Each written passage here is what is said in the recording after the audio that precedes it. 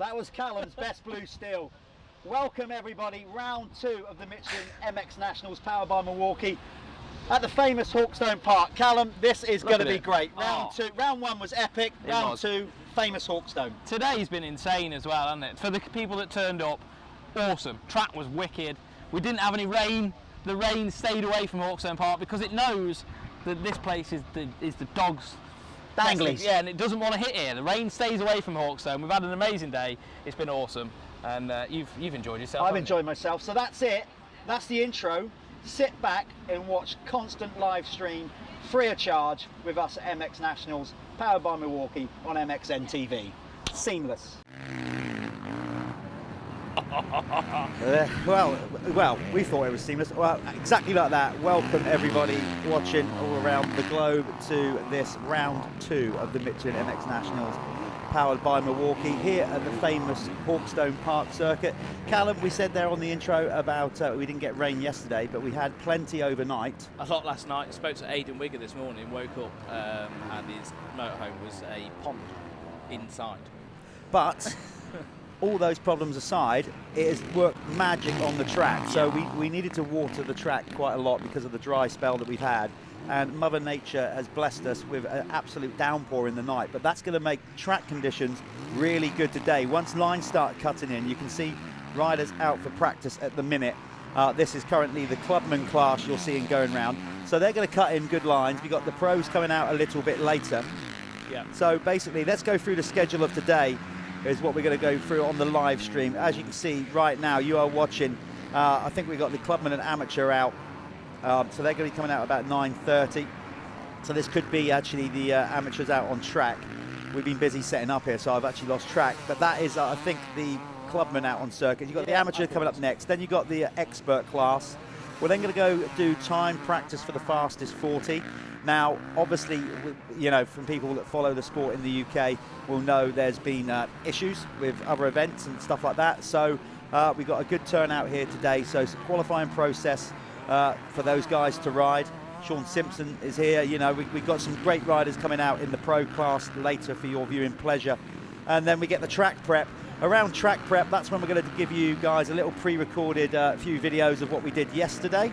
Yeah. And then we get racing around 10:30, and then it just rolls. Yeah, it rolls, and we are on time here at the Michelin MX Nationals normally, aren't we? I'd like to think so. It doesn't always go according to plan, of course, because, you know, like injuries, hold-ups, stuff like that. It is a dangerous sport, but it is the sport, the sport of kings. The sport of champions. By that, I mean, you don't make a necessarily load of money until you get right to the top, but it's the sport of kings when it comes to effort, commitment. Oh, definitely. There's nothing that's anywhere near motocross on that level, is there? The amount that these guys have to put in and the little return they get. But you have to have a heart of a champion. You say that, but the gratification of when you've done well is so overwhelming because you know the work that gets put into it to get a result and how physically tough it is. If you're new to this game, if you don't believe us, go and just go and Google it. Just go and Google toughest sports in the world and see where motocross comes out. It's pretty much on par with MMA, isn't it? It's there with MMA as one of the most physically demanding sports in the world. You need to be strong. You need to be flexible. You need to be athletic. Like your cardiovascular system's got to be on point. It's everything. It's not just one thing. You've got to be mentally strong. These guys are even Clubman, 170 beats per minute plus for their whole duration of the race. You know, it is not a joke going from kids all the way up to the pros. Basically everything we're not. yeah. I mean, I'm not there anymore. I'm hot lap. That's all I am. You're a one lap wonder. Yeah, one lap. So you can see the famous Hawkstone circuit. We've got cameras positioned around the circuit, so you should be able to see the majority of the circuit. I reckon we're probably up to 95% coverage. So you're going to see a great day's racing here at Hawkstone Park in Shropshire. Basically, you know, the racing's going to come thick and fast once we get rolling on this famous old circuit. Big shout out, of course, to all our series sponsors, notably Michelin as title sponsor from the inception, from the get-go. Big shout out to them. Also, of course, Milwaukee Power Tools, who stepped in here as a co-title sponsor there. So the series is powered by Milwaukee as well. Big up to them. Thanks for that. We've got Sintal Lubricants stepping up a new oil brand this year, doing great things with the 85cc class. Then we've got Bell Helmets and Race Effects as a series sponsor. Moto Connection, Broadcliffe Construction, Apico Factory Racing. The list goes on and on. We got the guys at Kex doing the fastest lap award, so that's cool. We got Planet Moto doing the first lap leader award, which we'll explain more about later on. Apico Factory Racing, Broadcliffe. Yep. There's so many people on board. Dirthub. Yes, yeah, doing that. We've also, so anyway, loads of people to thank, and we do that. Absolutely. We've also got some new people involved in the series, Gritty People. Now, this is basically a mental health organisation that does mind training, so which is an integral part of the sport. Massive part of the sport. I know a few riders, obviously I can't say who they are, that have used their service, and I know for a fact that the change I've seen in those guys has been massive. So yeah, big up to Gritty People, and thanks for giving us support. Yeah, we've also got Carlos Fuels stepping up after round one. Yeah, I was gonna write down Vital Equipment there, because that's who's you do that. Providing that, just so we remember. So you can see that's a famous jump there. You can see before the bridge, the Ashbrook Bridge. That used to be a massive double jump back in the day, and one of the most iconic moments in motocross history happened over that jump. But again, we will talk about that a little bit later on. I'll just step onto the Vital Equipment and the Carlos Fuel thing as well, because I'll say to the viewers that are watching about what I said about yesterday as well. So E10 fuel is coming in very shortly. It'll be this summer, where E10, so it's a new standard European standard grade of fuel standard. And it's not going to be so good for the bikes, the high performance engines and stuff. So it might be worth exploring what Vital Equipment have got on offer as far as fuel is for your motocross bikes and stuff, to keep them running the best they can. So just go and Google about E10. It's got high ethanol content, and for some bikes, mainly two strokes. I don't know about them, because the newer bikes will be developed to run on it, won't they? But yeah, it's definitely going to be a factor. That's you actually sounded like you went to school. Yeah, well, I try. I mean, you're a tech bod. I like learning stuff like that. I've got a weird, I just like to. All I do is listen to podcasts, man. I just like learning. I love it. That's how you learn. So there you go. Some actually important information from Callum there. So keep an eye on that. I think it's all on the government websites, isn't it? It is, stuff like that. It's on the government website. It's all there for people to read. But yeah, it might be worth, because you don't have to spend hundreds and hundreds of pounds on race fuel. They can do pump standard fuel, which is just really clean, pure pump grade, 100 octane fuel. So you don't need to go spending tons of money. It's obviously going to be a little bit more expensive, but the gains outweigh the cost. Well, there you go, technical talk with Callum there. So we're not really watching too much racing at the minute, or that's because these guys are just all having a warm-up, basically. A lot of these guys obviously qualified on Saturday. Just pass us the results there, Callum, because what we can do is we can bring you up to speed. We'll do a class each here on the current championship positions, okay? So I'll make a start with the Sintal Small Wheel 85cc Championship. So this is after yesterday's racing. Remember, we have 2 days of racing at the Michelin MX Nationals. So, but we only live stream on the Sunday. So this is the current championship positions as they stand as of end of play yesterday. In the Sintal Small Wheel 85cc Championship, Chester Hyde. This is just the overalls here, I think, actually, isn't it? Oh no, it's the championship. So Chester Hyde leads the way. He took 2 race wins yesterday on 116 points. Cole McCulloch, who wasn't here yesterday but is here today, he sits in second now on 100 points. Hayden Statt is up to third, number 48. Then it's Reese Jones in fourth. Fifth is Alfie Osborne, number 94. Zane Stevens finds himself in sixth. Seventh is number 21, Lewis Spratt. And then in eighth is Brandon Buckley. Zane Sibley Deacon is in ninth, and rounding out the top 10 in the small wheels is Freddie Gardner. I'll let you do the big wheels. We'll alternate. Yep. So the MX National Sintal Oil Big Wheel Championship, we've got Josh Vale leading the way, followed by Ryan Waggett and then Harrison Greenoff in third. Fourth place is Billy Askew. Fifth, we've got Ben Musto. Sixth place, Tyler Hooley. 7th, Brett Kelly. 8th, Ollie Bubb. 9th is Will Hancock. And rounding out the top 10, Ashton Bowen. Yeah, I think the printer hasn't printed that out very well. That's Will Haddock, but that's the print. No, that's all right. No, that's no, heavy print. That looked like a typo. Not your fault. Very sorry. That's not your fault. Sorry, sir. You're only reading what's in front of you. That's a typo. Right, into the MXY 125 Championship. This one brought to you by Bell and Race Effects. The current series standings as of yesterday. Charlie Heyman is now into the lead in the championship with a total of 110 points, number 22, ahead of Rafe Broadley, number 72. Bailey Johnson is now down to third position. Fourth is Jaden Haig, number 111. Ollie Colmer finds himself in fifth on the GRT whole shot machine. Then you've got number 12, Jude Turnton, in sixth. Seventh is Arai Elcock. Leon Ongley finds himself in eighth. Ninth, Reese Ross, and 10th is James Barker. The MX Nationals MXY2 Championship. Who's the sponsor of this one then? It's Race Bell Effects and Bell. Race Effects. So leading the way, it's Ben Clark. Alfie Jones still in second. And then third place, we've got Luca Pegg. Lewis Glynn in fourth. Fifth, we've got Leon Williams. Sixth, Jude Morris. Seventh, Josh Bassett. Eighth, we've got Tyler Westcott. Ninth, Jake Barker. And then 10th, we've got Sam Hankinson.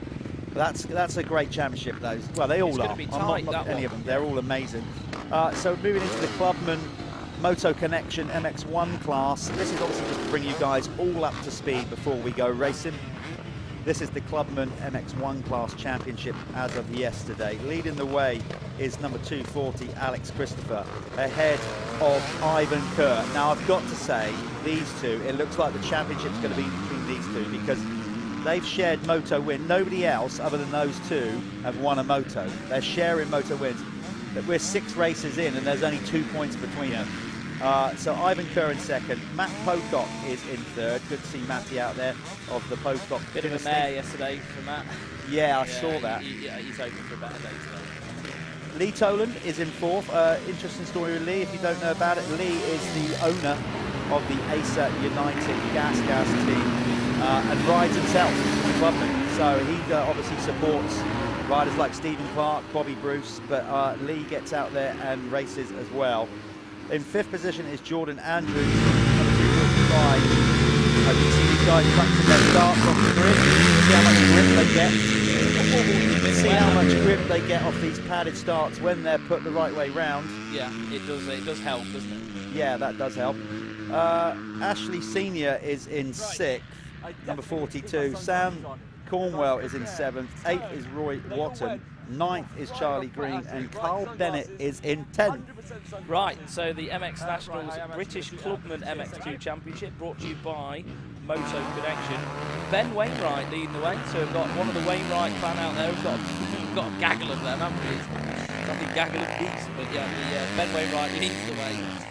Elliot Pugh in second, Guy Prince in third, fourth is Daniel Schutz, fifth place we've got Mitch Collins, sixth Michael McAllister. McAllister, yeah. Sixth we've got Max Fletcher. Eighth place we've got Jamie Motteram. And ninth, Ricky Roberts. We had a bit of a tangle with him. Ricky was really pushing it yesterday. I saw he had some fisticuffs nearly with someone in a corner. And in 10th we've got Keaton Stewart. So another good championship fight in the MX Nationals British Clubman MX2. You know, just talking through these results, it just goes to show how much depth there is at the Michelin MX Nationals, class-wise. You know, loads of races, strong lineups and all. So it's all good stuff. This is the Amateur MX1 Championship, which again is brought to you by Broadcliff and Apico Factory Racing. Another Wainwright, like you said, there's a load of them. This they time, love it. You can cut them down the middle and say most. Yeah. So this time, Sean Wainwright is leading the Amateur MX1 Championship. Number 741. He has a 141 point score ahead of John Kirk, number 15. Scott Hell is third, number 5. Then it's Callum Gordon in fourth, ahead of Brad Thornhill. Joshua McCockrell is in sixth, rider 161. Then it's the Irishman Stephen Kelly, number 25 and 7. ahead of David Rushton. Paul Atkinson is in 9th, and then Chris Neeson, number 813, is in 10th position. Right, the MX Nationals British Amateur MX2 Championship, again brought to you by Broadcliffe and Apico Factory Racing. Sean Springer leads the way. Obviously, if you watch round 1, Sean was dominant there, wasn't he? Yeah, really was. Brilliant performance from Sean. And then Dan Brunt second, just behind Sean, but Dan had a really good day yesterday, I think. So those two, that's going to be a good. Well, yeah, Dan took was it 2 moto wins yesterday? So it was. Yeah, it's going to be good, a good championship fight this Amateur MX2. Not taking anything away from David Finmore in 3rd, Harry Gardner 4th, Harry Foster in 5th, 6th place is Lewis Taylor, 7th Alex Buchanan, 8th Lewis King London, 9th Connor Baldwin, and then 10th Toby Light Brown. Now, like as I'm reading down that list, I'm like, most of those guys could win a moto. Yeah. Like really could do. That championship is so strong. It is really strong, particularly on a circuit like today. Because really open, fast. Mistakes happen. It's like we said, this venue you're watching on the live stream all around the world is one of the most iconic in world motocross. Yeah. I mean, they started riding here in the 40s. 40, was it 48, 47? Yeah, I was born in 45, so yeah, it was. Yeah, but it's one of those tracks you can make moves, you can pass people make mistakes. It's physical. It's just got everything, hasn't it? And it takes a lot for a championship to actually run here. Believe me, this live stream coming out to you is not easy coming from Hawkstone Park. Anyone knows that. There's no phone service here. So yeah, not an easy feat, but you need to come here because it is such a challenge for you guys. People love it. They do indeed. We're going to carry on here with the expert class, and let's get into the British expert class. This one again brought to you by Broadcliffe. Hang on. They've all got muddled up. Sorry. That's okay. The expert class MX2. This one brought to you by Broadcliffe and Apico Factory Racing. It's Jake Preston that now finds himself at the top of the table, tied on points, actually, but he's in the lead because he had a better final moto. So Jake Preston on the Verdi KTM leads the way, number 957, ahead of Tom Murphy, who rides the Acer United Gas. Cullen Scott had a great day yesterday for Team Green Kawasaki, took 2 moto wins, moves himself up to 3rd in the championship. Get this how tight the top 3 are. Preston's leading on 118. Murphy is tied with him on 118. Cullen Scott on 116. Brilliant. Excellent. Brilliant. Amazing. It makes it good fun, doesn't it? It does indeed. Bobby Bruce, who dominated round 1. Don't think it's with Bob's riding. So Bob took a crash yesterday, took some handlebars to the back, has injured his lower back, not riding today. So he's going to drop a bunch of points. I don't blame him. I mean, Bobby's going for world. You know, he wants to be world champion. Yeah, EMX 125. Yeah. Got to preserve his body. So Bob will drop down the order. 5th is number 166, Jack Moore. Ollie Beamish of the Beamish Racing Dynasty down there just outside of Brighton. Ollie is in 6th. Ryan Mawhinney, who is now riding privateer, basically defected from Team Green Kawasaki, but all in good nature. Ryan just basically said, I just want to start chilling out, enjoying it. He didn't want the kind of pressures, and I think lockdown and you can put pressure on yourself a lot of the times. When you're under an awning, it changes things. Yeah, and I think lockdown kind of made him realise, he wants to just chill out a bit more at this stage of his career and work his way up that way. So Ryan Mawhinney back to riding as a privateer. 8th is Ben Kennedy, another rider from Northern Ireland. Then Jack Lindsay is in 9th with Team Green's Ben Clayton in 10th. So you need that one. You've already done that one. I think we're on track now. There you go. Yeah. This one's my one, right? Okay, so we've all got a bit muddled up here, but we're all good. We're all good. MX Nationals British Expert MX1 Championship. So this is brought to you by Apico Factory Racing and Broadcliffe. Ben Edwards leads the way, followed by Sean Southgate. Again, you read the names of this, it blows your mind that these guys are top-notch riders. So Sean Southgate in 2nd. 3rd, we've got Jordan McCoon. 4th, Richard Bird. Josh Taylor in 5th. Took a digger yesterday, Josh did, didn't he? Oh, God, that was a high-speed crash through the finish line. And then Charlie Putnam, showman Charlie Putnam in 6th. We haven't got a tabletop right in front of us with any knack-knacks on today, thank God. 7th, Joe Clayton. 8th, we've got Aaron Paxstone. 9th, John Robson. And rounding out the top 10, Steve Bixby. Yeah, solid names. I mean, that expert class has been really good this year, particularly mixing the pro riders with them on Saturday, bringing the expert riders along.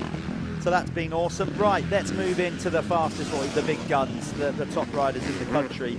This one brought to you by Michelin and Milwaukee as basically the lead British Championship in this one. So leading MX2, get this, it was worth him riding yesterday under incredible amounts of pain. A broken shoulder blade. And dislocated shoulder. So I've spoken to him. Let's just say a ruined severely shoulder. Damaged shoulder, yeah. Right. There's a few fractures in there and it was dislocated. Not very comfortable, but he's out there doing his best, trying to not, make it worse. So he rode yesterday. We're talking about Carlton Husband on the Phoenix Tools Pico Racing Kawasaki. He went out yesterday, got 2 thirds, and that puts him in the lead of the championship. So he leads on 106 points. Conrad Muse obviously came to round 1, dominated to take a maximum point score. He's not here today, so he's going to drop a bunch of points. Nathan Dixon had a solid day yesterday, going 1-1, which moved him up to 3rd in the championship on 96 points. John Adamson is in 4th. Yeah. John is going to love a bit of this. He is. I think he had a good day yesterday as well, wherever he was riding. Yeah, so he was on the Gabriel Solution, or he is on the Gabriel Solutions KTM. 5th on the JC 184 Yamaha, with support from Crescent and giveaway line. Yeah. Is James Carpenter. Jamie having a solid season thus far. Improved his starts. Yeah, I think he's got better. Jamie's a slow burner. He just gets better and better. He's a strong kid. He just gets better. He's how he's always been. In 7th position is Jamie Wainwright, moving up the leaderboard again after 2 seconds yesterday. Ashton Dickinson on the Torque KTM, not the fast one, but somebody pulled a gag on me in the first, telling me he was riding a fast KTM. That was his sponsor. It's not, it's TALK, Torque. Anyway, he finds himself in 8th. 9th on the Parhomes Husqvarna, powered by Stebbings Motor Centre is Callum Mitchell, and in 10th is Jamie Law on the Apico Racing Husqvarna. Right. Final class, go through it, big man. Michelin Milwaukee MX Nationals Pro MX1 Championship. Oh, I get the big dogs. You do. So, Todd Kellett leads the way. Todd Kellett, he's a beach racer that's chosen to do a bit of motocross. Not sure why, probably get his speed up to scratch. But Todd Kellett, absolutely brilliant performances yesterday as well. So Kellett leading the way. Harry Kulas is there in 2nd on the cab screens Crescent Yamaha. Sean Simpson on the SS24 KTM is in 3rd, so that's your top 3. And then Gav Stevenson in 4th. Tony Craig, 5th position. Gary Gibson, good to see Gary back doing some professional racing. He's in 6th. Jason Mira on another Irishman with Gary as well. He's in 7th. Liam Knight in 8th. So this field is so strong. 9th, we've got Brad Todd, and then 10th, Stuart Edmonds on the Apico Factory Racing Husqvarna. Well done, you. So that's where we're at, everybody. That is the current championship positions before we go racing. Up next, we've got a lot more practice and qualification, particularly with the pros. But before we do that, do you know what? Let's throw to some adverts, because without these people, we basically would not be running this series. So big up every advert you see on this live stream today, because these people are supporting what we do at the Michelin. These people, Give these Jeff important people. Yeah, basically. We couldn't do it without these guys. So let's just go to some adverts, and we'll be back with the action after the next commercial break.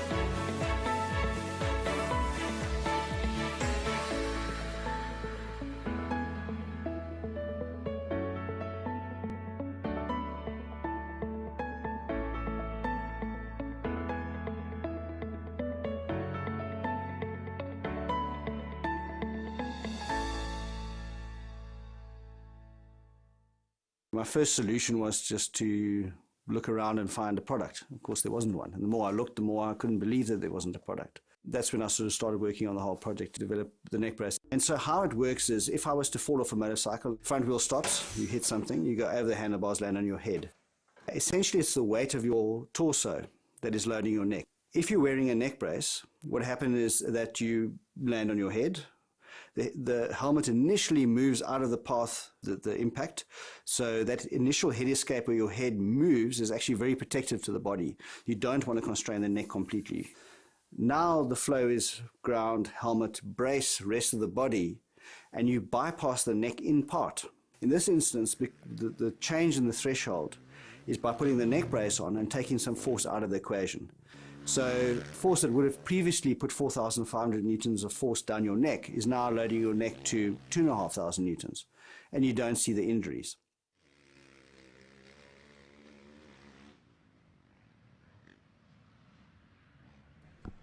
Okay, we are back to the action as our cameraman get to grips. You can see that's what it's like walking around the venue. They're just trying out our mobile camera there. There we go, we're back on to the fixed camera, because we're going to have a camera up on the start gate, which is fantastic, a roaming camera. So basically, as you guys watch at home before each moto, you're going to see all the riders, because one of our cameramen, somebody knows he's on TV. Who was that? Was that Beamish that just threw out a no-legger? Well, it was. We need to wait for it was Charlie Beamish. Bottoms It was Charlie Beamish just threw out a no-legger. He knows we're live. So this is the expert class you're seeing going out for practice. Of course, some of these raced yesterday. Well, most of them actually. And as we said, it was a good day yesterday in the expert class.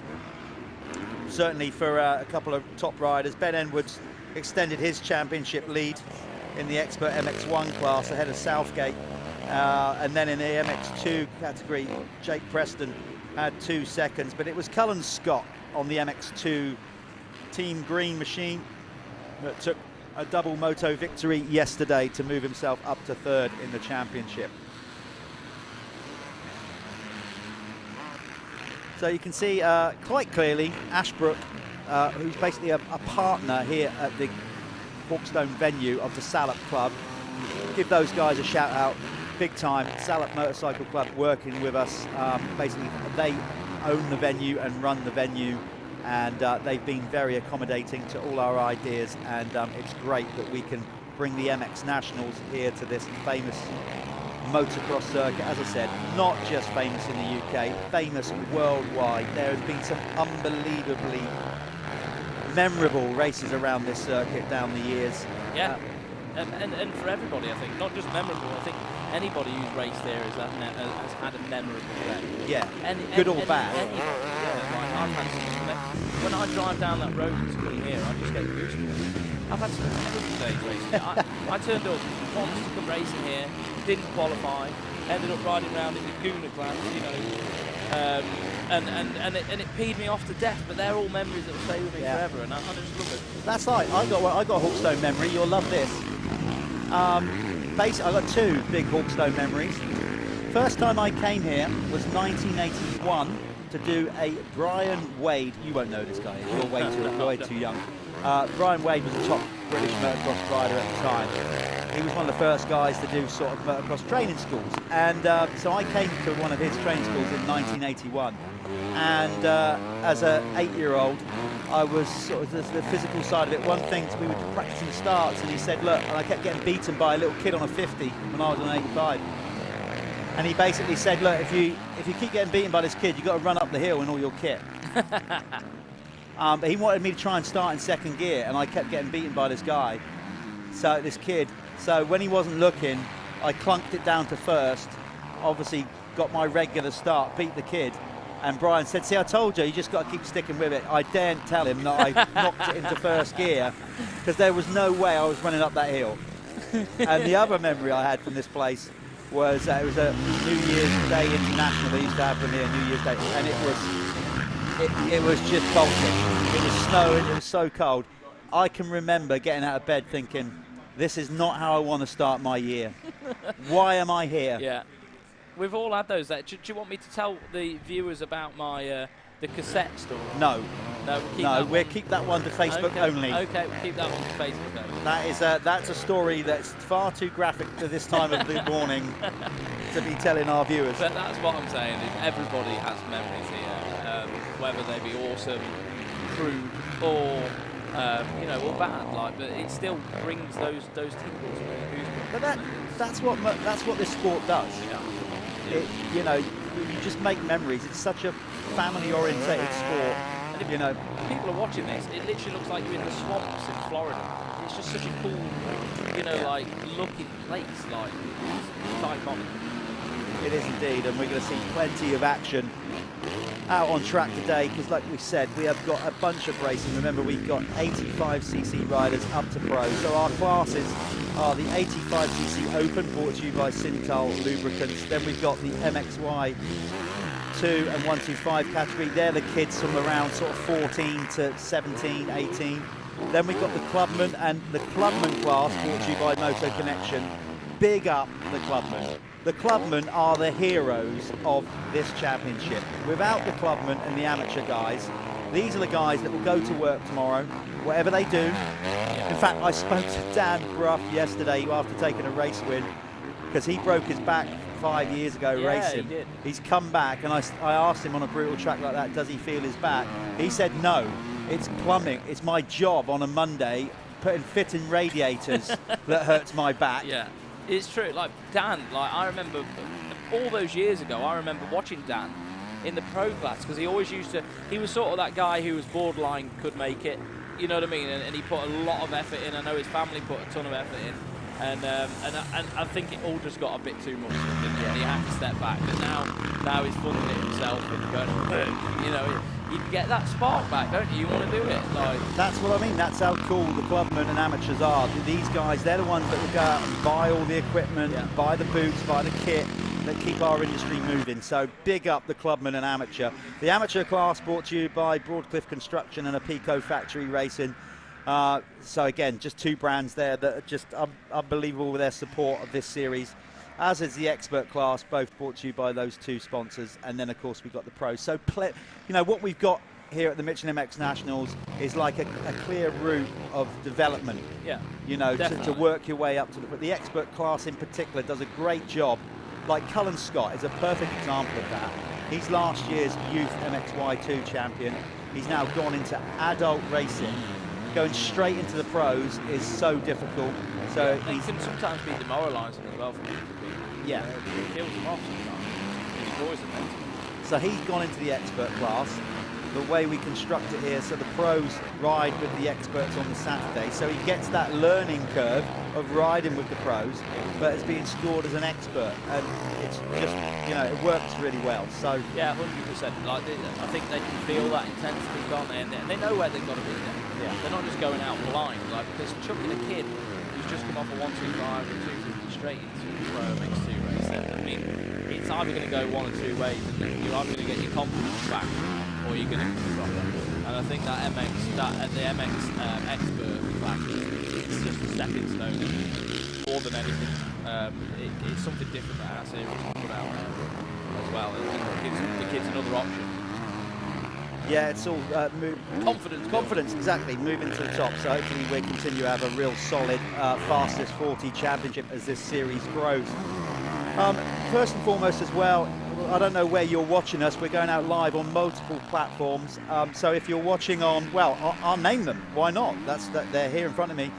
If you're watching on Milwaukee's Facebook channel, thanks for joining us. Again with Bell, we're going out on Bell's channel. Michelin, of course, as title sponsors. We're on Apico Factory Racing's Facebook page. We're on Sintal Lubricants Facebook page, RaceFX. For those of you watching on Dirthub, and of course we're on our own channel, Michelin MX Nationals as well. We're also on Giveaway Live. It's not worked for some reason. Okay. No, we didn't manage to get it in on time, but yeah. Okay. So we're obviously going out free of charge viewing across the globe. Last time round one, we had people watching from Thailand, from Canada, all over the place. Yeah. All over the place. So thanks if you're watching the other side of the world. That's greatly appreciated. One thing I will bring up at this point, At round 1, you obviously saw the timing screen up on the screen. I think for this occasion, because of the way things are here at Hawkstone, with Wi-Fi and technical issues, we are having a slight technical issue in basically putting the timing up on the live stream. So what we're going to do with this, if anybody at home is watching on their smart TV, or you've got another tablet or another device, just go on Speed Hive. Okay, just put it on your app if you don't have it, download it, the Speed Hive app, and then you just basically go to events, go to live timing, and then you'll see us pop up as Michelin MX Nationals, and then you just click on that, and you can just do all the live timing. So you'll have the live timing on another device. Yeah, and we are bang on live, so it's going to, it is going to work, in conjunction with us. So it's the only way that really we're going to make it work today, isn't it? As Jeff said, the signal here, everything. There are a lot of technical difficulties that surround, being here and operating a live feed from here. So it is what it is, and you're just going to have to deal with it. It's a brilliant venue. It's worth it. It's an amazing venue. But can we please get a 4G or 5G mast? Please. Just put in the middle of the circuit somewhere on the top of the hill. That would be great. So, because we are deep in Shropshire countryside. Like you said, you had to go and do some shopping provisions for the team yesterday. It was half an hour there and back to the first supermarket. I went to a co-op and I walked in there and I was like, no, this is not going to do. Like, I will clear the shelves. So half an hour to the supermarket. We've even had to get a 4G satellite here this weekend. Yeah. Up in the trees, So. But we're doing it. We're going live. So far, so good. So we keep it rolling. Okay, we got coming up next. The pro riders are coming out on circuit for their basically their time practice. So before we do that, let's again throw some adverts. The tyre rolls, but just very slight, which gives it more grip and more feel on the way in, which is what I like preferably. So it's definitely a good change they've made. It's a kind of scary thing whenever somebody brings a new tyre out. You're like, the old one was good, but no, they've definitely it's a better tyre, and I'm looking forward to racing the rest of the year. Michelin, a better way forward.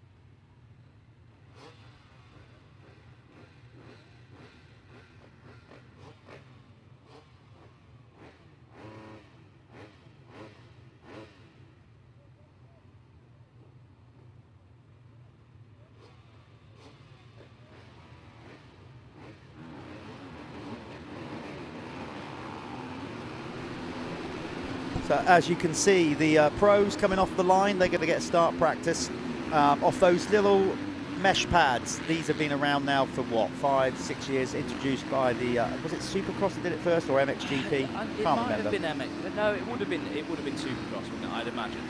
No, was it MXGP? I don't know. Anyway, there's a trivia question. Yeah. Anybody that knows the answer to that, Facebook us. I might run that in my quiz next week. Anyway, we've had 5 years to learn how to put those grids down the right way. Yeah. And unfortunately, they aren't all down the right way. They are, because they got a mesh system on it that basically a crisscross thing, so the tyres dig in and propel them off. There's Tommy out there.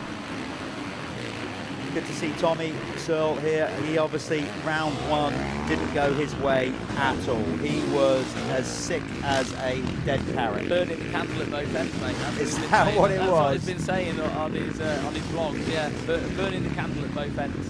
No, he was. I don't know. don't know whether I believe that. No, but he was sick. He wasn't very well. He wasn't very well at all, and he was actually, I know some of you might still be having your breakfast, but he was physically sick. Out on track, which is never a nice experience. He had no energy, he was bad, so yeah. There's a lot of people on the street, I've noticed in the comments asking about Sean Simpson and the bike situation. Look at you going all like down with the kids. There's a lot of people on the street. A lot of people on. No, what are you banging? Oh, stream! Yeah, I thought you said stream. Because we put it out, obviously, that Sean's bike, one of Sean's bikes, got a half-inch. So obviously, we are calling out to everybody on here watching. If anybody knows any information or gets any information about that, and you know what I'm talking about. If you know, Sean's bike went missing last night. One of them was taken from his trailer. If anyone knows anything about that, then please reach out to me. And I would like to say on this, that's not an indictment on our sport. That's an indictment on society. Yes. I just want to stress that enough.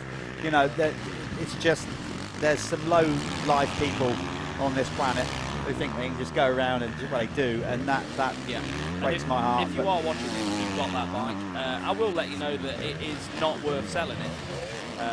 Sean's bike is very, very individual, so it might be worth getting in contact with someone and maybe getting a reward for returning it. Yeah. Well, Sean luckily still has a bike to race, and he's out there on track getting some laps. And Dan Thornhill looks like has he got a technical issue, or did he slide off there? That's a technical bit coming down there, as we found out yesterday. For me, anyway, I certainly got confused where I was on the track on the first lap and I did. turned in too early. I've never done that route, so we're not quite using the hill, are we? Again, Hawkstone striked us with other issues. We literally want to keep the eyes on the riders throughout the track. Going all the way up to the top there we'd lose the riders for too long, and it would be too difficult to track the racing. Many reasons why we're not going up the famous old hill all the way to the top. Years of riding up there. We want to preserve it. Years of riding up there has actually made the soil sort of sink down, and we're now down to basic almost sandstone rock up there. And it costs quite a bit more, the amount of marshals you need to have up there, and medical. Yeah. You know, so they've got this new route up the hill, which you'll see throughout the racing. I actually prefer it, in a way. As much as it's not as nostalgic, I actually prefer the route, because that hill can get really sketchy. Yeah. At the end of the day, when you're hitting that at 65 miles an hour going up there, it can go wrong very quick. So the guys coming through now on screen. Number 57. That is. I always think Tony Craig. Tony Craig. Good day yesterday from Tony Craig. He was on form, so Jamie Carpenter coming past there as well. A lot of these guys, you'll notice, they are just cruising around, rolling. Marshall's having a sleep. He's not. He's absolutely on point. Literally, point 13. He's on it. He's there. Looks cold. It looks like he's sat in a dangerous position, but that's just the camera angle. He's not. He's happy enough. Right, so there's Sean Simpson on screen right now. Yeah. Wasn't with us yesterday. Took a moto win yesterday, I believe. Yeah. Wherever he was riding. Really. So Sean's needed that. So are we going to see a bit of confidence from Sean today, maybe? I'm going to go out on a limb and say Sean Simpson will be difficult to beat round here. He's going to need to buy a new bike next week as well. This he needs the pocket money. This is a bit of him, definitely. Good to see Josh Gilbert back as well on the Par Homes Husqvarna. Obviously, Josh has missed the start of the year with an ankle injury he had, I think it was. So good to see Josh back. Josh has improved so much in the sand over the years. Obviously, always silky smooth, renowned as more of a hard pack rider. Yeah. Landrake being his local track. We're going there for round 4, I believe. He's a Cornishman, though, isn't he? Yeah. So he's good on the hard stuff, but he's improved so much in the sand. One guy who's exceptional in the sand, but going for about a 3-hour distance, is number 5. There he is on screen, coming through with a white crash helmet, Todd Kellett. Todd, obviously a 3-time Western Beach Race winner on the spin. Yeah. Now races for Yamaha France, doing all the sand cross and beach cross racing. Yeah, he does. Look, you've got a technical point you'd like to talk about his bike. Go on then. Apparently, I haven't actually got a chance to go and have a look myself yet, but a bit of inside knowledge. Apparently there's a custom set of forks in that thing, because the guy that owns the team is an engineer and he likes making things. So there's they're 51mm custom set of forks with WP internals in them. Really, really tricky to kit, I think. So yeah, I love people like that though. Why not be a crazy engineer and want to make stuff? It's good. Well, they're, you know, Dragon Yamaha over in France, they are absolutely serious about their beach cross racing. It's a big thing in France. For them it is massive, you know, isn't it? the 2K in particular is like the big one, the pinnacle. If any team ends up winning that, they get so much exposure. Yeah. And Todd Kellett is obviously going to go for that again this year. He was in the running last time. It's possible for Todd to Of course it is. Of course it is. It'd be amazing. I mean, you know, we've had winners before. Nathan Watson's obviously done it. So that's Todd's goal. But he is here, obviously, because of COVID and their schedule over there is a bit messed up. So Todd's back doing some motocross, and it's great to have him here. Yeah. So we're just watching. Let's get on. So again, timing is going to be an issue to put up on the screen, and we apologise for that. But that's not to say you can't follow us with the timing. Get yourself on Speed Hive on your phone, or open another laptop, however you're doing it, and go to Speed Hive.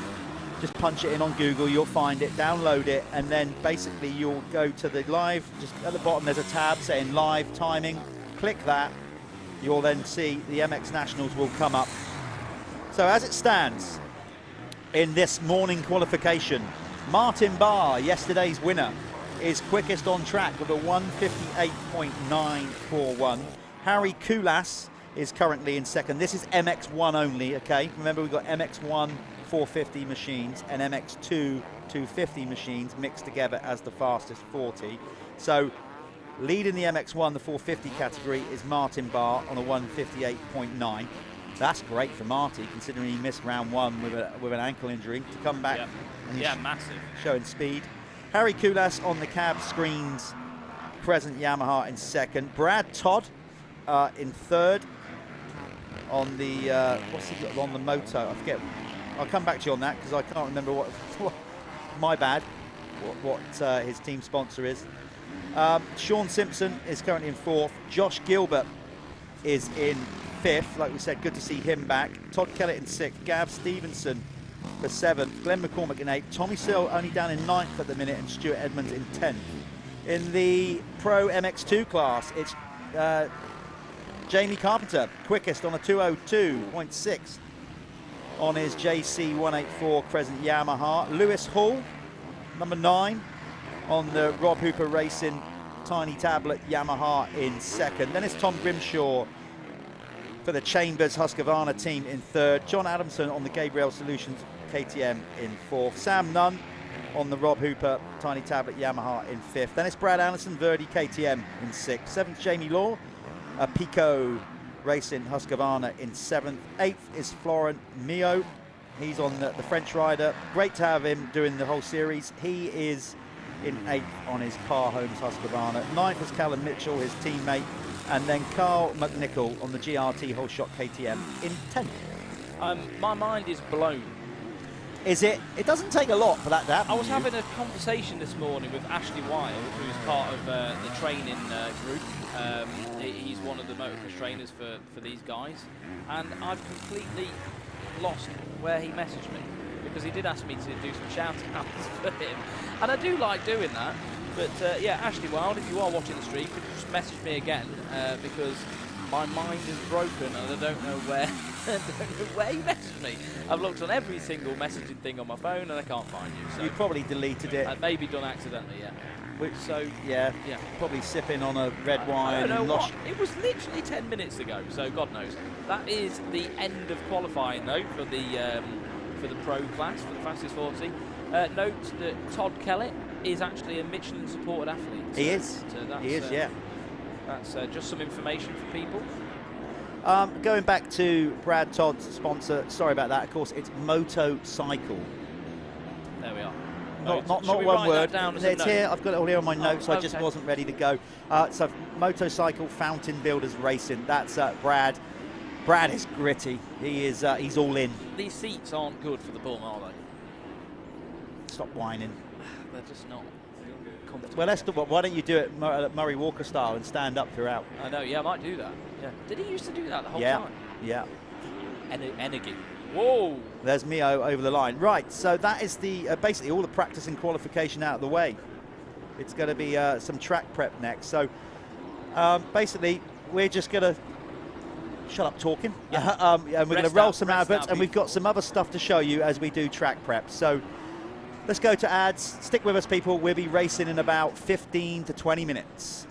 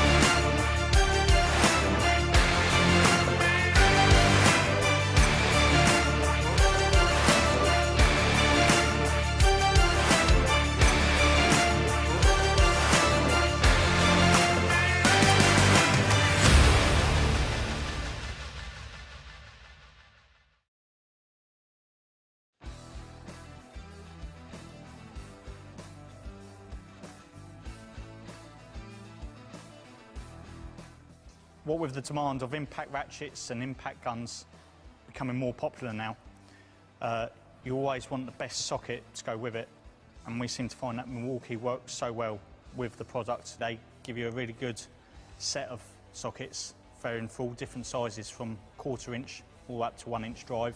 And the other great thing about them is they come in shallow and deep sockets, as well as you've got all the variety of extensions, adapters, which is just brilliant for when you need to get into them hard places or them, you know, can't really quite reach with just on the gun. You can stick a couple of extensions on or an adapter and get to it. It's really, they are good. We use them, and we really do use them to their full potential, even if it's from removing truck wheels to doing engine work, whatever, they really do last, and we've never had one fail yet. Here in the workshop, if we was, for instance, doing an engine rebuild and we had both our impact ratchet and our impact gun, the sockets work just as well with each other. I know I can take the socket off the ratchet, pop it straight onto the impact gun. I know I can put it on any gun and it will do it. They work well together, they're made well together, they're durable, they've never ever let me down. They're brilliant to work with.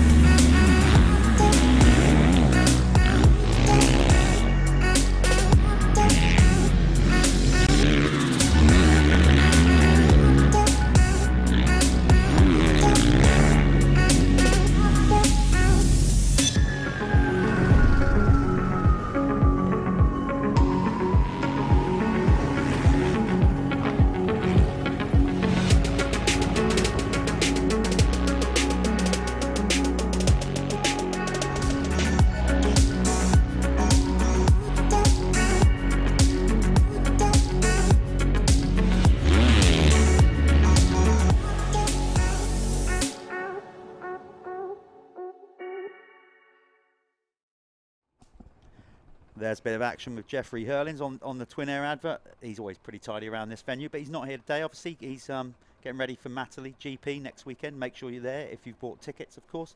Anyway, we're back to today at the Michelin MX Nationals. You can see the start gate, and that's a good place to start. We did a little track preview yesterday. Me and Swanee had another little blast around.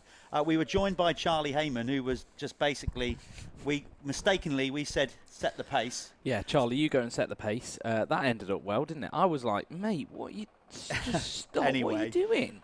So I'm got the GoPro on. Swanee, you'll see in front of me, and then even further in the distance, Charlie Heyman. So sit back. This is what it's like to do a lap around Hawkstone Park.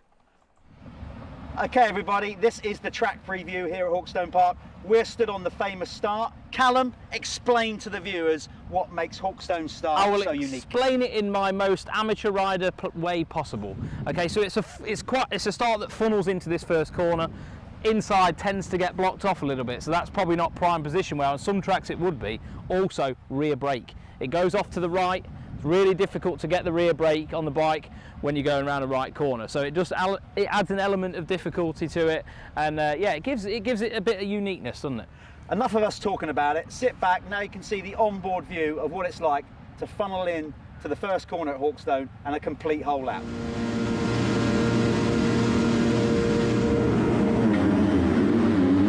Okay, so this is basically us on board. This is in the racing though. What we've done, and we did a lap, but we thought it'd be better to stick a camera. I'm glad that they did this. If I'm honest, I was like, yes. We were a bit slow, and when we rode the track, also it was completely flat and well watered. So this is much better. You get a genuine view of what it's like to do a lap round Hawkstone. This is from the 125 class. You can see Rafe Broadley in action there. Charlie Heyman already riding off into the distance. So you can see, Callum, how the track chooses up. And this was it. I think this was the opening moto yesterday. It would have been, yeah. This would have been just right after qualifying and practice, wouldn't it? And it's still, like, you know, comparable to when we went out. So different. Lines already forming. I mean, jumping into this section here, that was so smooth for us, wasn't it? It was just like a motorway. So this track chews up so quickly. And now into the step-up jump into the bomb hole, which Charlie did in front of me, and it annoyed me. Well, there you go. You because see the guys didn't do it. I'll tell you, you don't want to be coming up short on that one because you bounce in. Charlie went long, mate. This is the famous, what used to be a double jump, where George Jove jumped right over the top of Andre Melhub, his countryman, way back in 1984. This is all a relatively new section. I say new, it's been there for about 10 years. The track used to go straight across the finish line, the gritty people finish line. You can see the time monitor. It's a brilliant view. These GoPros are amazing. You get a real idea of the whole inside, outside, how the track chews up, how you get roosted with dirt, and stones and rocks. It's just an amazing sport to be part of. So up the hill now, the new hill, round the chicane area on the top. This pot is going to get very rough there, really rough, and it's quite awkward as well to jump, you know, come back down the new part of the downhill bit there. So you can see that, like we said, the bumps forming. This is the first moto, so you imagine what this track's going to be like for the final moto of the day. Look at the ruts on the takeoff of the jump. They're just going to hole out, get bigger and deeper, but then you've got to try and find a fresh bit of track no wider than your wheel. That's what it's all about. And it is out there. It's a wide circuit. There is. You just saw who was that there? Anyway, he got such. That's Arai Alcott. Yeah, Arai Alcott got a brilliant drive by literally just changing his lineup a little bit. It is that finical, this track. You can just make so much time on. So that's a lap round Hawkstone. Here we are at the famous finish line. As you can see, they're grading the track. This isn't a tractor pull. We're not at a tractor event. We're at a motocross event. They're grading the track. A unique finish here at Hawkstone. It used to go flat out on up the hill, but not now. It goes a sharp right. Callum, tell us more. Yeah, Hawkstone is a really physical circuit. By the time you get to this point on the last lap of this track, you're going to have to be pretty headstrong. Headstrong indeed. Gritty people. Follow those guys. That's all about head tuning and switching on. These guys, new sponsors of the series. But that's the finish line. That's what wins your prizes. First across the line. You like that, didn't you? Yeah. The money. The money shot. That's what we all want. Well, there we are. Welcome to Hawkstone Park. So, listen, we're going to go racing now. This is the good stuff. We've got all the practice and qualifying out of the way. We are going to start with the Sintal 85cc Open race. This is going to be race 3 of the weekend, round 2 here at the Michelin MX Nationals, powered by Milwaukee. So get ready for this, folks.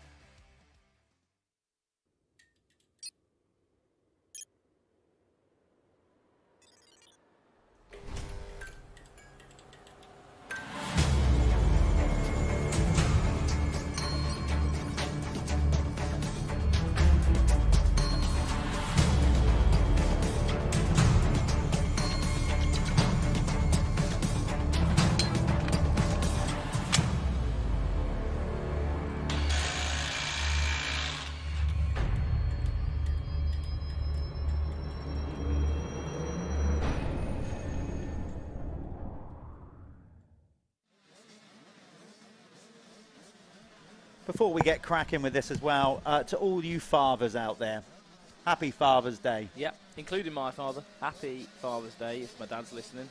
So Tosh, he was here yesterday. What a great sport this is to do as a family. Obviously, you know, Dad, you can't do it without support of the parents. Best memories of my life. Exactly. So big up all the fathers out there. Well done you. Hope you have a good day and are getting treated well. Hopefully, obviously, if you've got people riding, your kids riding, it'll be a good day. But even, you know, win, lose or draw. Doesn't matter.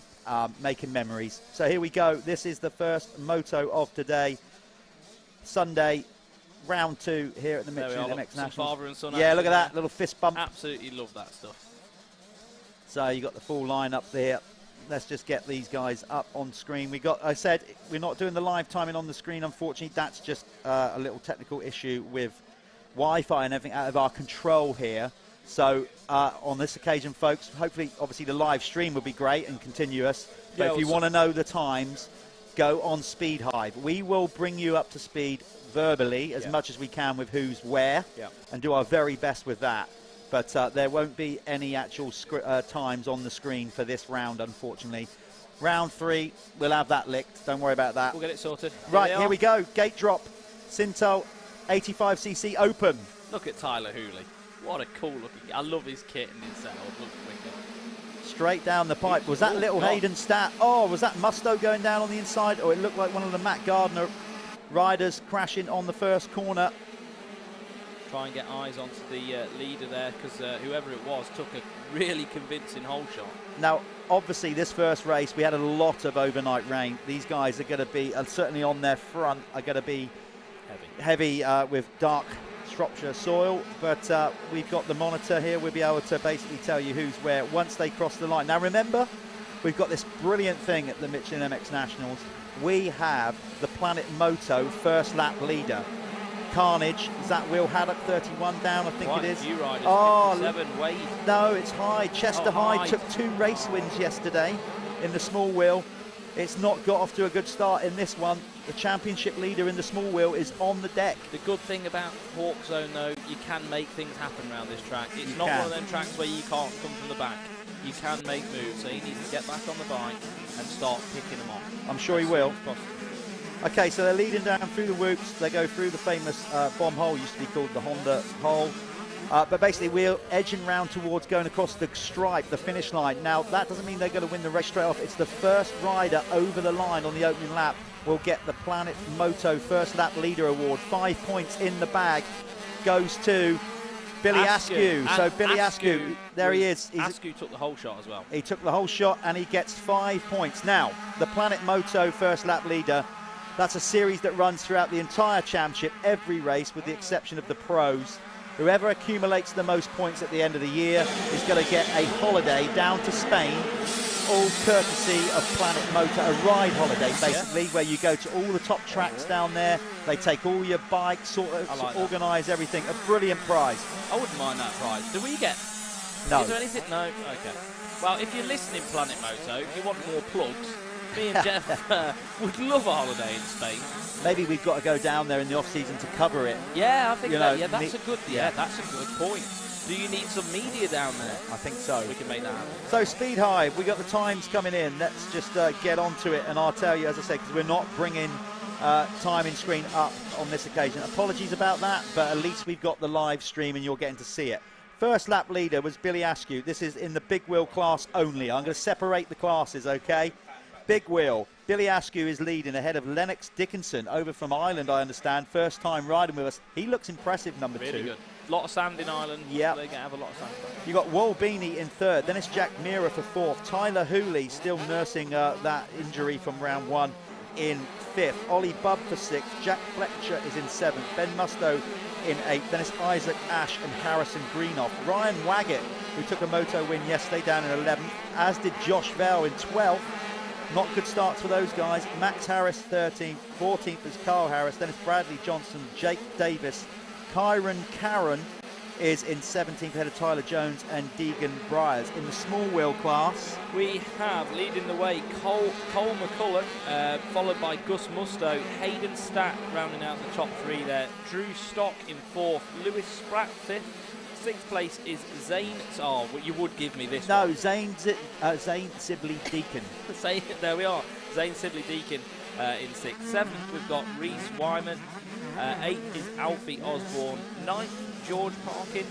10th, Zane Stevens. 11th, Kate. Look, why do I get these ones? That's Caelan J. Griffiths. Come on, parents. Come on, parents. And 11th, we have got, 12th, we've got Freddie Gardner. Lewis Challenger in 13th. Mason Jones, 14th. Tyler Townsend in 15th. And rounding out the back of the field, Chester Hyde. Who's the championship leader. He is. He's got work to do. Oh, we got another rider down on the big tabletop there. Can't see who that is. Shaking his head. That might have been Harrison Greenoff. I just caught a last little look. Well, let's see. If Harrison drops off the leaderboard, then I know that was him. It certainly looked like his kit, and it certainly looked like his crash helmet. So let's see if he disappears off the leaderboard. Yeah, that was Harrison Greenoff, because he is dropping down the leaderboard on his Consulux KTM. What a shame. He was right back in the championship mix as well after yesterday. Oh, we've got another guy. Alfie Osborne crashing in front of us. Mistakes happening all over this track. It's brutal, and it's going to be pretty soft for these guys. Probably quite unpredictable as well, especially with the smaller wheels. This soil can grab you, can't it, and just take that front wheel away really, really easily.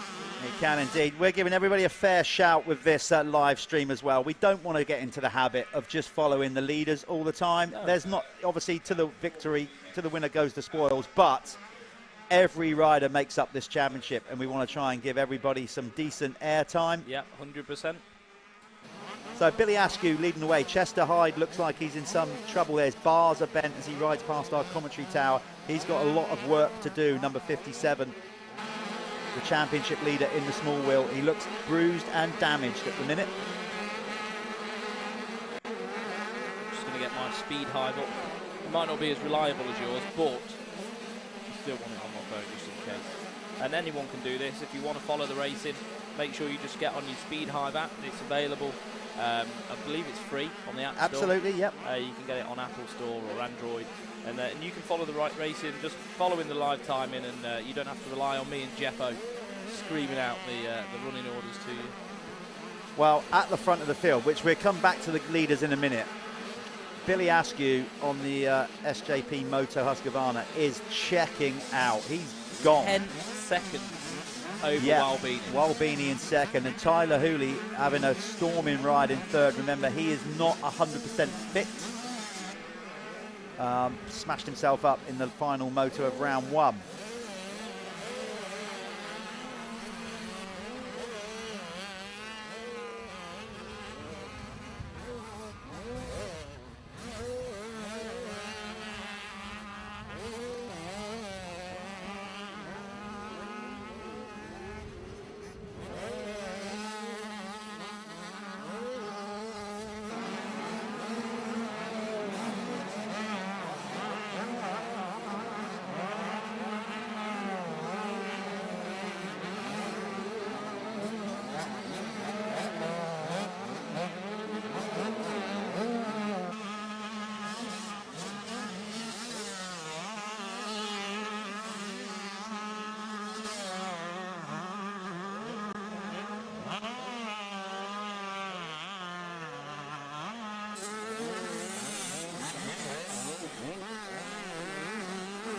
Okay, there's a lot going on here. We're just trying to find Billy Askew on the track, which I'm sure we're picking up pretty soon.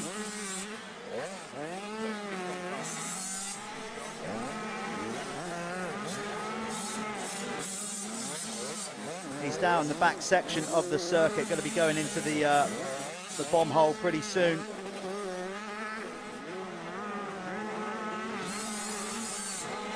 So Billy Askew still leading the way and pulling away all the time. Chester Hyde, you can just see coming past our commentary tower, still trying to battle through. Getting a bit of momentum on the go now. So here we are, we should have eyes on the race leader any moment now. Across the line for another lap, so we're going to try and pick Billy Askew up. There he is. Askew on screen. Just a quick one, Jeff. Max Flint from Planet Moto says we need to talk. said, I've heard the plugs of you and Jeff. Well, there you go then. You know, and I've got to say, Max does a great job with Planet Moto Holidays. Listen, obviously he's done this first lap leader award, but that's not to say anybody that fancies an off-season or a couple of weeks down in Spain, just go and find those guys online, give them a call, because Max and the team do a great service. Like, they sort everything from the UK, make it effortless, take you to all the best tracks, great accommodation, lot of good times. I've seen some of the footage from some, you know, edits and people have been out there. It looks amazing. So, but here, Askew on the screen. The kid is, I tell you what, he has got some genuine talent and style. He's fluid. Obviously part of the RMJ Academy. Ash watching from home this time. He's Richard on father duty apparently. Quite right, so, Father's Day. Yeah. Big shout out to you guys at RMJ Academy. They obviously know what they do. Know what they're doing. Some brilliant talent comes out of there. Proof's in the pudding right now, because Billy Askew, the diminutive, he's starting to grow a bit now. First couple of years in the class, or he was small. He's definitely shot up a bit now, turning into obviously a young man. He's definitely got a bit more meat on his bone now, but he was so good before, being a super light, small, diminutive kid. I think it still helps him with that weight aspect. Like, you see how he come out at the start. Yeah, he's definitely quite light. His parents are probably getting fed up with buying him new boots and everything. That's the trouble, isn't it? It's another set of boots every month because his feet keep growing. But he's definitely grown, and he's probably growing into his body a little bit as well. You know, he's finding his feet. But look how good he looks. I'll tell you what he is growing with: confidence. 100%. Look at the. He's got to be, 12 seconds up now on the rest of the field. Let's have a look. Yeah, let's have a look. Well, it's 10 seconds. It's just a 10-second lead. I say just. Still a brilliant lead over Walbini, number 326. And look at this, Chester Hyde. Remember, these are big wheels and small wheels mixed together. Chester is on a small wheel bike, so it's a separate championship within this race. He is.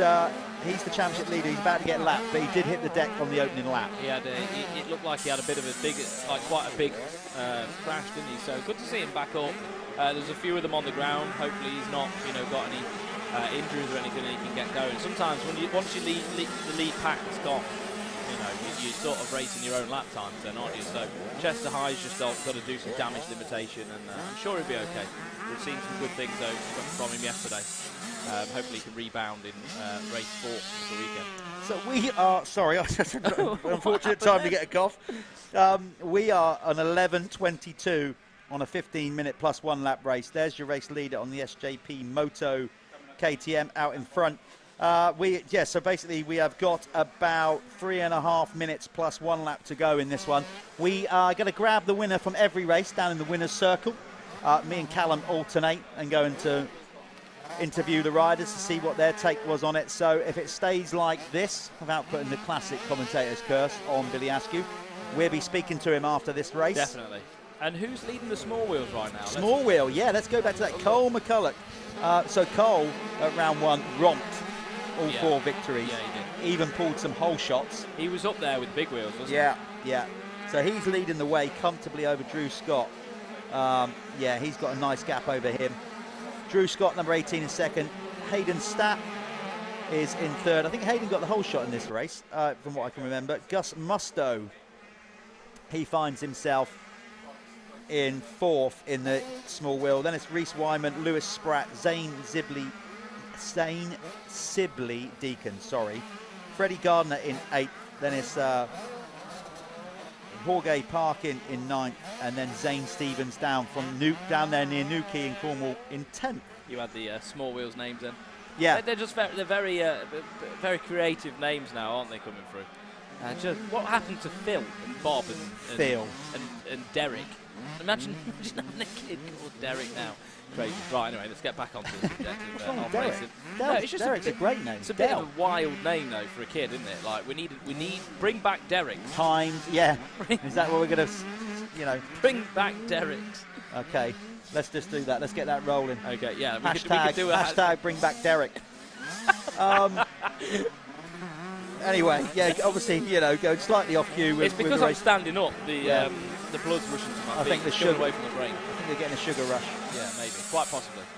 So, we're obviously up next as well. We have just to let you know, we have the MXY2 125 and 250 category, brought to you by Bell Race FX. But we've still got basically 3 minutes to go in this opening 85 moto, brought to you by Sintal Lubricants.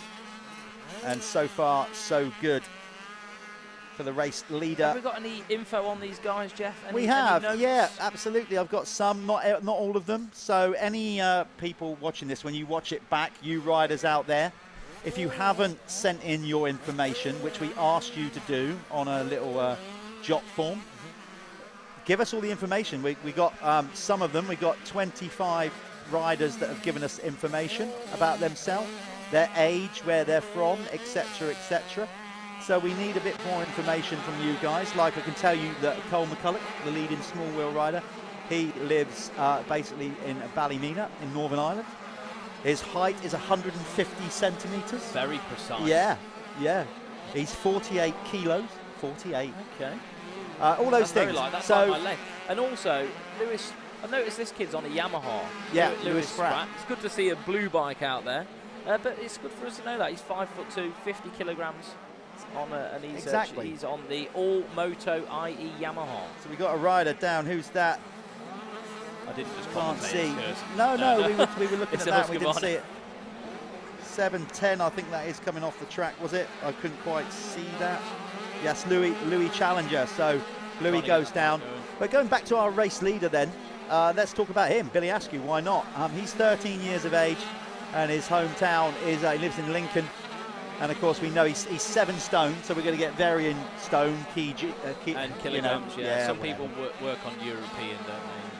So he is supported by SJP, as we mentioned, Dave Capel, RSM Maintenance, SIG Distribution. He's got all these personal sponsors, EcoSpeel, Bolter Systems, and DS Decor. All these personal sponsors that are getting behind Billy 100%. in his quest to become a pro racer. What else have we got on him?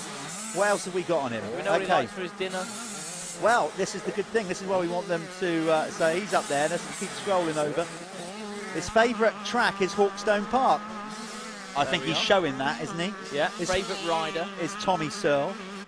This is all good stuff. It is. His favourite food is Chinese. I'll go with him on that one. It's not the best for you as an athlete. I would advise you probably not to have it too often. Didn't you have a Chinese during No, the I'm not an athlete. I can eat whatever I like. Didn't you have Freddie Gardner goes down. Didn't you have a Chinese during the first broadcast? Yeah. I do what I want, when I want. That's what I do. Oh dear. He hangs out basically with all the guys at the track. He just loves racing. That's his main thing. So yeah, there's a load of information. That's cool. So more and more people watching this. If you haven't filled in that form and you're a racer, get it to us. We'll add it to the spreadsheet. We want all the info on you guys. Especially the clubman. Absolutely. Especially the clubman. We want to hear the stories. I'm not sure if we want to hear all the stories. only stories we're allowed to put on. Yeah. Yeah. Still leading the way though at the minute. Anyway, Askew yeah, he's flying. He's on his last lap while we were just bringing you up to speed with more about Billy Askew. So we're going to follow him round to the flag. Do you know what, Callum? I'm going to make my way down to the winner's circle, do this first one. Okay, that's fine by me. Okay. I shall take the helm up here. Right, so as Jeff pops down there, you're not muted. No, he's not muted me. I'm all good. So I'm just going to run through the top 5 just before they get over the line. Here, small wheels, Cole McCulloch leading the way, Drew Stott second, Hayden Statt in third, Gus Musto fourth. Rounding out the top 5 in the small wheels is Reese Wyman. So the top 5 in the big wheels. I might as well run it through as they cross the line because I believe Billy Askew is just about to take it. Oh my God, huge crash from Tyler Hooley. Tyler Hooley is not managed to get over the line yet. Right, it happened right there. I think he's okay, but he's going to want to get that bike over the line as soon as possible, because as of the minute he's still not crossed the transponder post. So there we are. He may have done, actually. He may just have got over it. So here we are. So Billy Askew takes the win, while Beanie comes comes home in second. Tyler Hooley crashed across the line for third.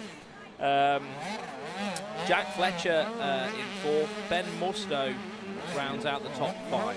So Jeff's going to do the winner's circle now. We'll have a chat to those race winners, and I'll be back with you just shortly.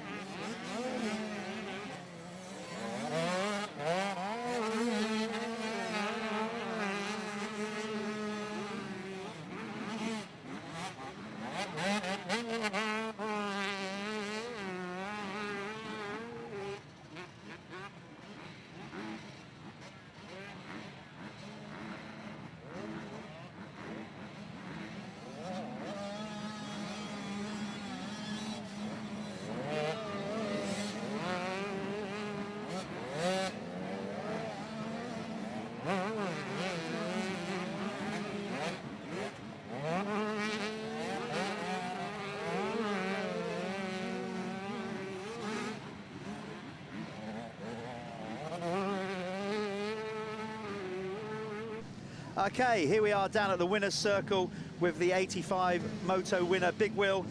Billy Askew, it said that you said in your thing that Hawkstone's your favourite track. It certainly looks like it. How was it out there? Pretty faultless ride. Yeah, it was mint. Yeah, it was nice and wet, good lines. Yeah, it was really good. So, you know, you got your championship back and run. You're really in the hunt for this. Yeah. How do you feel, you know, about the whole thing? I'm feeling strong. Yeah. It looks like to me you're starting now to grow up a bit, get a bit of muscle on your bone. Does that make a difference? Yeah, feel a lot stronger on the bike. That's good stuff. Anybody you want to thank? Just these again. So SJP Motor, and of course, as I know he's watching, what about your coach? He's watching at home. Yeah, Ashley Wild, yeah, RMJ. There you go, Ash. Hope you're having a good Father's Day. Okay, nice one, Billy. Good luck for the next race. If you want to pull on out, we'll have a quick word with Cole McCulloch. What do I do? I'll have that. You carry on. Just quickly roll out and round.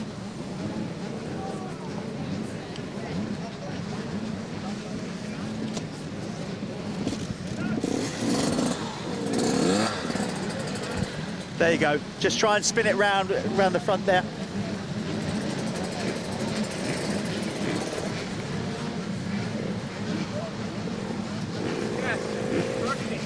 Is it?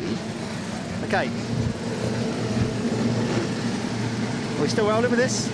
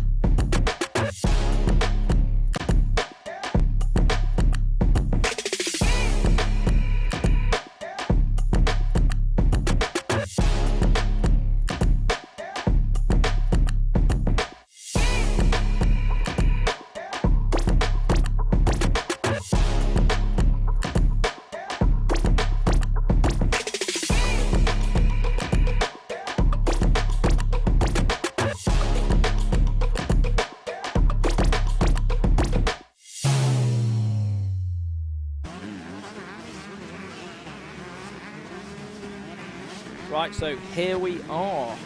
This is now the MXY2 and 125s brought to you by Bell and Race FX. So we'll wait for them just to come over the line. They're coming through now. I'm just going to get my speed hive working, just like you guys can do back at home as well.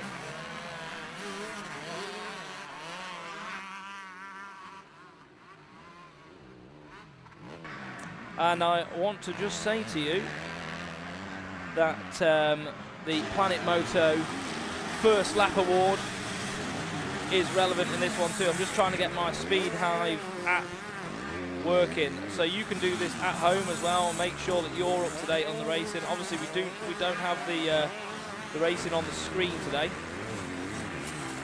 It's one of the lovely things about Hawkstone, Paul. So let me just get this back up.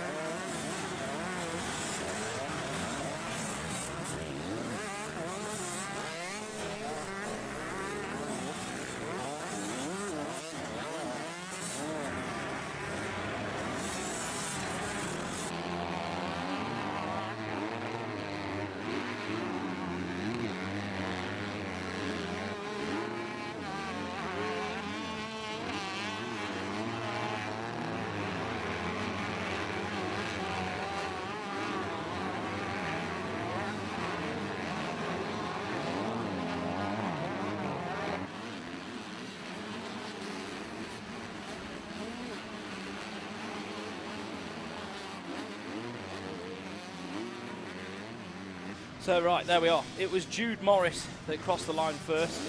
Just had to dig out some old results from yesterday because signal problems arise at Hawkstone. That's just what happens. I'm gonna get my sheet up as well, so get my information on it. So just following now, Jude Morris, and then the 22 of Charlie Heyman on the 125. They're battling it out. Load of body English going over the famous jump there under the Hawkstone bridge. So these two are really going to get it going. Heyman, obviously on that 125, feeling a little bit better after FatCat. He was beat up. You know, he had some injuries following FatCat's. Well, he went into there with a bit sore. So today we're probably going to see Charlie Heyman at nearly 100%. I know he's still saying that he's got some pulled muscles, but he's still, you know, he's good. He feels good. And yesterday he had a great day. So he wants to definitely be at the front of this MXY2 race. He doesn't care whether he's racing the 125s. In his mind, he wants to win this moto out of both the classes outright, because that's what Charlie Heyman is about. Right, there on the Kawasaki. Just going to get the names right in front of me now.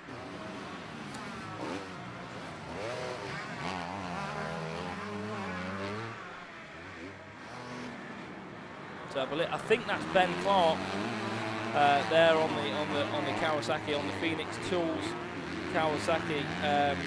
Again, if I'm not correct, then you can shout me out. I'm really struggling trying to just watch the screen and having no time in here. So we will get this back working on our end.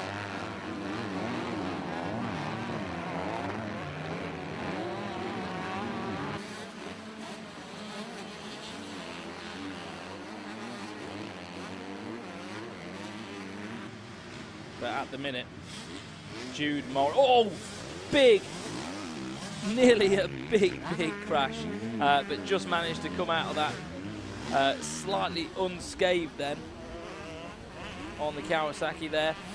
So Heyman now hunting down Jude Morris, really pushing that SJP Moto KTM to its limits. Spoke to his dad yesterday, you know, family pumped with how he's doing at the minute. You know, obviously FatCat was a bit of an issue for them, but he's feeling good and ready to go now. And you can see it visibly in the young Charlie Heyman. And when I say young, that kid is actually still a kid. He's very, very young, 15 years old, I believe. And he's really ripping at the minute, pushing, breathing down the back of Jude Morris, both drag racing up the hill. 250F has just got the legs on the 125 going up there, especially in that deep sand at the bottom. Jeff, we've got no time in. Oh, okay, right.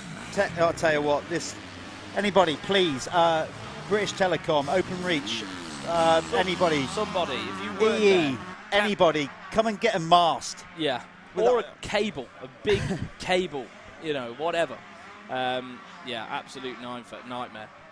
Okay. Well, I mean, there is obviously timing is being recorded. It's just that we can't get to see it because of the Wi-Fi and 4G, 5G, whatever signal here at Hawkstone. So we can do it. We can do it by visuals. We'll guide you through it. So obviously I was down there doing the winners circle interviews. Who bring me up to speed here then? Who's leading? Right, okay, so we've got, I mean, I've had to do it from these sheets. So we've got Jude Morris out in the lead, and he took the Planet Moto first lap as well. Brilliant start to the race. And we have got the 22 of Heyman absolutely running him down at the minute, scrubbing speed off, really pushing that SJP Moto 125 to its limits. And I believe Ben Clark, is he 127? Not 27? No, he's 227. Well, that's Sam Atkinson 127 on the Phoenix Tools. Yeah, so Kawasaki. Sorry, look at these two go at it. Sam Atkinson had a bit of a moment. He was with these guys, pushing him along, and he had a crash. See Heyman bounce off the top of it. Right, let me bring you up to speed, as Callum probably already has, but just to reiterate, this is a 250 machine racing a 125. They're in the same age group, so they're in the MXY2, but it's being scored separately. So effectively, they're both leading their class. Correct. But this is a pride thing. This is a pride thing. I said Heyman wants to win this race just as much as Jude Morris does not want a 125 passing him. Yeah. You know, it goes both ways, doesn't it? And it looks like Alfie Jones is catching them up. Yeah. The man mountain. The man mountain. Well, he's not huge, but he's just so strong looking. These are man children, aren't they? You know, they are man. Well, Heyman into the lead now. Yeah. So Jude Morris making a little bit of an error there, just about when they go up the hill. And he has now got. See, now you've got Alfie racing him now. Alfie for the lead. Really. Yeah, effectively for the lead in the MXY2 category. And those guys are tight on the championship. Basically, Alfie Jones is well. Jude Morris didn't actually get a great opening round, so Alfie is effectively putting himself in a position to go back into the championship lead as it currently stands. I've noticed something that whoa! Did he crash? Yeah, Heyman's down. Heyman's down. Came up short, got cross-rutted, clipped the top, and he goes down, and just like that, that's motocross right there. You think you're doing great. It's all under control, and then bang. He looks sore. He's still leading his category. Yeah, he was. I've noticed one thing. I was going to say it before then. Alfie Jones, he's staying out of these deep, if you watch him, staying out of these deep ruts a lot of the time and maintaining a lot of momentum around the outside of the corners of this circuit. He's trying to avoid some of the inside lines where they can just, you know, where it can rob speed. So at the moment, Alfie Jones looking really good, and he's actually made up a lot of time on Jude Morris. He has indeed. So we're following this battle. This is for not only the race win, but also for the race win in the 250 class. Alfie launching clearly over the knuckle there into the sandpit. Look at those ruts over that big jump as they come down. The circuit used to go straight on there and run all the way across to the finish and up the hill back in the glory days. Yeah, talked about being fast. Could you imagine that? I bet it. Did you do that circuit? Yeah, actually, I did. Yeah, and then they changed it, I think, in the early 90s. Yeah, I remember seeing some pictures of it like that. It used to just frighten me looking at it. Yeah, it was a famous jump along that straight called the Girling Leap by Girling Gas Shops. It was some famous old pictures littered, even behind us. There's one there in the booth. I wouldn't fancy doing it on one of those nights. So we're following this lead. Hopefully everybody. Here we are. We're back on with Speed Hive. Back in business. So I hope everybody following at home. We can only apologise. It's out of our control. It is literally down to phone signal and broadband here. It's not great for that. So please bear with us. People are saying, "Oh, well, I noticed someone said the stream's coming out fine." I'm like, yeah, but the stream's being ran by a satellite. Yeah, that's what we're having to do to get it to work. So yeah, slightly different system, getting the two to talk together. So the running order before Heyman crashed. I don't know if he's still in the lead. Is he remounted? He will be. I think he is. You know. Yeah. He had such a big lead. So Charlie Heyman is still, even after that get-off, leading the 125s on his SJP Moto KTM, ahead of Bailey Johnson. Then it's George Hopkins for fourth. Rafe Broadley is in. Rafe Broadley's now up to third. George Hopkins fourth. Then it's Reese Ross, Charlie Reynolds, Joseph Leeks in seventh. Ari Elcott is in eighth, ahead of Ashton Barlow. Then it's Jude Turnton and Charlie Griffiths 11th. That was the, so yeah, then we've got Charlie Griffiths now back to 12th, actually being pushed down by Jaden Haig. So it's all changing in that class. In the 250s that you're watching at the head of the field, it is The style master. Jude Morris. We've got any information on Jude? Yeah, he's from Corfe Castle in Dorset. Nice. Yeah, down my neck of the woods, well, I'm nearby. So he's basically from down there. And let's just see, where have I've lost him on my little... There he is. He says his team name is Dad and Me Are the Team. There you go. Fair play. But he has got support from Salisbury Wheel Builders. Oh, Alfie Jones just trying to make the pass up the inside then. Maybe that was just too brash. There's a lot of back markers in the way, and he nearly got it, but he had to back out. He'll be like a dog on a bone. Don't you worry about that. Jude Morris cannot afford to relax one bit. So yeah, he's supported by Salisbury Wheel Builders, DP Pipes and FE UK. So it's good to have Jude with us. His favourite track is Cuss's Gorse, and we're going there for the final round. So if he's in contention, he'll be happy with that. His favourite rider is Ken Roxon. So yeah, his favourite food is homemade pizza. So if they're that good, Jude, knock them up, bring them to the race. You know where we are. So Jude's mum and dad listening, or even if Jude makes them, we're in the booth. Get one in the oven. You know it makes sense. So this is a great battle in this MXY2, brought to you by Bell and Race Effects. It's going to go the distance, this one, I reckon. Alfie Jones has just got hung up a little bit. It's not just them battling, though. Yeah. No. I'm battling fatigue. Here we go. Jones in the inside. Has he done it? No. No way. But he's shown that now it's up to Jude to get through this lap traffic. Look at him going right down the pipe between two riders. So that's the worst thing when you're leading and you know you've got somebody literally breathing your exhaust fumes. Very tricky, and I think sometimes it's better for the guy in second because you come up on the back markers first. Of course, yeah. And then they know, oh God, the leaders are coming through, so they can sort of get out of the way for the guy in second. So this might pay into the hands of... So there they are, the race leaders into the sandpit. Jones is still right there. They are wringing the neck out of these bikes, aren't they? This is going to be a good race. What have we got? We've only got 9:22 on the clock. This one, if I remember rightly, is was it 16-minute moto? Could be an 18. It's an 18+1. Plenty of time. Just going past us now, right in front of our area. They are flat out. They've checked out. Sam Atkinson on the Phoenix Tools Apico. Who is no slouch. Kawasaki. He had an incident on the first lap, didn't he? I missed that. Quite a big crash. Well, it was a big crash, but he got away with it. It was one of them ones that was like, that should have been worse than it was. So he did get, the people were looking down on him. He got away with that one. Still, the battle rages between Jude Morris and Alfie Jones.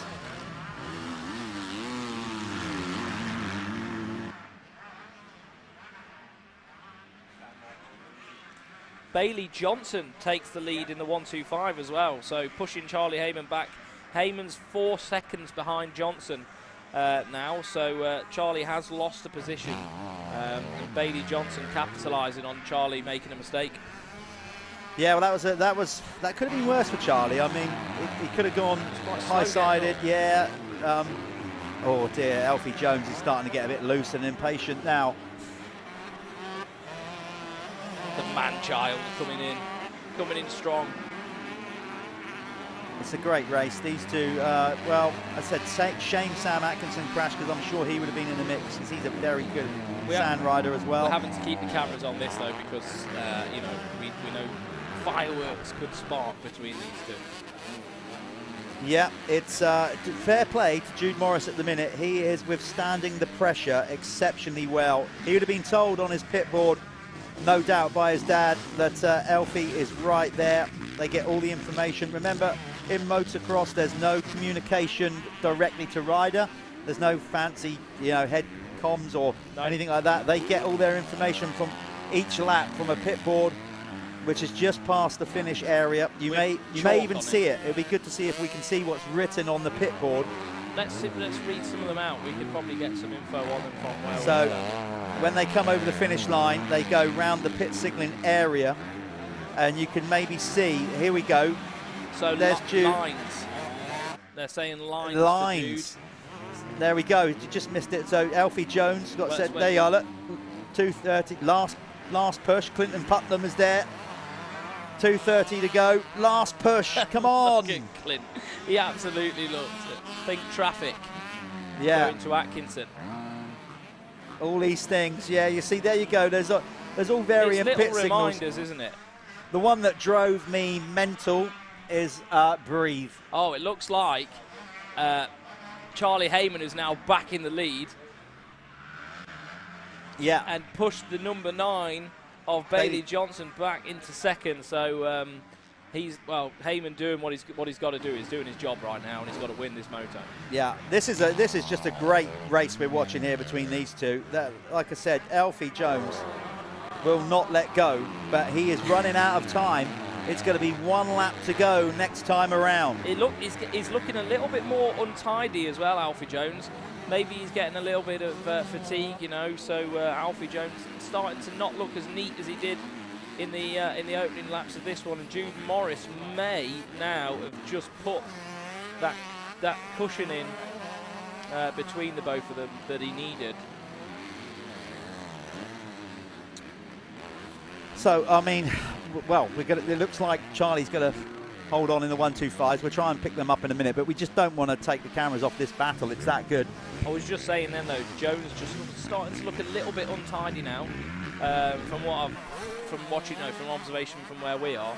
And Jude Morris just remaining his composure. You see what I mean? Like legs off a little bit, starting to maybe lose a bit of patience, which can slow you down a little bit. It looks like he's trying to override the bike, but he certainly threw it into the sandpit there, a little bit snaky. They're going to get 1 lap to go board this time around. Here comes Jude Morris, 101 on the Salisbury Wheel Builders Honda. There is going to be 1 lap to go. So Alfie's going to have to. He's dropped back, hasn't he? This is Jude's to throw away now. It is, and anything can happen with the lap traffic. But I think Jones has just sort of hit a bit of a wall. Jude managed to get a bit of like a cushion in between the both of them. And he's riding his own race now. It's probably the pressure's off the back of him, but he can't relax too much because Alfie Jones will bite. If there's an opportunity, he's going for it. He'll bite. He'll bite. I wouldn't want to mess with Alfie. No, I wouldn't. He's a big man child. If he got a bit leery with me, I'd be like, yeah, okay, yeah, you win that one. So we're going to grab the winners in the winner's circle when they cross the line. It's just working out who's going to be the winner. Looks like Heyman went down again. Oh, maybe he has. Heyman's he's struggling. been down again. Yeah, he's sort of gesturing to his dad there that he's got some kind of issue, either with goggles or he's in pain. Yeah, dad not too pumped with that. Things can happen, can't they? It's God, maybe wanting it too much. Sometimes you can want it too much. Rafe, is that Rafe Broadley pulling in as well? He's throwing his arm. You can't see it on the screen, so we're trying to bring you up to speed with everything that's going on. Rafe Broadley pulls out of this one, number 72, and I don't know why. No. If it's a bike issue. Bike's still going. I don't know what's happened there. Oh, the gas cap's come off. Oh my God. The fuel cap's come off. He's got no fuel. I've never seen that. Fuel cap. So Rafe's fuel cap has come loose and splashing fuel all over himself and the bike. So he's had to pull out of this one, and Rafe was in 3rd in the 125s. Get some fuel in it and get back out. Well, he can't. He ain't got a cap to put on it. Anyway, this is Jude Morris bringing it home by the looks of it. Callum, do you want to make your way down there and grab these guys? Yes, no problem.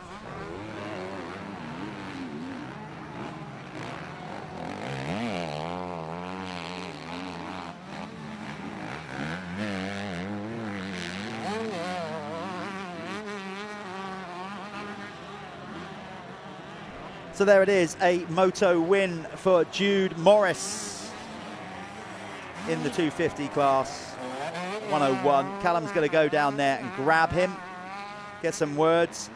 Whether we grab the 125 winner as well, we'll have to wait and see on a time constraint. It says Charlie Heyman, but I think it's going to be Bailey Johnson come the flag that's going to take the race win. It looks like it. Let me just wait for Speed Hive to update. Here comes off screen Bailey Johnson. You'll see him come into view on the screen anytime now. There he is, Bailey Johnson, number 9 over the line. So I'm just waiting for that to refresh, but as far as I know, he took the race win in the 125s, because Heyman definitely had an issue that last lap.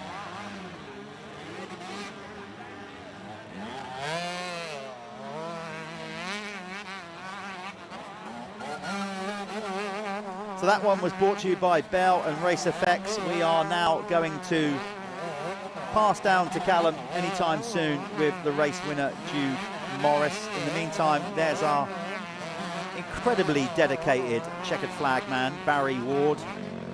You can even see he's got checkered flag gloves. I wouldn't go as far to say that he's probably got checkered flag underpants.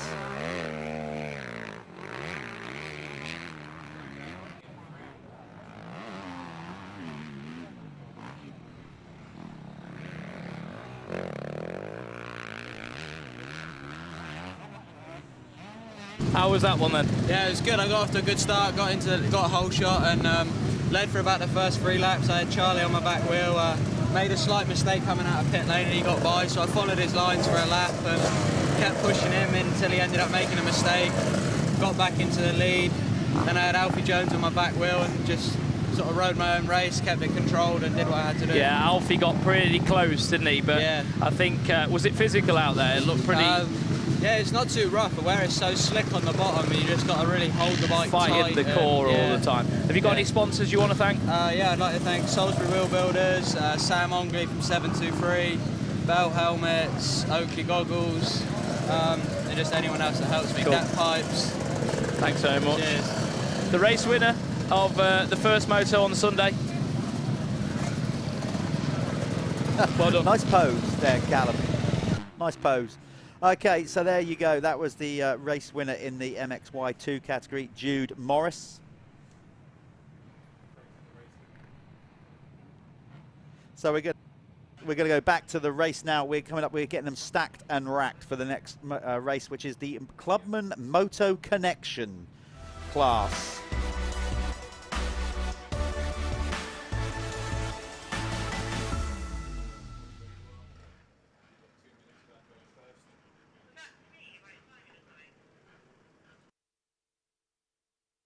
Great ride so far. I don't know if you know as much as Championship Rivals not having the best of races, but might well be an added surprise for when he goes back to the pits, but he has got half a lap to go, just needs to keep his composure. The lead is looking very, very close indeed as they go up towards the central stadium section of the course here with those two. Quite a fast course, it gets very tough, bumpy and gnarly.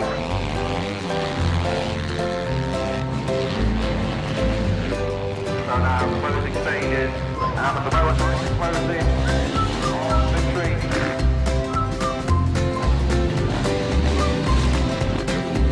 Continues to pull away from Washington. Wins the race.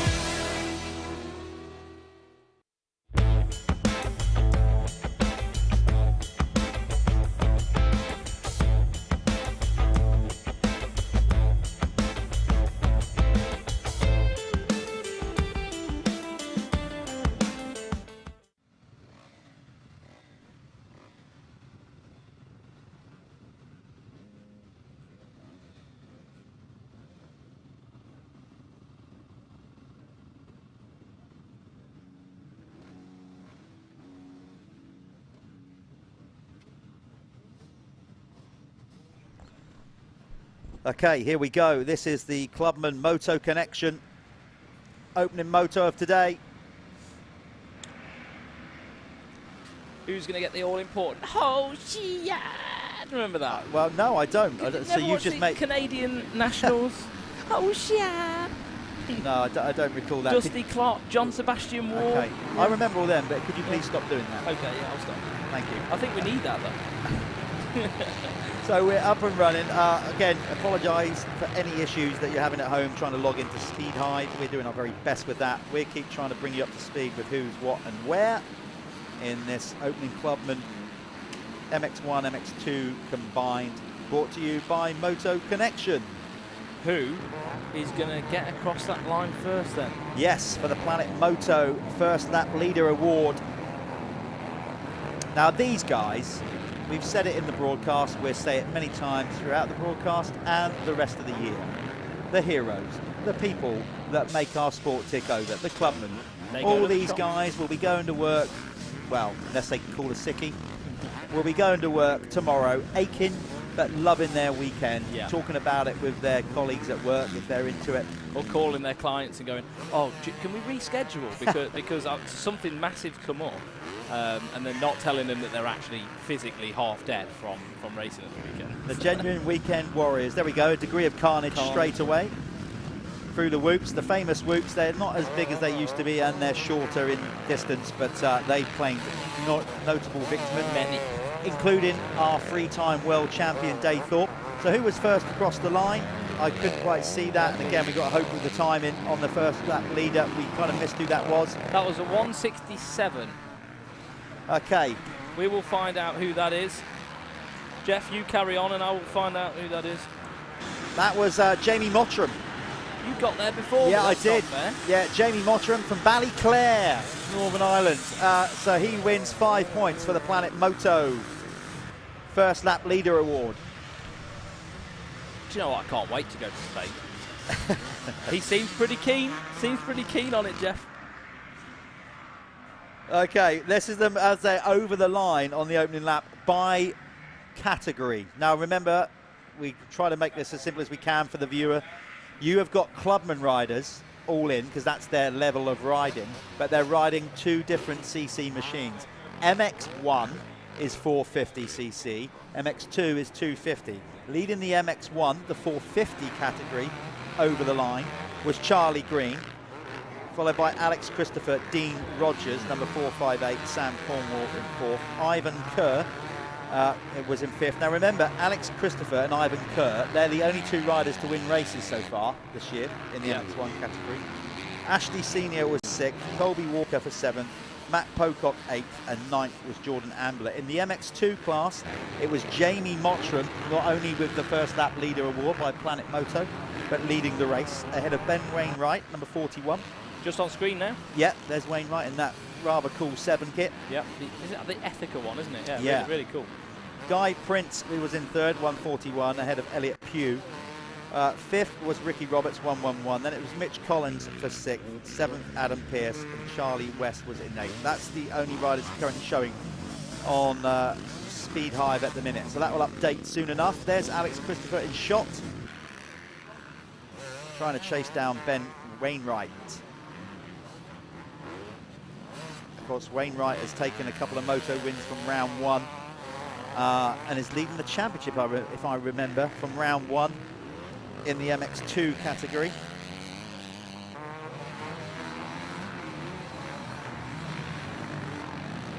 Yeah, he's got 125 points. So he's got an 11-point lead over Elliot Pugh in the Clubman MX2 championship. In the MX1 category, it's number 240, Alex Christopher, leading the championship ahead of Ivan Kerr and Matt Pocock. And there is Matt Pocock just coming in front of us right now. Buried again, not his favourite track, evidently. Wainwright's still on screen now, so Wainwright in that really cool 7 gear. He's leading the way, I believe, in the MX2 category is Wainwright. You'll notice there's a lot of Wainwrights that compete with us at the Michelin MX Nationals, and they also, I think there's some AMCA Championship going on with those guys as well. They like that as well, don't they? So the two best British Wainwriters. Yeah, Wainwriters. They love it. So that's the one of them right there on that Yamaha in the 7 gear, and they are really an iconic name in our sport, all the way from amateur to pro. Yeah. So, we've got a rider down. 30. Who's that? 258. That is Jude Gayland Hall. Jude Gayland Hall just tipping it over in the corner. It's not hard to do. It really isn't hard to do. Hawkstone has a weird, hard base under it. So anyone's watching is like, oh God, that looks like really loamy, soily, sandy, dark sand. It's really hard underneath. It forms strange, doesn't it? It really does form weird. I can tell you, there's no embarrassment about crashing at Hawkstone. No, I think everybody's done it. Even leaders, tip overs in corners, up quick, it happens. It's one of those tracks where you just bite you. It is. There's Matthew Pocock on the screen there. You'll see him on the Yamaha 119. He is brother of Mel Pocock, who's recently retired from professional racing. Sustained a really nasty thumb injury, didn't he, early on in his pro career, really, which set him back a little bit, and I think he just decided to throw in the towel when COVID hit. So yeah, but what a career. Yeah, what a career. Under the circumstances. Yeah, I don't know how he used to do it. So I don't. I really don't. Trust me, it's hard enough to hold onto a motocross bike at the best of times. There's not many that. It's even harder without a thumb. I think it was him and then maybe Jesse Nelson in America. Yeah, unbelievable. Yeah, very, very difficult. So big up to the Pocock family again, like the Wainwrights, just embedded within the sport and have been here for years. And they are motocross. So it's good to see that they're coming here with the youngest Matthew and having another crack at it. So who's on the screen there? 173.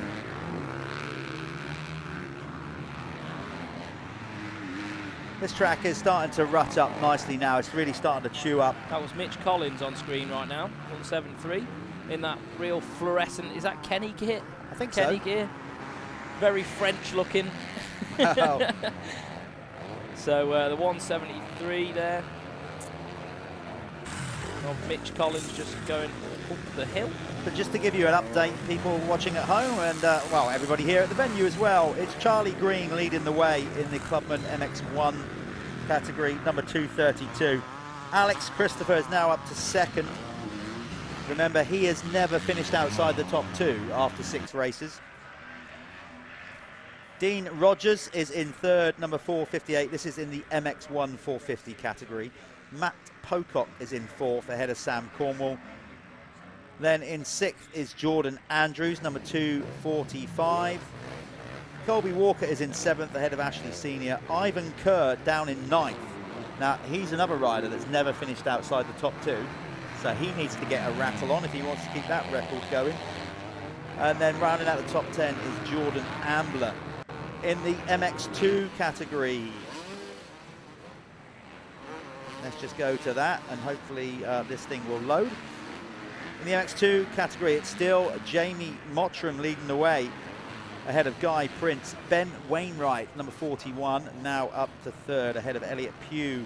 Ricky Roberts, 111, is in fifth ahead of Mitch Collins, number 173. Charlie West is in seventh. Oh, Wainwright down. Yeah, Hawkstone bites again. He's a diminutive lad. Oh, he's not a lad, he's a man, but he's a small man. He's a small big man. in heart. He's actually, he was born with some difficulties, actually, Ben was. He had some growth problems when he was younger, so actually fighting that his whole life. He didn't quite get the height on him like his brothers. But yeah, he's had some challenges, but he's got over them, and he's still rising. Well, he's leading the championship. Yeah. He's still leading it. So that's going to change the running order. Where was I up to? 7th place, Charlie West. 8th, Adam Pearce. Jack Colley in 9th. And Daniel Shutt in 10th. That's your running order in this Moto Connection Clubman class. Just noticed Jake Taylor pulling in. Looks like he's holding his elbow. Father actually owns K-Tech suspension.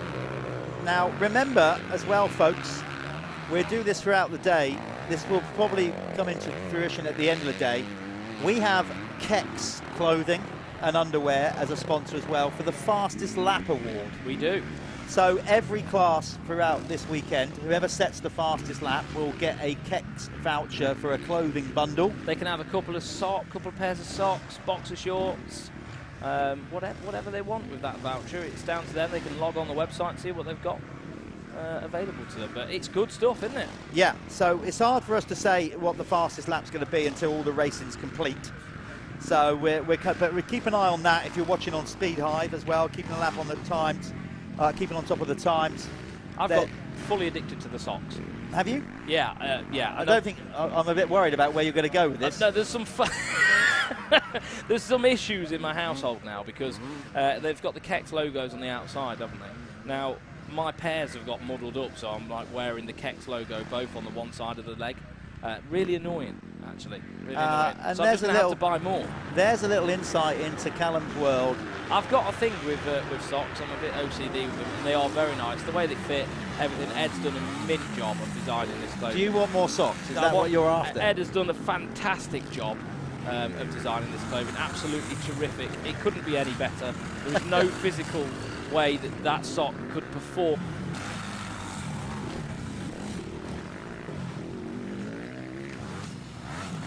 Just text Ed Warren, need socks.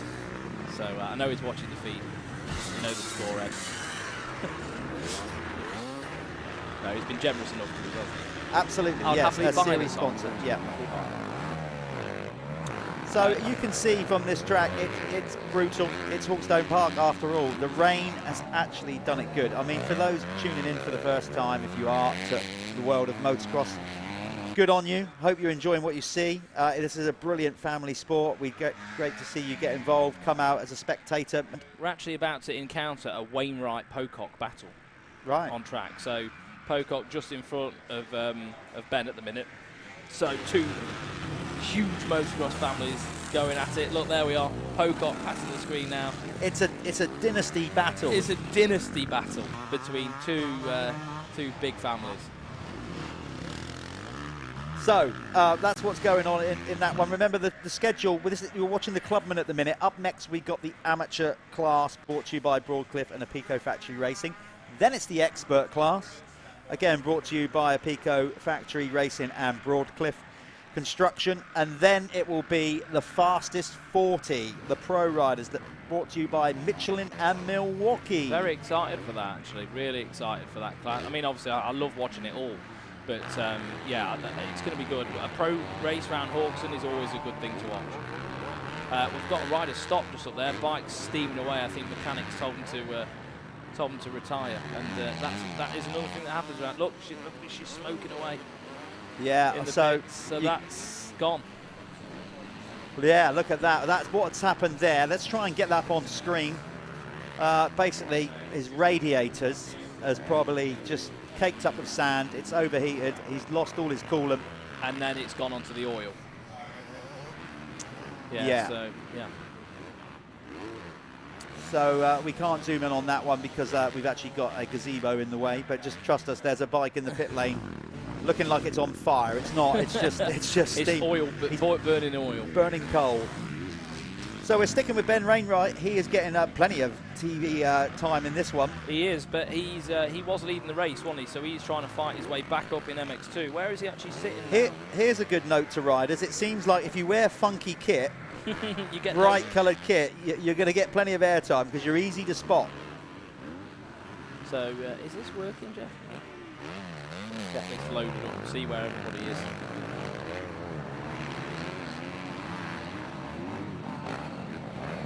So it's saying Ben's now up to 4th. So after that tip over, got his way back up to 4th position now.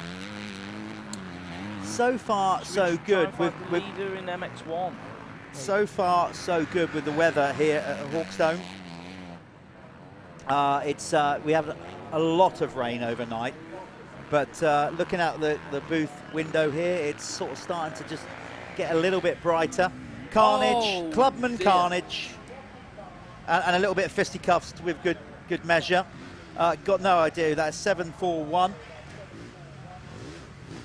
Trying to work out the riders with that. Let's just try and find them on the screen here. It says Jordan Ambler. Oh, he was in 10th. He was one of the riders. Couldn't work out who the other rider was. Apologies for that. We've got kids waving on the camera there. Yeah. So Hi, Jordan boys. Ambler getting together with somebody there. Nightmare. There's been quite a few incidents at that part of the track. That's where Sam Atkinson came on. So there might be some, you know, as you turn in into the old whoop section, I imagine that jump face has probably got some little hooks to the right, you know, where people have just turned on the face. So maybe it's quite technical down. We can go and have a look. There's hooks everywhere. Yeah. There's not a part of the track and holes where there's probably a line that goes straight. So these clubmen are starting to feel it, I'm sure of that. We have got just 18 seconds left on the clock with our checkered flag man, Barry Ward, will put the one lap to go board out to the race leader. So time is going to elapse. The race leader is, by our reckoning, Charlie Green. Clubman MX1 rider number 232 is leading the moto. So Barry has got his minces dialed in to try and find the race leader, so he gives him the flag. There he is, 232 on the Yamaha. Charlie Green takes the one lap to go board. We'll get him up on the screen for you, follow him through this last lap. There we are. There is Charlie Green on the screen. Oh, he's starting to smoke. Look. Yeah. I tell you what, wouldn't that be a tragedy for him? He is also starting to smoke up. Obviously lost all his water. Is that bike going to survive to the flag? That is one of the things, when they start smoking underneath the bottom there, it's generally oil starting to get burned, isn't it? So, and it is, you know, Hawkstone does that as well. It's quite a heavy circuit, especially after the rain. I think he'll bring that home. It's not smoking too bad at the minute. No, the issue is when it stops smoking. Then you know you're out of water and oil. Yeah, all of it. All of it. You're dry. So hopefully, well, he's got half a lap to go now. I like that little camera change. You see that? Yeah. Then the motor connection thing. Very good. Very good. So it's a good ride for Charlie, this one. Precious championship points. Yeah. I don't think he was with us at the opening round. No, you know. maybe not. I don't. No, he was. He's down in 9th in the championship. So, this you know, FatCat wasn't great for him. He rode yesterday, got a 2nd in the opening moto, 4th in the second one. So he's bumping it. He's bumping his way up the championship. But to be fair, he had 2 non-scoring rides at the opening round at FatCat. So this is doing him a power of good. Oh, I thought the bike had gone. He only just made it up over that ridge. He'll be with us any minute soon now. Just got to go back round to where people keep making mistakes over the whoop sections.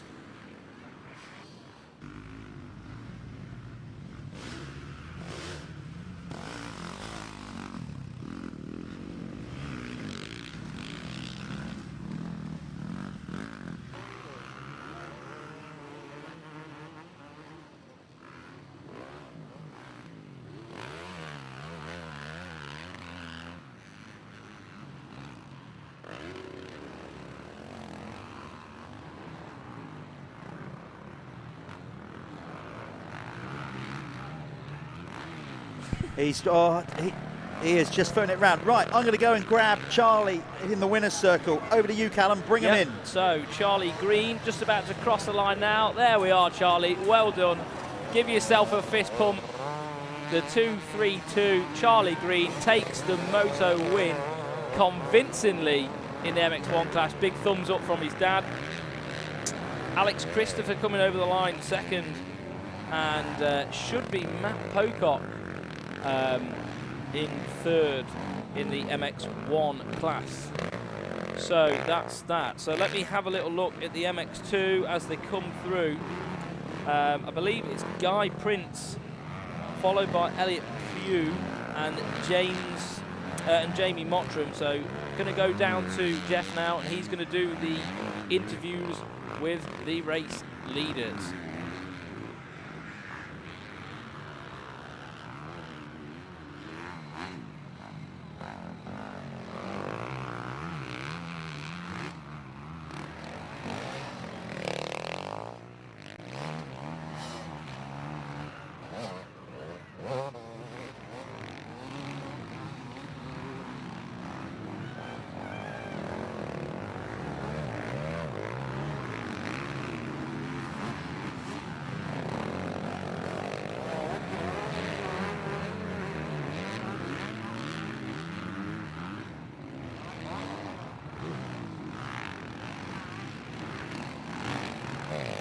Okay, we're down here at the winner's circle with Charlie Green, who's just taken his moto win, and a very emotional moto win. I can only assume that's your dad giving you a big hug. He's in tears. Charlie, how do you feel about taking your first moto win? Amazing. First win at Nationals. That's amazing. Love it. Yeah, and that's done you. I mean, yesterday was a good day for you, but I mean, you know, you've moved up in the table now. Yeah. I mean, what a way to celebrate Father's Day, giving your dad a moto win. Yeah, definitely, yeah. And the bike? Speechless. I mean, it was smoking on the last lap. Were you aware of that? Not at all, no. No, definitely not. Anybody you want to thank? Obviously, your dad. Everyone that helps out, really. Game Nation, RFX, MX2. Just the help out was amazing. Congratulations on his first ever MX Nationals win, Charlie Green. Great stuff. That's what this sport's all about. Let's throw to an advert before we go back to racing with the amateur class.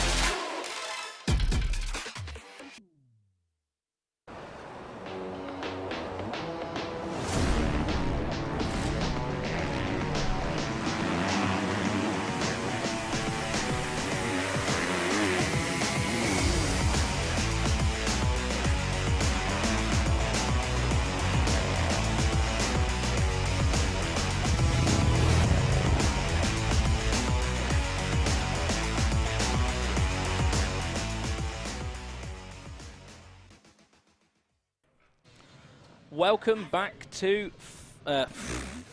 Hawkstone Park. I nearly said FatCats then. So welcome back to Hawkstone Park, round 2 of the Michelin MX Nationals. They're all on the line. The riders are getting pumped up, as you can see. Big thumbs up from everybody. These guys are ready to go to battle in this one. So this is the amateur class brought to you by Broadcliffe and a Pico Factory Racing. These guys are ready to get the job done. Yeah, there we are. The number 7, giving it the big ones. I need to get these guys their names up in front of me. I know there, number 5, Scott Hale. There's a few of these guys that are really fighting for this championship now. It's getting closer every single time. You know, every single time they go out, there's different winners, and the intensity levels are increasing. That's the full lineup of riders, though, in this amateur class. And when I say amateur, these guys, they can move still. They're not just amateurs, you know, they really are committed to this sport. To be on the level these guys are, you really do need some level of commitment. So they're ready to take the start.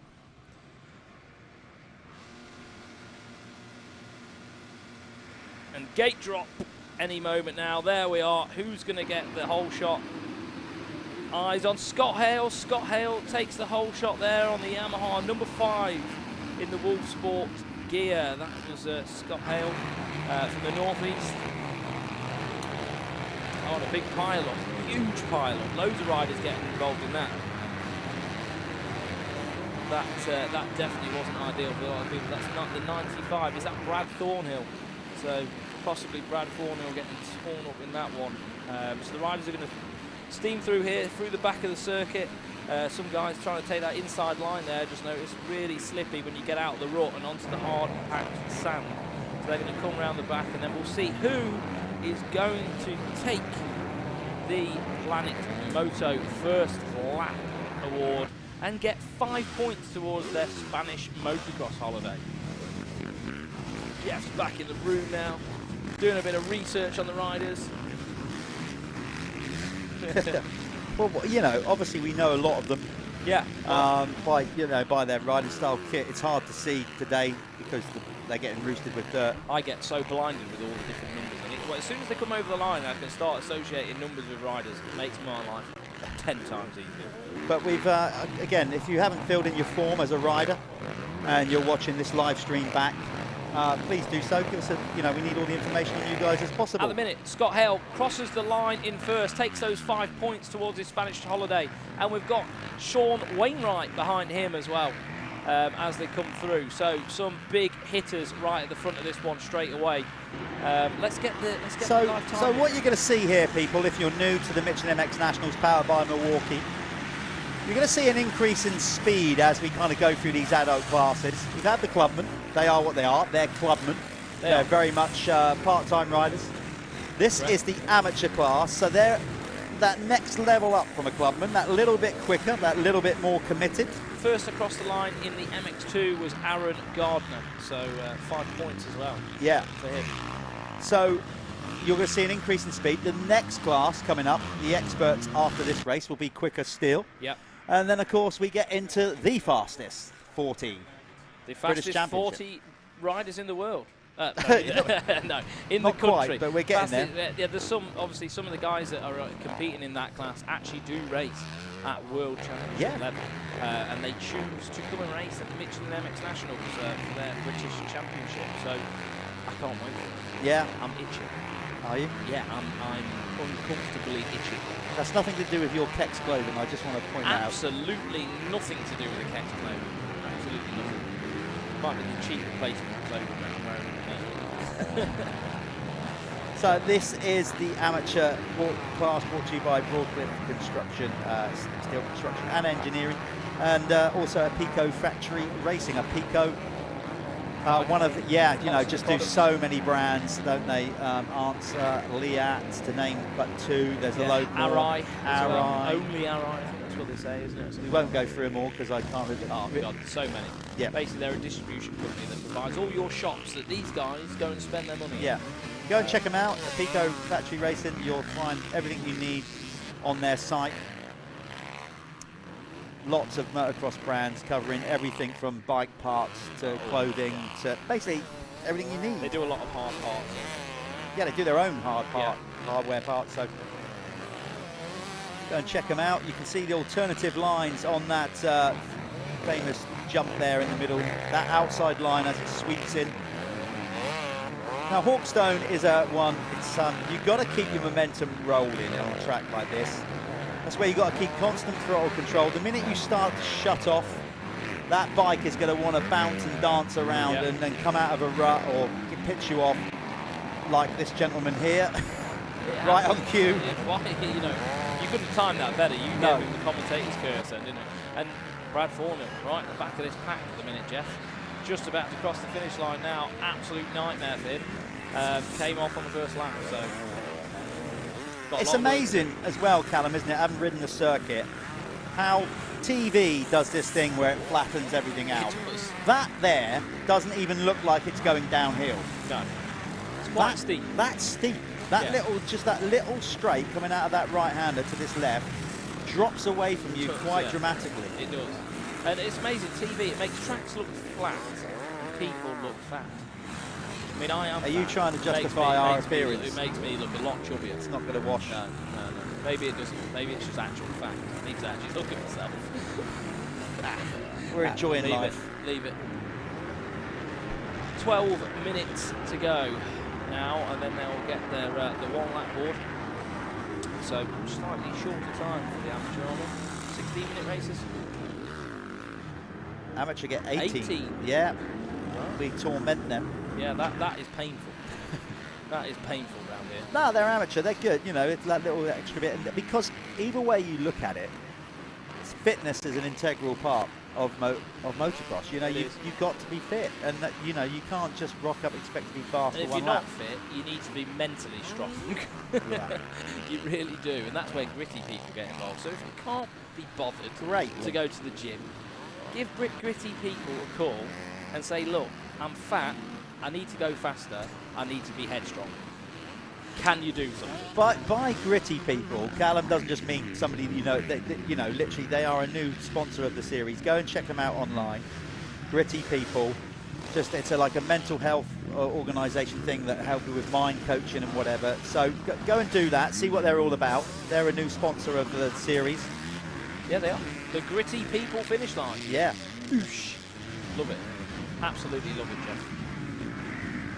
Look at the alternative lines now starting to build. Oh, do you see how slick it is? When It you is. get onto the hard stuff, if you get out the berms, because a lot of these guys are probably running paddle tyres, and they don't have that sideways grip, do they? Explain to the viewers that don't know, Callum, what a paddle tyre is. I will do. So it's a scoop tyre, so essentially the pattern of the tread on the rubber is almost like spades, small spades spread out over the tyre. You've probably seen desert tyres and things like that. It's a diluted version of that. So the knobblies are effectively spread out further to allow more sand to come out, Yeah, and they're thinner. scooped. And they're sharper. So Yeah. what happens is you don't have that sideways grip like you would with a traditional knobble. Yeah. Which obviously in a straight line, if you can straight line it, you're going to get more horsepower down to the ground. On the flatter, harder turns, you're probably going to have to be a little bit more delicate with the throttle. Or here at Hawkstone, you want to get a start anywhere, but you're going to get more traction with a paddle tyre. So riders do have to make that choice. It's a tough Are we choice. going to use a paddle or are we going to use a knobby? Knobby would, I think, the track is how it is now, would work better in some areas. But start's crucial in any motocross race. Start is half the race. So there you go. You see, that is the technical. I would probably lean towards a paddle, especially today. Yesterday probably would have got away with a knobby. But that's the technical side of it. Choices have to be made, and it can make a difference between winning and, well, basically not winning. Definitely.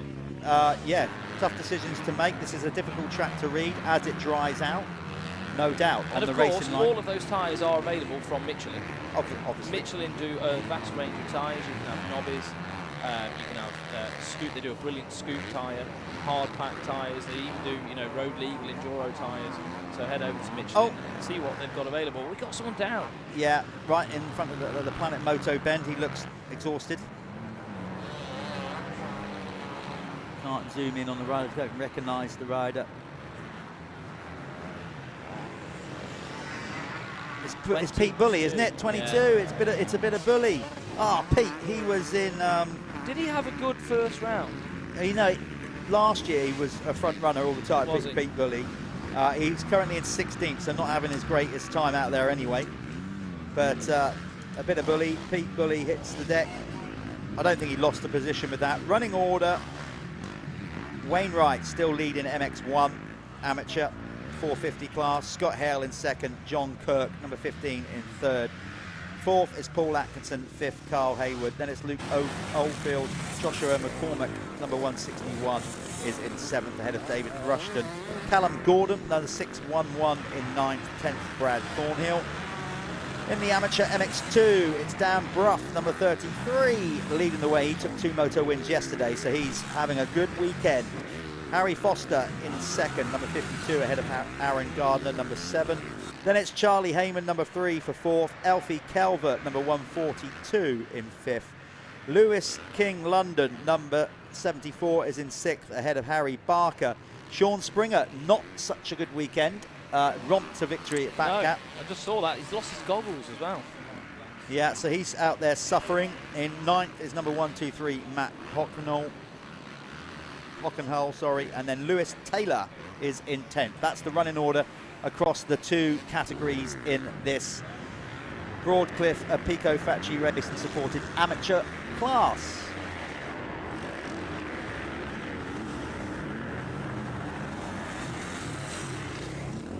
Trying to see, is Max Flint, he's not out there, isn't he? Because he's obviously the guy that runs Planet Moto Holidays. He is. He messaged me. I guess he's sitting this one out. Yeah, sure.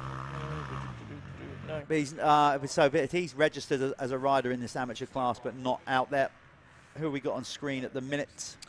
That is the 352. 352. That is Charlie Roper. Charlie Roper currently sitting 15th in the championship after yesterday. So whereabouts is he at the minute? Charlie currently finds himself in 15th position in MX1. Yeah, so staying reasonably consistent, Charlie Roper. Wonder if we can get our our race leader 741. It's actually 74. Oh, is he 74 on the bike? Okay, well we're finding Honda yellow with the yellow number boards.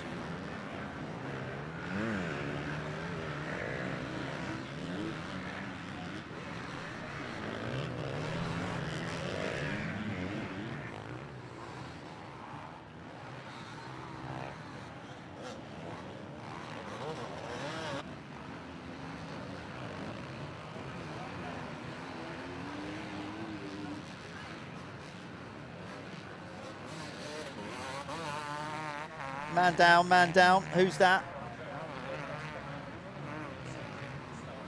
That's not Pete Bully again, is it? No.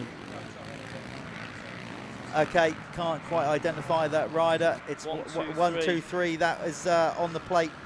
Matt Hawkstone. Yeah, so Matt's gone down. He was in 10th in MX2 amateur class. Here we are, here's the leaders. There's Sean Wainwright on the screen right now on that Fast Eddie Honda. Fast Eddie, obviously Edmonds, he runs some events around here, doesn't he, with his Enduros? Yeah. Top name in Enduro, Paul Eddie. Anyone knows. Ex-world Enduro champion, and Paul his Edmonds. kids as well, both now. All of them now have won a 125 GP. That's amazing. I know, all of them, even his 2 boys. So there's another British off-road motorcycle in Dynasty. Knowledge. Right, here we are, Sean Wainwright, obviously another one of the clan. Taller than the rest of them. Definitely been an MX1 rider for a few years. Looks like Kendi Dyker out there. And he's now pulling away from Scott Hale, isn't he? So he's made a bit of room for himself, a bit of comfort. He's just about to cross the line now. He has got, I'm just trying to see the gap. 4 minutes to go. Well, the last time around, the gap was about 2 minutes. So not 2 minutes, sorry. It was 2 seconds, 2.5 seconds. Yeah, so that's probably just gone out a little bit further. So Wainwright, getting a bit jiggy. Brough, who's leading the MX2, is actually catching these guys. He might even win the race straight up, because Dan Brough, number 33 on the MX2 bike, is absolutely ripping. He is, and he's getting really close to the number 5 of Scott Hale now. Yeah. So get a bit of coverage of that. Oh, and he makes a small error at the top of the hill there. That's yeah, so Dan, I think actual 4th or 5th in the race, but leading in the MX2 category. He's 3rd now. Is he? Yeah, 3rd in the race now. So there's Dan Brough on screen in that Fox racing gear there. Absolutely ripping. As me and Jeff spoke about 5 or 6 years ago, you know, he was racing the pro class years and years ago. Broke his back and didn't ride for a long time, did he? He's pretty much only just come back into racing and finding his feet again. Obviously, he goes to work now. He's a dad. Racing isn't his life anymore. It's more of a hobby, and that's what this class is for, is it? It's for serious hobby riders, isn't it? Yeah, that's a good way to describe it. Yeah. Absolutely. And Dan has said he'll be back hanging radiators tomorrow morning with backache. But here, take that. He will. Lives for the weekend. He's catching Scott Hale quite convincingly now. We've got them both actually in the same shot. Obviously, both in different races. Scott Hale's an MX1, Dan's MX2, but you still want to beat the guy in front of you, don't you? Like, it's not. You are separated, but you still want to beat the guy. That's just natural instinct.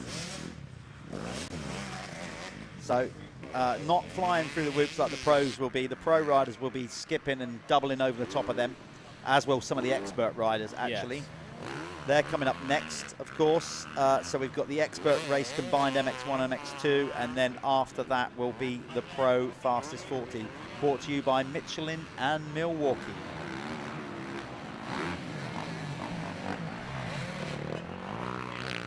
Dan closing in all the time here. There's the 1 lap board out. No, we've got 2 minutes 20 on the clock to go.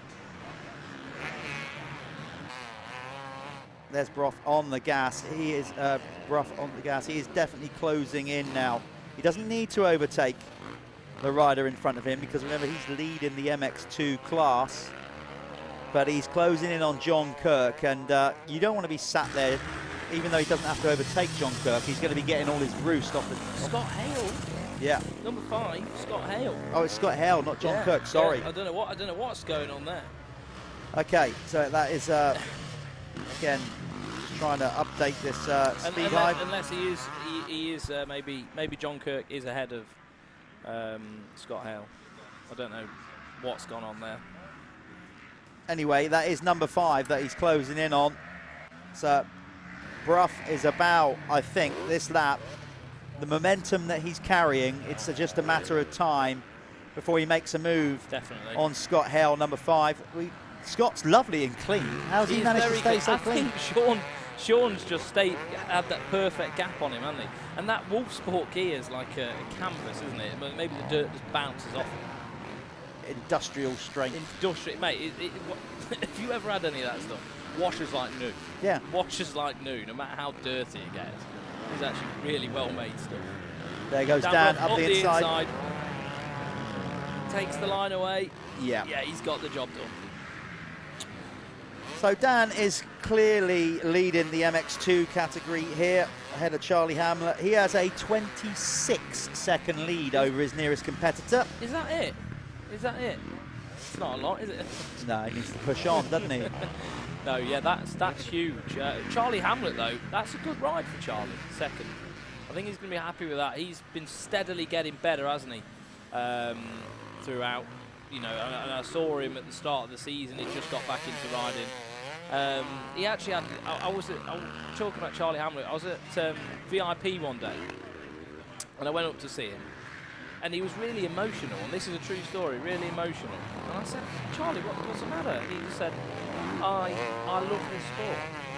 What? Yeah, he was just having such a great day, and he had a really bizarre emotional moment. And I don't think he'll mind me telling me about it. He's like, I just love this sport so much, because I think he'd missed it. He'd been off the bike for a while, and I was like, all right, mate, like, does it need a cuddle, or, you know? But it was great to see, you know, someone actually having that amount of passion. So big up to the Hamlet family, and I know his sister rides as well, doing enduro stuff. So yeah, it definitely gets under your skin, this sport, no doubt about that. We all know what we put in, and I think that's him just coming past the front of us right now there. So, no more time left on the board. We will be going into the last lap now, so if we can get our focus. Oh, look, the camera guys, they know what they're doing. Back onto the race leader, Sean Wainwright. So we'll follow Sean round on his final lap. Hopefully nothing goes wrong here. He's going so quick, our cameraman got, ooh, I thought whoever that was, I thought they were going out the front door. We've got him now. There he is, he's got that yellow number plate on that Honda. That's our race leader, Sean Wainwright. We'll find him eventually. It's a difficult job for our camera crew this time around, because riders are filled in with dirt and sand. Not so easy for the cameraman when you're looking for a lens to pick up the front number plate when it's covered in dirt. So we should pick up, there he is. There he comes into the whoops. So Sean Wainwright about to take another win. Do you know what, Sean, don't you think there's no glamour with Sean, is there? It's just really efficient, gets the job done, riding. And he's always been a bit like that, and I think he's always been a bit in the shadow, you know, because of how he rides a bike. He's so almost doesn't look like he's going fast. Yeah. But he does. He does it well. Does it really well. Well, let's. You're going to go and speak to him when he crosses the line. So Callum is on his way down. There it is. 1 lap to go, though, still. So not the checkered flag just yet.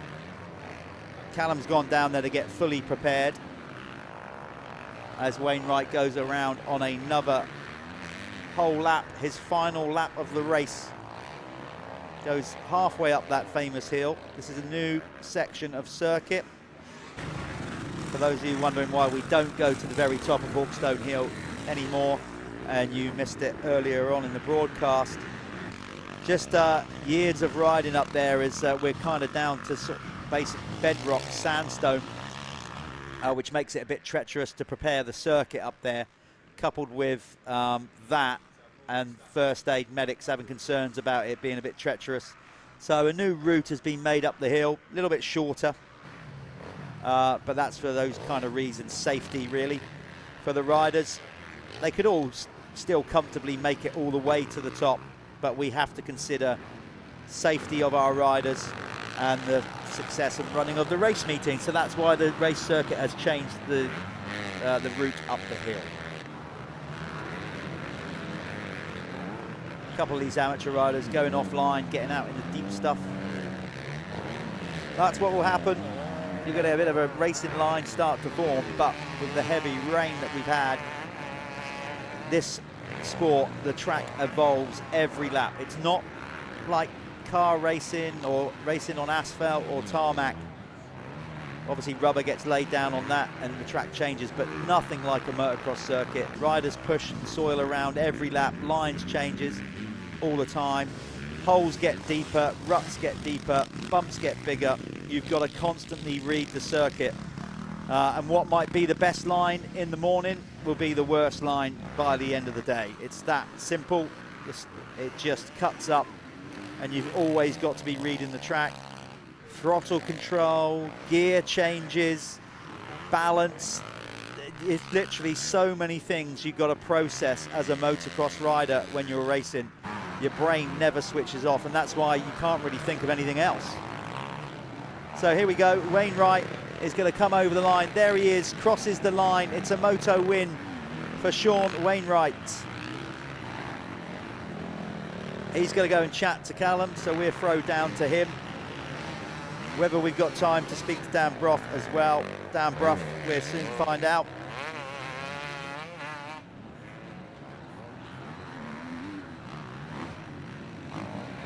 So he's just making his way into the winner's circle as soon as Callum's got him set up. We'll have a chat with him. And if we've got time, we'll also speak to number 33, the MX2 amateur winner, Dan Brough.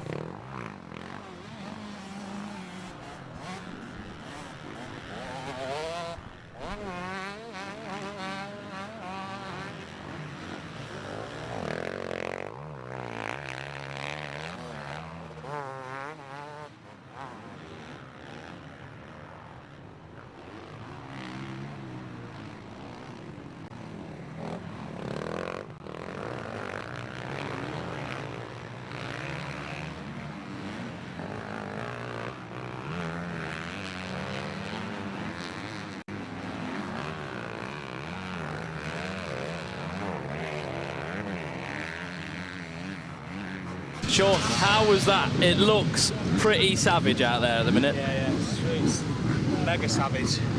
Never savage.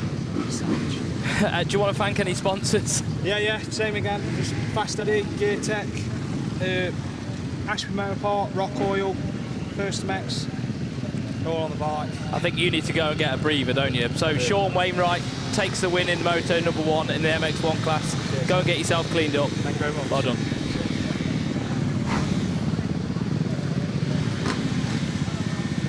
Okay, we're going to stick with Callum down there. You can see, look at Dan. Dan looks absolutely battered. He's going to make his way and go and talk to Callum. We can see how much soil you take on board racing a motocross race. Hey! So here we go. We're passed back to Callum. Are we live? We're on. How are you doing, Dan? Knackered. You sure I won? Yeah, you won. I didn't even know. You didn't know. Dan, you won by over 20 seconds. Oh. Yeah. I come from last on the start as well. Yeah, is there going to be some excuse to your clients on Monday why you can't go around their house and hang radiators and stuff? So, Dan, anyone you want to thank? Yeah, obviously all the sponsors, Pinewood Energy, Ruts, 3 conversions, mum, my dad, the whole family, Jess, my wife, the kids. Yeah, it's just, it's mad having a good weekend, I'm enjoying it. Happy Father's Day as well. Well done. Right.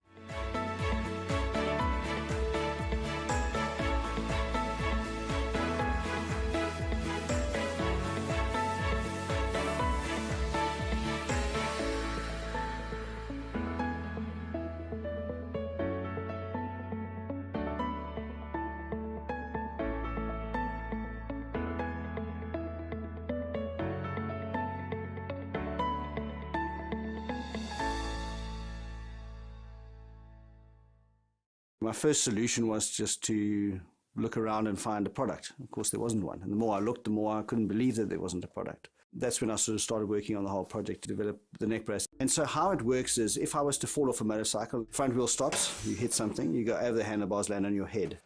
Essentially, it's the weight of your torso that is loading your neck. If you're wearing a neck brace, what happens is that you land on your head. The helmet initially moves out of the path, the impact, so that initial head escape where your head moves is actually very protective to the body. You don't want to constrain the neck completely. Now the flow is ground, helmet, brace, rest of the body, and you bypass the neck in part. In this instance, the change in the threshold is by putting the neck brace on and taking some force out of the equation. So force that would have previously put 4,500 newtons of force down your neck is now loading your neck to 2,500 newtons, and you don't see the injuries.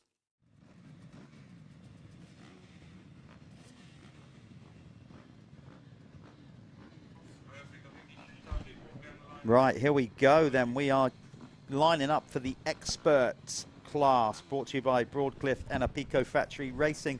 There's Joe Clayton, Team Green's Kawasaki rider. He finished second in the series last year, not got off to the great start. There's his brother, Ben Clayton, Team Green Kawasaki. Another family, another dynasty. But again, different machines. So they're in the same race as the expert class. Ben is on a 250. Yep. Joe on a 450. Ben needs to get on a 250. He is a unit. Yeah. He's getting too big for that 250. Big lad, strong. He's ready to go up to a 450. There you go. There's Beamish. Ben Edwards from Scotland, who's leading the series in the MX1 class. Josh Taylor. Yeah. Cullen Scott, who took 2 moto wins for Team Green in the MX2. There's our boy Putnam. He's got some showboating about him. I'm sure. Well, there's a big tabletop over there. Putnam actually went and secured a knack in front of us, didn't he? Explain to the people watching who've never seen motocross before, what is a knack? It's a crisp, isn't it? No, you take your leg off the bike, and throw it round to the other side of the motorcycle for absolutely no reason whatsoever. But you do that in midair. You do it in midair, and it was flash. It was really flash. Because he took, last time out, he got the Planet Moto first lap leader. He did. So he celebrated. Well, that's what it was for, wasn't it? He was quite pumped with that. So, well, let's keep our eyes on him. Who knows? You never know with Charlie what he's about to do. But we'll egg him up. We'll egg him on. So this is the expert class. There's Rob Cross. Rob Cross on the end. Let's see what kind of start he gets on that Kawasaki. Gate drop any moment. There we are. Who's going to pull the whole shot as they sweep up that famous start. Starts seem to favour from the left-hand side. It's Ben Edwards, number 3. The Scottish rider, was it? Or was that Southgate I saw in there, sweeping round the outside? Maybe Southgate pipped it. Depends where you want to say where the whole shot lies. Yeah, that is true. We need a Jason Wargant out there, don't we, with the mic? You know. So let's maybe see. we could get you dressed up. I've got enough on the plate, thank you very much. Out there. Don't give Neil ideas. Don't give Neil ideas. So it looked like Sean Southgate in the lead. Remember, this is 450s and 250s combined. So you definitely say a 450 should get the whole shot in a wet, sandy, uphill start. Yeah. No, 9 times out of 10. Yeah. I would say so. Somebody's gone down on the inside. 2 riders colliding there. Couldn't quite see who that was. So there's Cullen Scott coming through the screen. He took Jake 2 moto wins. Back there as well. Jake Preston did well yesterday. Yeah. I think he had a win. We're going to get them across the line, the stripe, for the Planet Moto first lap leader. Who is going to get those 5 points? That's not good. Somebody's already steaming. Not a good sign on lap 1 if you're already losing water. Not. Yeah, it is Southgate. So, yeah, Southgate. On the Hearts Honda leading the way. Sean Southgate. He will take the Planet Moto first lap leader 5-point award ahead of Ben Edwards. Ben Edwards breathing down his neck though. Ben had a good day yesterday, didn't he? He did indeed. I'm just trying to work out who the leading MX2 rider is. I think it might be Cullen Scott, the Team Green rider. Let's get these timing up on screen here. So we've got wave yellows. Carnage at the first corner. It was Southgate, Edwards, Bird. This is the MX1 category 450, by the way. Oh, is that Tom Murphy? I think these guys' bikes are tangled together there. That looks like Acer United gas rider Tom Murphy possibly on the deck there. The bike's not going. Yeah, it's Tom Murphy. I can tell that by the way his dad is gesturing him to come straight into the pit lane to try and sort out whatever the problem is. Maybe something like, if your bike, these bikes are so... Oh, leader goes down. Southgate tucks the front end, and that gives the lead to Ben Edwards, number 3. There's Clayton sneaking through as well. Better ride from Joe Clayton. Yeah, big time. We're saying these bikes have a lot of electronics on the handlebars and stuff nowadays. A lot of damage can be done, can't it, when they when they come together. So do you know what? Let's give them a complete full lap before we give you a rundown of who's where. That's just easier. It was indeed Cullen Scott who was the leading MX2 rider over the line. Okay, so the whole back of the bike has fell off. Well, I've never seen that. No. You can't see that on screen, but Tom Murphy comes in with his seat has come off, his rear mudguard is basically the whole back end of the bike has just been torn off. Obliterated, yeah. You know, motocross is hard at the best of times. Riding without a back end on your bike. And a seat. Don't think that's going to wash it, do you? So he looks absolutely dejected, just hanging his head off camera here. But he did turn up yesterday. He did. And he got 2 good rides in yesterday. So as much as this is going to be damaging, he may have salvaged a little bit yesterday from being here and attending the Michelin MX Nationals on the Saturday. Ben Edwards starting to pull away on the Kanagi Fuels Husqvarna. George Simuch, he's flying. Is second. He's moved. I would be interested to see how many spots he's made up in that. Because George was banging on my ear all last week. Can you get me in the pro class? Can you get me in the pro class, Callum? And I spoke to the guys there. They said, well, you've got to prove yourself in the experts. So he's up for a mission. I tell you that, George is. Okay, so let's do a run through now then. MX1 only. It's Ben Edwards leading the way ahead of George Simuch. Joe Clayton in third. Fourth is number 57, Richard Bird. Then it's Sean Southgate dropping down to fifth. Aaron Patstow is in sixth. Seventh, Charlie Putnam. Eighth is John Robson. Ninth is Josh Taylor. And 10th is Matt Lomas. In the MX2 expert class, presented by Pico Factory Racing and Broadcliffe, it's Cullen Scott on the Team Green machine, number 16, leading the way ahead of number 7, Louis Kessel. Ollie Beamish up to third. Fourth is Ben Kennedy. Fifth is number 11, Ben Clayton. Then it's Kieran York for sixth, number 208. Seventh is 166, Jack Moore. Then it's Jake Preston, not making a good start. No, he's not going to be happy with that one. On the Verdi KTM, down in eighth. And Tom Murphy has gone out of this one, as we well know. Yeah, so let's wait for them to come back around, get another lap in. They're all going to start settling down a little bit now, aren't they? As you can see, George is pulling away a little bit now to the leader. Well, Clayton doing a good job. Remember, the Clayton brothers are renowned for their indoor skills. They are. Arena cross specialists. They're learning their trade with motocross. They had to adapt with COVID, didn't they? Yeah. They're not allowed indoor things at the minute, so they've adapted, and I think they've done a very damn good job of it. I mean, Joe did a particularly good job last year. Never really raced a full outdoor motocross championship and finished second. Yeah, unreal. So, and they don't have much sand down in deepest Devon. No, or in stadiums around Germany. No. So unreal, really. Yeah. The way they've adapted is bang on. But they've got that racer's instinct, haven't they? They can. If you can't adapt, you know, as a human being, that's part of our nature to be able to do that. So, you know, cracking bunch of fat young lads, aren't they? Yeah. And hopefully they've got a career in the motocross as well. You look at you getting deep talking about human nature. Boom. Love it. We've got a good battle shaping up in MX2. Cullen Scott just got punted out of the way by Josh Taylor. Josh Taylor is on the MX1 450 bike. He rides with his elbows up, doesn't he? So Cullen as a first-year adult rider had a little taster there of what it's like racing in adults. Yeah. Got punted out of the way, and that allowed Louis Kessel to close in on him. So we'll try and pick that battle up in a minute. Give us some time. We'll try and get the camera crew onto that battle in MX2.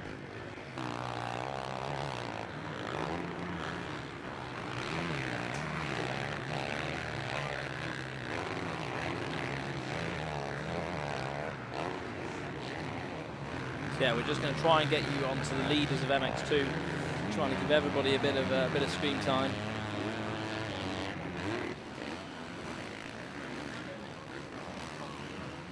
Got Robson there going through. Really technical corner, that is. It looks really slick on the inside.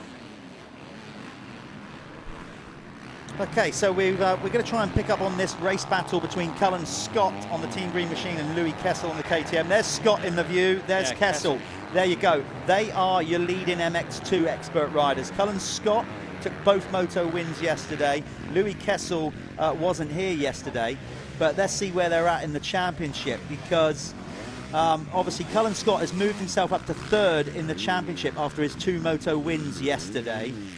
I'm just trying to see where I don't think Louis Kessel was did the first round, did he? I can't see him anywhere in this championship standing. So unless there's something. But having said that, we all know how well Louis Kessel can ride from last year. The number 7. Oh yeah, did he? I think he got injured, didn't he? That's why. Possibly, yeah. Because we're probably thinking about last year. Yeah. So Louis Kessel's back probably for the. Yeah, I think you're he right. did. He was injured for round 1. Yeah. So he's back and he's looking good. He's looking really good. Was a team green rider? No, Louis never been a team green rider, but he's a top kid. He's very good with his throttle control, Kessel. He's big, he's moved, he must be about 6'3" now. He uses those legs to his advantage, doesn't he? Really moves around on the bike a lot. Probably even taller than that. I think he's even pushing on 6'4", so... He carries it well. He does. He's got the leverage over the big bumps He's to got use. that whole Jasiconis turn with the knees thing going on, hasn't he? So, but Cullen Scott has got a lot of confidence at the minute. He took 2 moto wins yesterday. He led the whole race at one point. Very well for a lot of the opening moto. 250, yeah. And he pulled 2 whole shots. Yeah, it was really, I couldn't believe it, to be fair. Well, we were saying a minute ago how hard it was to do that. 9 times out of 10, a 450 is going to outdrag a 250 up there every single time. But obviously the team have built him a good bike.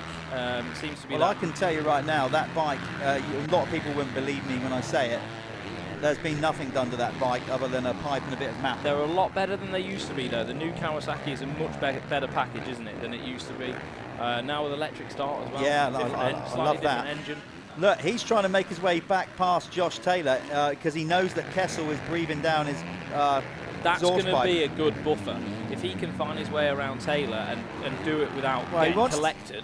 He wants to give him a bit of payback as well, because off screen, Josh Taylor gave him a proper love bump in the corner, punted him out of the way. You've got to teach the kids, haven't you? Though? You've got to show him his boss. But if he can get around Taylor, that's probably going to, Kessel's going to struggle. He's got to get around him soon, because he's genuinely getting held up now, and Kessel is all over him like a cheap suit now. This is getting tight between the 2 MX2 lead riders. Cullen Scott. 250's not going for the jump into the pommel then. Look at that, that's hold out. You've got a wheelie into the face of that. That's Hawkstone. It is. I remember having to do a bit of that. Oh, look at Cullen Scott. He knows he's there now. He just had to pinch Louis Kessel's line. This is a brilliant race between these 2 expert MX2 riders. Louis Kessel's in a good position here, though, because he can see what those 2 are doing. Like Scott Taylor's going to try and block Cullen as and where and when he can. And I think Kessel can just be a bit more creative with his lines, can't he? And it's going to probably end up costing a position. Or a you lead see the lip on the top of that jump? Disgusting. It's getting technical out there. Cullen Scott at this point needs to keep his cool. That's a problem, because he will start to get frustrated, and that's when a mistake will happen. He's clearly getting Who's that held behind up. Kessel now? That could be Jake. Is that Jake Preston caught them up? No, it's Patstow, Aaron Patstow.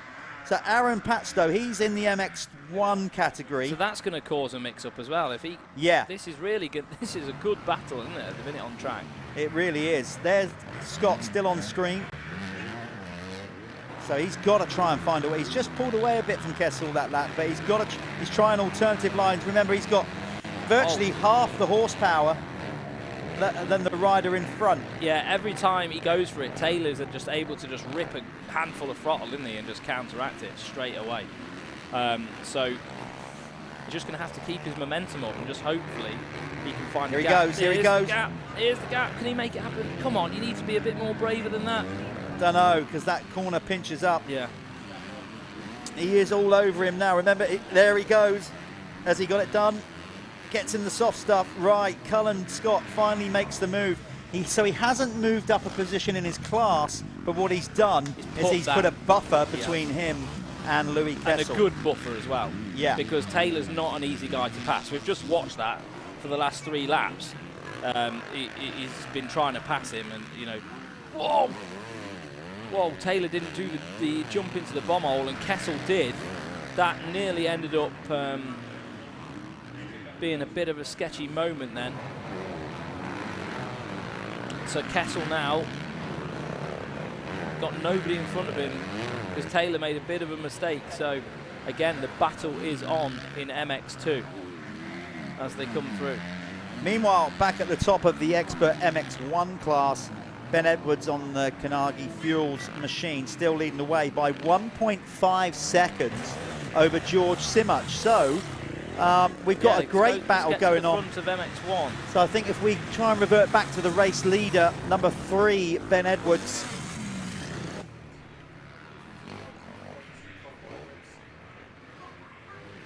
We're going to try and find Ben Edwards out on circuit number 3. He's leading the race, and he is getting chased down by George Simach. Joe Clayton is now in 3rd. So camera guys just trying to find the race leaders now. Okay, that's the battle for 5th and 6th we're now seeing on screen. That's so Putnam and Southgate. Yeah, there's Putnam on the Par Homes Husqvarna. He is going to try and make a move on. He nearly went down, I think. He threw it into there.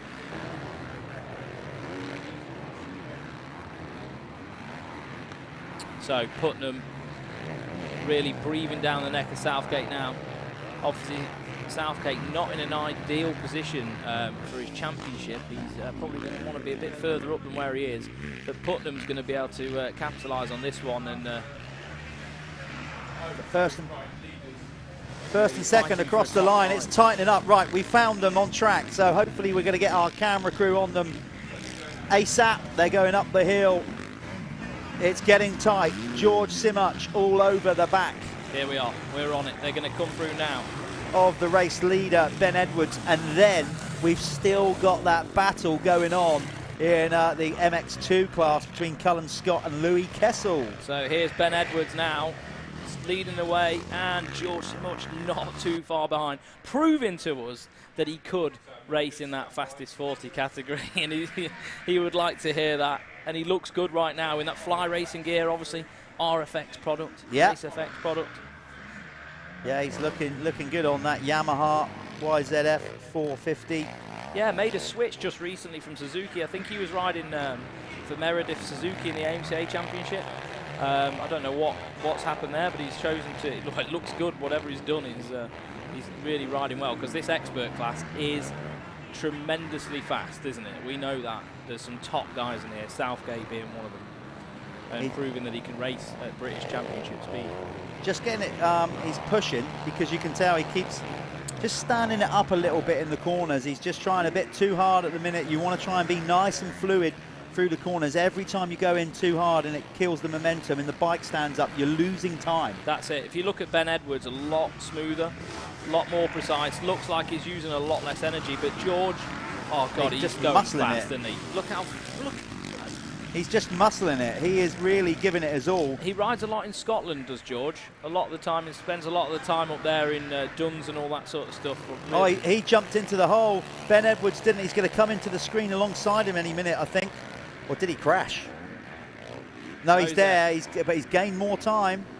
They're coming into lap traffic, of course. Make a difference now. So this is where a rider in front, you won't hear this on the live stream unless we've got unbelievable cameras out there picking up the audio, but normally as a leader you start shouting and at the riders in front to let them know you're coming through. Might hear some and if they really hold you up, you get the full factory expletives thrown your way. Oh yeah.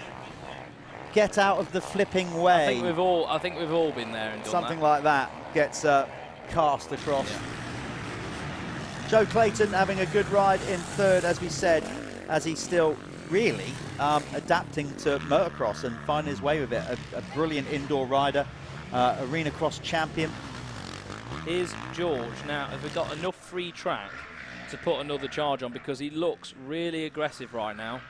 And yeah, look, you can just see in his right, can't you, in his stature, that he's still pushing so hard. Look at all the tiny little mistakes, though, if he could just tidy that up a little bit, it would result in a bit more speed. But it's hard, it's difficult, especially around a track like Hawkstone.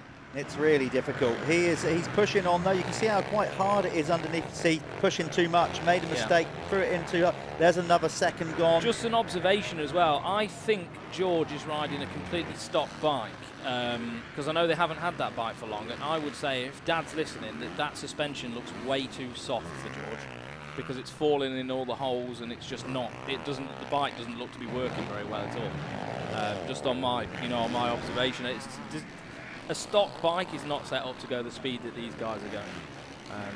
Do you want to take a break after this one and go and tell him that? I will do. It looks too soft. No. You look in there, he landed, and watch George, boom, just straight through to the look. You can see it. Yeah. Bouncing through everything. So, but he may not have had time. He may not have had time to get anything done with the bike. So. I've got to say though, you are going to use all your travel around Hawkstone, no matter what. But if I know George well enough, that bike will just be. He'd probably bought it on Friday and turned up here. Honestly, they are just savages. Never known people like them. I love them to bits, but Jesus, nuts. Back at the in the MX2 category, Cullen Scott has had a good couple of laps, or Louis Kessel has had a couple of bad ones, because Cullen Scott on the Team Green Kawasaki is now 8 seconds clear in the MX2 category, ahead of Louis Kessel. So he's gapped him. Ollie Beamish is back in third in the MX2 category, 7.71. And then you've got Ben Kennedy from Northern Ireland in fourth, ahead of Jake Preston, 57 seconds back off Cullen Scott.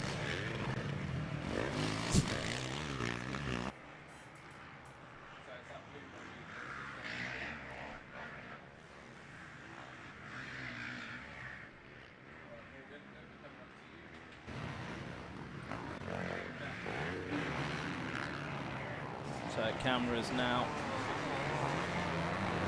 back on our race leader, Ben Edwards, in those real bright boots.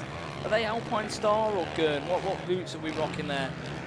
Sorry, I didn't see. Maybe the new Alpine Stars that he's got on. Look at them.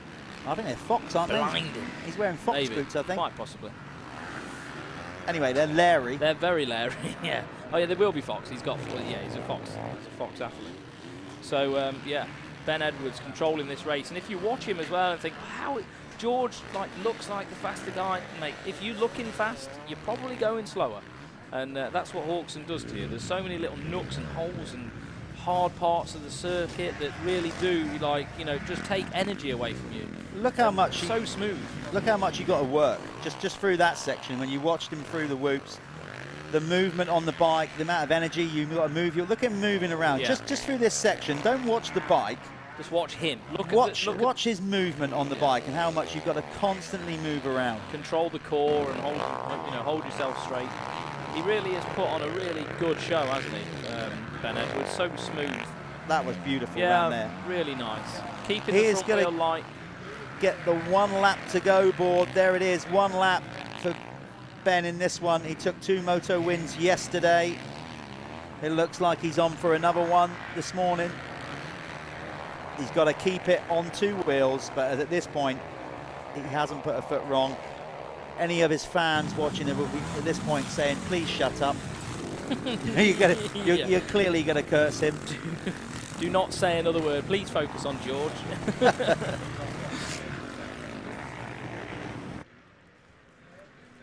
Okay, so as per plan, we're going to try and speak to both the winners of both categories after this one. It's my gig to go down there and do that. But we've still got 1 lap to go in this one.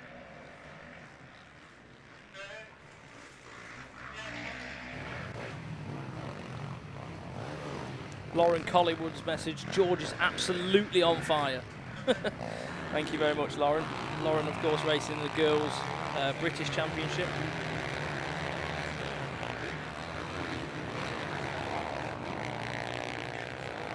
And works for me. It works sports insurance. If anyone wants to get your policies sorted out, then drop Lauren a message or myself, and we can get that sorted for you.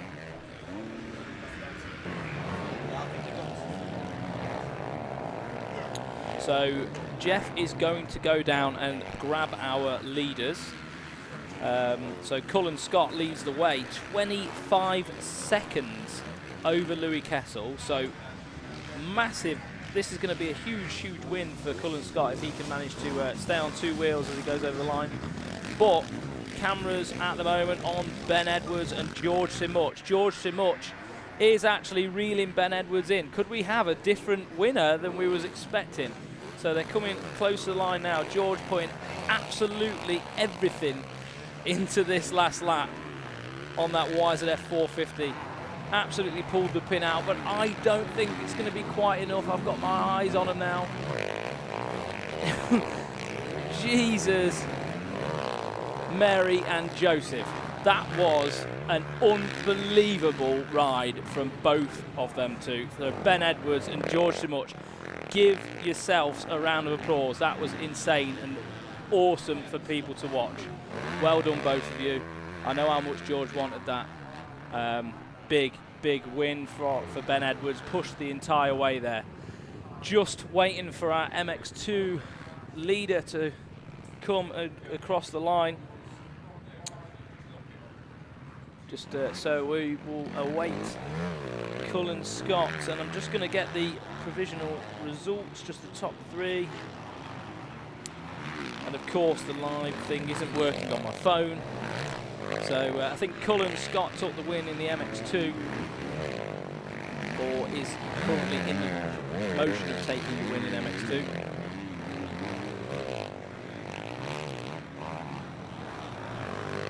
There we are, crosses the line, Cullen Scott. And our race winner in MX1 was Ben Edwards. So we're just going to cut to Jeff now for the interviews.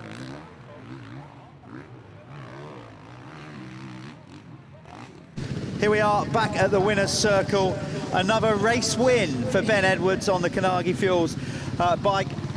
Emphatic, another great racing, but you were pushed a bit more in that one. Yeah, definitely. I got off to a second place start and then slowly made my way to the lead. And I felt like there was somebody behind me the whole time, so I had to keep pushing and try and limit the mistakes. But yeah, can't ask for much more than an hour win, so pretty happy. We said it before yesterday, you know, you like these conditions. There's a lot of sand up at Scotland, so clearly when you come to a track like Hawkstone, it's good for you. Yeah, definitely. The sand the whole winter, I've never see any clay tracks at all or hard pack, so, and especially when it's a lot wetter today, so more my kind of rutty kind of conditions, so nah, really enjoying it. Where are you at with the championship, Ben? Do you start thinking about the championship at round 2, or is it just one race at a time? Because you're getting a bit of a grip on it now. Yeah, it's kind of trying to see where the other riders are and try and always be in front of them, but there's still a lot of racing left, so I'm trying not to worry about it too much now. Well, another great ride, well done. That's Ben Edwards, another race win from him. Good work. Let's just go. We're going to go to some adverts now, and up next is the fastest 40 opening moto. Buckle in, people. This one's going to be a good one.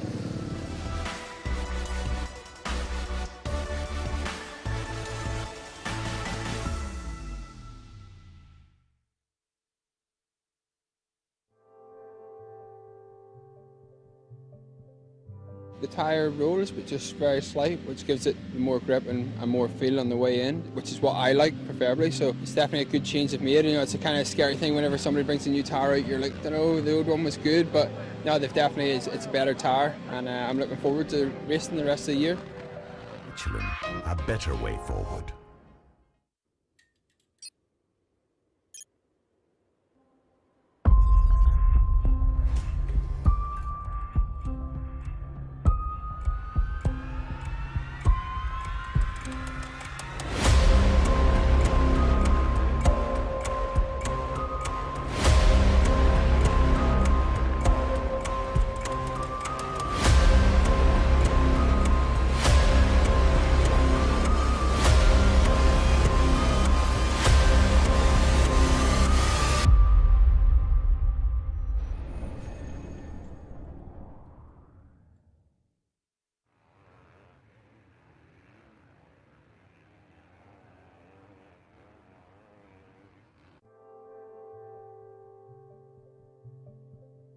The tyre rolls, but just very slight, which gives it more grip and more feel on the way in, which is what I like preferably. So it's definitely a good change they've made. You know, it's a kind of scary thing whenever somebody brings a new tyre out. You're like, I don't know, the old one was good, but no, they've definitely it's a better tyre, and I'm looking forward to racing the rest of the year. Michelin, a better way forward.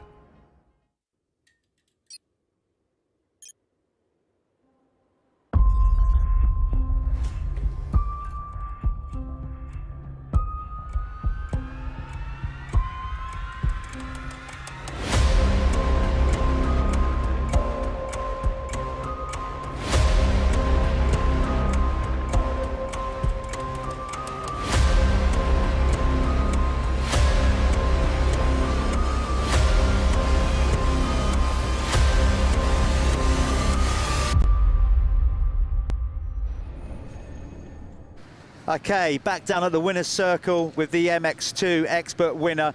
3 moto wins on a spin so far, Callum Scott. I just wanted to highlight that. There you go, that's what it's like being buried in the pack. The Oakley roll-offs doing their business. Look at that. Cullen, you may be buried in the pack, but you take another MX2 win. Yeah. A perfect weekend so far, so how are you feeling about that? So far, so good.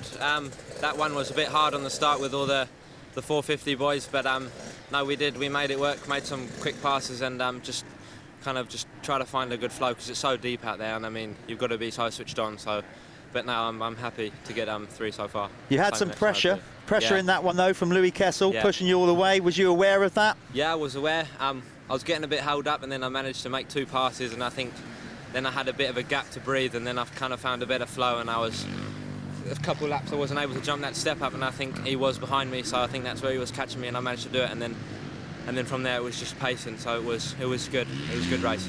Anyone you want to thank? Obviously you got a lot of support with Team Green. Well, obviously I want to thank Team Green, Kawasaki, Oakley Riders for the vision, Bell, Fast House, Alpine Stars, Fist Gloves, and the man himself, Jeff Perrett. Oh, you don't need to thank me. He does all the work. Well done on another race win. Get yourself set for the next one later on and try and make it a clean sweep. Thank you. There you go. That's Callum Scott. He's going to go and get himself cleaned up, fresh kit, clean the bike off. Up next, now we are going to the fastest 40, the fastest 40 riders in the UK, brought to you by Michelin in Milwaukee. As we said, buckle in. The big boys are up next.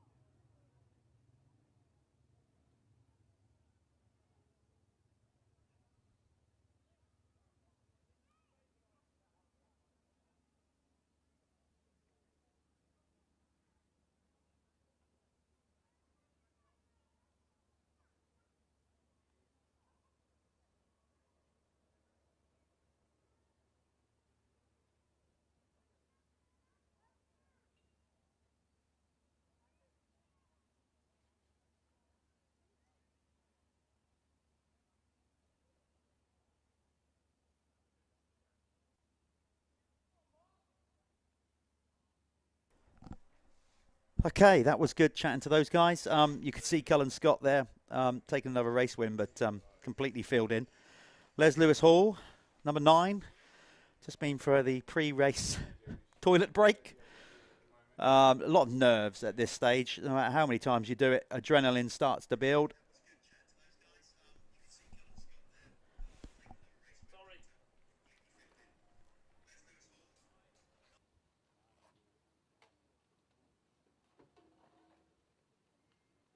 So this down in the pit box, this is where you can see a lot going on. The mechanics' final run through.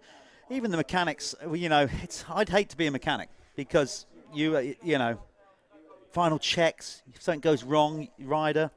Yeah. You know, there's a lot. The mechanics work exceptionally hard, you know, and then they're under. Once they go off, once they pull away from this pit box, that's it. You're on your own. You're on your own.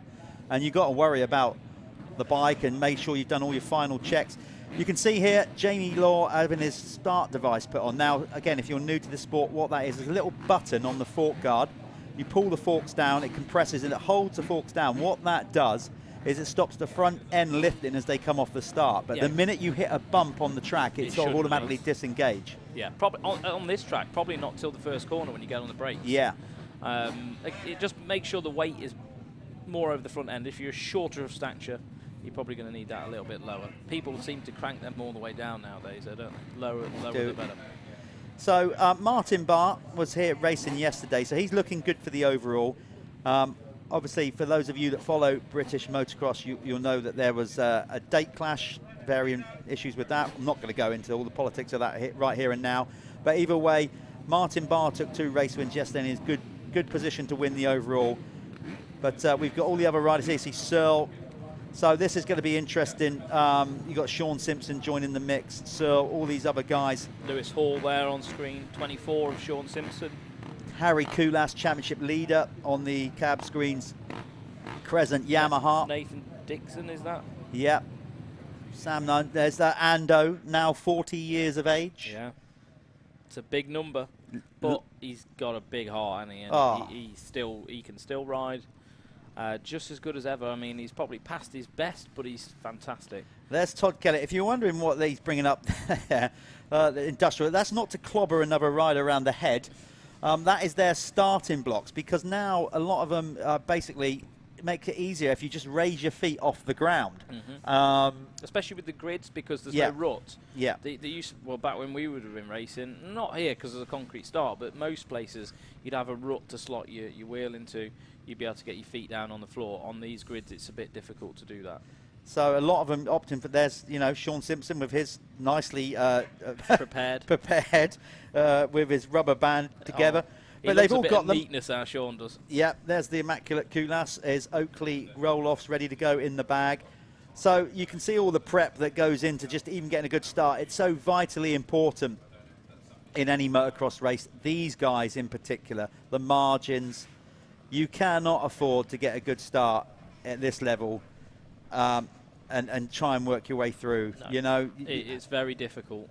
The start, I think, probably at this level is 60% of the race. I mean, I don't know the accurate numbers, but it will be a big number to, you know, like if you can put yourself in the right position, then you can make anything happen. I know Millward made it happen the other week at one of the races, one of the championship races, and took a win. You know, and he's not, I mean, not saying he's bad, but he's not typically the guy that would go out there and win every week, week in, week out. So, you know, that just shows you how crucial it is to get those starts. Absolutely. And especially here today, because of how, you know, how muddy and wet. I mean, it's not muddy, but you saw the goggles of Cullen Scott. You don't want to be buried in that. No, you do not. If you can have clear goggles, clear vision, you're going to have less problems, and it's going to pay dividends to you for, you know, building a gap from the pack. There's Simo looking, well, incredibly chilled out. I mean, it's just like, yeah, whatever. But Sean has raced and won GPs. Elliot Banks-Brown. Elliot Banks-Brown. Let's talk about Elliot. He needs a change of fortune. His start of his year has not gone well at all. Kyle McNichol on the GRT. On the Oakley Honda. Yeah, not too good. He's been fast. He's been fast. Elliot Banks-Brown has been fast. It's just not everything's clicked together, has it, for him? So hopefully we have a good day for him. As we're coming across the start line, good to have number 3, Josh Gilbert, back. There's Harry Kulas with the red plate. Okay, so let me explain that for those of you who don't know. Red plate signifies you are the championship leader, and Harry Kulas is leading the Pro MX1 category. There he is, Tony Craig, still going strong. Yeah. Him and Ando can jump on their Zimmer frames. 2 Scotsmen there. John Adamson alongside. So there's Edmonds as well. Stuart Edmonds on the Apico Factory Racing Husqvarna, and the 184 Jamie Carpenter on the Crescent Yamaha. So here we go, people. This is it, the fastest 40. Now this guy took 2 thirds yesterday in MX2. He is riding number 6, Carlton Husband, on the Phoenix Tools Apico Kawasaki with a broken shoulder blade. Here we go. Ruined. He's a ruined shoulder. The gate drops, and they're away. who's going to pull the whole shot as they sweep in. Look like Kulas with an absolute flyer down the pipe, but did he hold on to it? No, he don't think he did. That is Martin Barr right at the front. And Tommy Searle on the Honda there, the Creedon Honda, making a good fast track Honda, isn't it? Creedon fast track Honda, making a good start. Todd Kellett, was that round the outside as well? Yes, Todd Kellett, the sand specialist with a flyer. Barr again. So Barr wasn't a coincidence yesterday that he took 2 moto wins, and I think he wants to prove that as well, doesn't he? He wants to absolutely prove that he's got the ability to win races when everybody's here, not just a handful. He's on his own team setup this year, Martin, on the Delphic Racing BRT Kawasaki. So a bit of creativity from Searle through the rollers then. Tommy was doubling through the rollers, like what you said would start to happen with these guys. But it is Martin Barr, the Delphic Racing 5 BRT rider out front. But not anymore. Todd Kellett, number 5, jumps into the lead through that section. He will love these conditions, love them. And not only that, he could ride these conditions for 3 hours straight. At that speed, probably. Yep. He's, really cool kid. Oh, but look, Simpson. Sean. That was sketchy. Sean Simpson fancies a bit of this. Kellett is going to have to work exceptionally hard because here comes Sean Simpson, inspired. And Harry Kulas back in 5th. Yeah. Smart cat. Don't think he is going to pace this race. He is so strong at the end of the moto. The number 151. He paces races to perfection, doesn't he? He really does. Hardened Estonian. He's burning the back end of Tommy right now, where Tommy's Sean's burning his front end. He's burning the cattle both ends. I have to put that one out. But this race is going to. Everyone's in the right positions, aren't they? We're in it. Oh, hang on. Well, not everyone. Sean Simpson. So basically, Martin Barr has dropped back. Simpson up to 2nd. Let's give you when they go across the line. Of course, there's no Planet Moto first lap leader in the pros. Because, well, basically, they often live out there. They're anyway. often there anyway. The prize, we want to give the prize to the Amateur and Clubman. Kellett getting cheered on. Simpson. Let's get them over the line next lap around, and we'll give you a rundown. So when they cross the line, we will tell you where they are in the race from top to bottom and what class. See what they're doing through here then. Oh! Whoa! Simpson, rodeo, bucking ball through that. He rode it out though. Yeah, give that guy some chaps. He needs to be in a rodeo. These 3 have actually pulled away from Tommy Searle at the minute as well. So I don't know whether Tommy had maybe a little bit of an error, but he was there in the frame with him before, and they've got a bit of a gap on him. So Tommy he's back out the way at the minute with Kulas. There was a little reminder for Sean, just to waken him, just to freshen him up. You're alive. You're in. You're in. Knuckle down. So across the line, here we go. Let's do a running order then of where we're at. Fastest 40 brought to you by Michelin and Milwaukee. So that's actually Todd's partner that was hanging over the fence with his pit board. He goes to the racing with his girlfriend. His fiancée, Lucy. Yeah, she was boarding him. Big effort. It's a big effort from all of those guys with their team. Okay. Finally, it's uploaded. In MX1, it's Todd Kellett leading the way, number 5, ahead of Sean Simpson on the SS24 machine. Then it's Martin Barr. Tommy Searle is in 4th, ahead of Harry Kulas. Then it's Glenn McCormack in 6th. 7th is Jake Millward on the Verdi Substance KTM. Where do we get up to? Then it's Josh Gilbert for 8th. Par Holmes, Husqvarna. Dan Thornhill, then Gav Stevenson 10th. Stewie Edmonds 11th. Liam Knight for 12th, Elliot Banks-Brown in 13th, Tony Craig 14th, Gary Gibson number 14 and 15th, then it's Jason Mira number 10 in 16th, 17th Brad Todd. In the MX2 category, it's the Scotsman on the Gabriel Solutions KTM, John Adamson leading the way ahead of Jamie Carpenter in 2nd, 184. Then it's Nathan Dixon for 3rd, Florent Mio is in 4th, number 247, ahead of Jamie Law, number 25, Lewis Hall on the Rob Hooper Racing Tiny Tablet Yamaha in 6th. Then it's Grimshaw, Tom Grimshaw, number 16 on the Chambers Husqvarna. Carl McNichol is 8th, GRT Whole Shot KTM. Then it's Sam Nunn, Brad Anderson on the Verdi KTM in 10th. Jamie Wainwright for 11th, Callum Mitchell in 12th, and no surprise to see Carlton Husband, not because he's a bad rider, but because he's riding with a broken shoulder blade and dislocation, out there salvaging points in 13th. Number 6 on the Pico. Good to see. On the, Phoenix Tools, a Pico Kawasaki. Good to see Kyle McNichol a little bit further up the field. I know I've been speaking to the team there, and they expect good things from him. I think, again, he's a little bit of a carpenter, a bit of a slow burner, might need to get into it a little bit. He's only just come up from the youth ranks as well, Kyle McNichol. So, good to see him having a little bit of a better race. So, we're on Kulas, the cab screens. Present Yamaha rider, just sort of shaking his head a little bit there. He didn't look overly happy. He's very particular and precise with bike setup. He won, I'll put it into perspective, he won at the first round of FatCats in the first race. And I asked him how it was. We need to change things with the bike. I'm not happy. I'm like, mate, dude, come on. You just won. So, yeah, but when his bike's right and everything's working good, he wins. He knows. Yeah. And he knows that. That was a good stab at an Estonian accent there. It's not good. You sounded like the meerkat. Okay, so you can see Sean Simpson starting to settle in after that early wobble. Kellett will know that. Listen, Sean is a brilliant sand rider. These are two amazing sand riders. In a different way, Todd obviously being really good, but now focusing on beach racing, really heavy dune sand, deep, fluffy.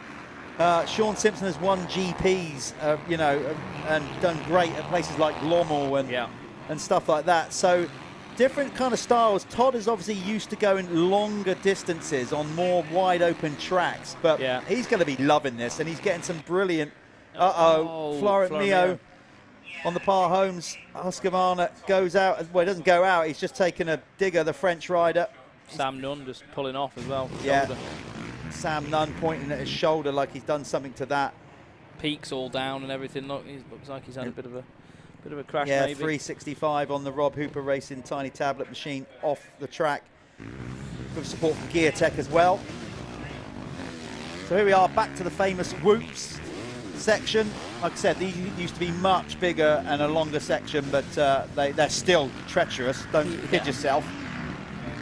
I think they have to sort of cater it to the kids as well nowadays. I just saw a little puff of smoke out of Simpson's bike then. Okay, let's see on that. Here's Tommy Searle trying to make a move on Martin Barr. So the Crendon fast track Honda rider. Oh, and he's got him. Has he? Yeah. I don't know. Martin, Martin just kind of went. Yeah, go on. Yeah, maybe he's feeling it from yesterday. I don't know. It looks like Martin slowed right up here. Has he got a problem?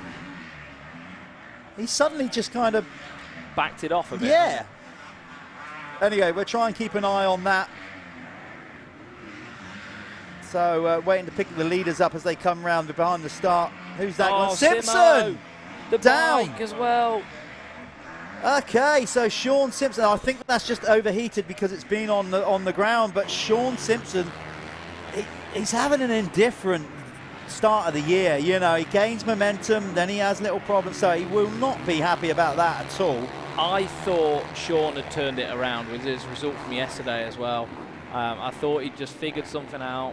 But that's Hawkstone bikes. That's Hawkstone, that's motocross. This is really tough. What it has done has given Todd Kellett on that Yamaha France machine, Dragon Tech, a bit of clear space. A big bit of clear space. He's got a chunk of change there, look. There's a good 6 to 10 seconds back to Tommy Searle now. And what I will say about Todd Kellett is he's going to go the distance. Oh, he will, yeah, he will. And that's probably going to be the worrying thing for people like Tommy and stuff.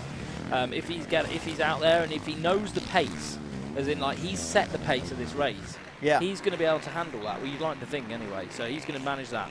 I think Martin Barr is he's doing great, but I think because he's been off the bike, he's had that ankle injury and it just race fitness. Yesterday, these guys wasn't here. He had 2 solid rides, a little bit more unchallenged. He's now feeling the pace, being back into it. But Martin has got a load of experience. Happy Father's Day to him, by the way. He's got his 2 new twins here this weekend. Happy Father's Day to a lot of these guys as well, Tommy and Sean. Yeah. Both got newborns as well. All sort of become dads at the same sort Yeah, of time, it's cool, didn't isn't they? it? It's cool. Yeah. So I think Martin will just kind of like, do you know what? 5th is good. You know, I'll take that. I'll settle in and he's not going to override, is he? No, That's I don't my think point. so. Kulas still not able to do anything about Tommy, is he? Is he comfortable? I don't know. It must be very difficult coming from a hard pack race yesterday as well. Coming here, his bike setup's going to be completely different. And he is the sort of guy that relies on that good feeling. Martin Barr has just thrown his goggles. Yeah, so I think Martin he's Barr feeling and it. the Delkovic I think Kawasaki goggles have gone. So going back to the Pro MX2 category, which we're not following on screen, Jamie Carpenter is your new race leader. Jamie Carpenter is your new race leader. Sponsored by Giveaway Life. You can't help yourself, No, can you can't. You can win yourself a Honda this weekend at Giveaway Life. Another shameless plug from Swanee. James Carpenter, we call him Jamie, so we'll stick with that. Jamie Carpenter leading the way, number 184 on the JC 184 Crescent Yamaha.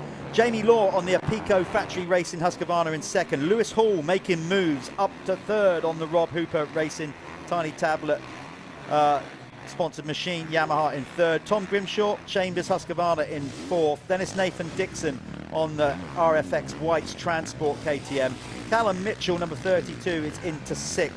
John Adamson, who was leading, is dropping down the order here on the Gabriel Solutions KTM. So I'm beginning to think that John Adamson has hit the deck or is still on the deck somewhere on circuit. Carl McNichol is in 8th, Jamie Wainwright for 9th, and the old boy who's earned his stripes over and over and over, Brad Anderson, 40 years young, out there in the top 10 with the kids in the MX2 This class. is his last year racing, well, he says, at professional level, but I think Brad said that before. Yes, he has. I'm sure if a deal came from somewhere, he would probably continue.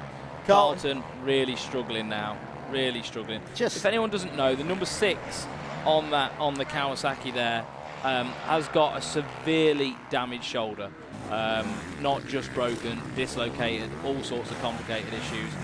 It needs rest, but this weekend was a vital opportunity for him to grab some points, and he is actually leading the MX2 championship and probably may come away from here with still in the top 3 in that championship. Well, the old adage, you can't win championships on your good days. It's all about you win them on your bad days. And I tell you what, Carlton Husband, they breed them tough up north. Oh, he's a tough cookie. He will. He'll grit his teeth and crack on with it. John Adamson's bike's not looking too pretty now either. Number board lost. Yeah, that's what I say. He was in the lead and he dropped down the field. So John Adamson has dropped down out of the lead in MX2, so he's had a big crash somewhere. That has given the lead to Jamie Carpenter, who has an 11-second lead in the MX2 category ahead of Jamie Law. And then Lewis Hall is just 1 second further back in that MX2 class. Eyes on Tommy Searle at the minute on that Crendon Fast Track Honda. He's just going into the roller section at the back of the circuit now. Saw him doubling through there at the start of the race. Obviously gets pretty technical. He's having to fend off the Crescent Yamaha, Crescent Cab Screens Yamaha of Harry Kulas. So Harry Kulas really having to work the back of Tommy Searle at the minute. Those two obviously in the shadow of Simpson at the moment. Simpson in a comfortable second position, I think. Just reporting on what I can see out the window right now. So those not too much going on up the front there, but we're going to get eyes on them in just a moment. We should have eyes there, look, on Sean Simpson coming through, then Tommy Searle breathing down the neck of Tommy Searle is Harry Kulas, looking, I think, a lot more comfortable right now. So Kulas looks to have, found a little bit of comfort on the bike and definitely looks a little bit better. So is he going to be able to do anything about the Crendon Fast Track Honda rider of Tommy Searle? We'll have to wait and see. So all the riders coming through on this shot, we're just doing a a pan of everybody coming through here, going down the hill. See if you can spot your favourite riders coming through. There's Stuart Edmonds there.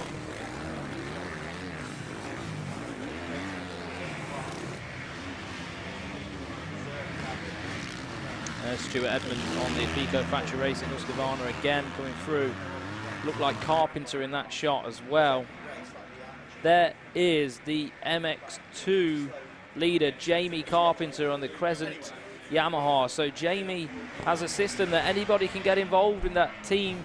If you get in touch with Jamie, you can have one of the sponsorship spots on that bike. Is really open to sponsorship and people helping him out for individual rounds and stuff. I know also Ashton Dickinson does that as well. And why wouldn't you? The Good kid's idea. winning. He's winning. He's getting, here we are right now. He is literally a mobile advert on your TV screen right now. And you can see that big Crescent logo on the side there. PGVM, Paul Grimshaw Vehicle Movements, helping him out. GAL Giveaway Life. I'm sure there's a lot more as well. I'll get some information from Jamie maybe for the second race, and we can give some of those sponsors a big shout out. The guys at Monster of Dirt do his graphics, so they're probably after more sponsors come in, have to keep changing them. Yeah, I imagine. Yeah, they seem to be chopping and changing all the time, don't they? But that's good. It keeps him racing, and that's what it's all about. So there's Gavin Stevenson on screen. Meanwhile, way out front, I wouldn't say way out front, but he's having a blinder. Todd Kellett, Michelin-supported rider, of course, as well. He has an 11-second lead, rider number 5, on the Yamaha France Dragon Tech Yamaha. There's Lewis Hall getting a bit jiggy with it as he goes into the sandpit. He is in 3rd position. He is just a second behind number 25, Jamie Law, on the Apico Racing Husqvarna. So a good battle shaping up between those two. Carpenter has about a 8-second lead ahead of those two, but I've got to say it's closing. Here comes Lewis Hall up to 2nd place in the MX2 and taking a second or more out of Jamie Carpenter. Race on. Lewis Hall can now almost see Carpenter on the yeah, this is going to be interesting. How much time have we got left? 7 minutes. 7.5 minutes plus 2 laps to go. It's going to be a blue battle for the front there, isn't it? Rob Hooper's going to be relieved as well, I think, to see Lewis Hall fighting for a race win as well. Yeah, I think Lewis just needs continuity. Lewis is a rider that categorically just needs a bike set up that he knows and pound out practice laps after laps. Yeah. So he's new team, finding that setup, and of course COVID stopped them going out and testing and doing everything. I know there was a big issue there. He jumped on a race bike, didn't he, the first round, wasn't comfortable with it. I actually spoke to Lewis this week because I went and dropped some parts off with him. He's actually out there, believe it or not, people who are listening, on a pretty stock bike.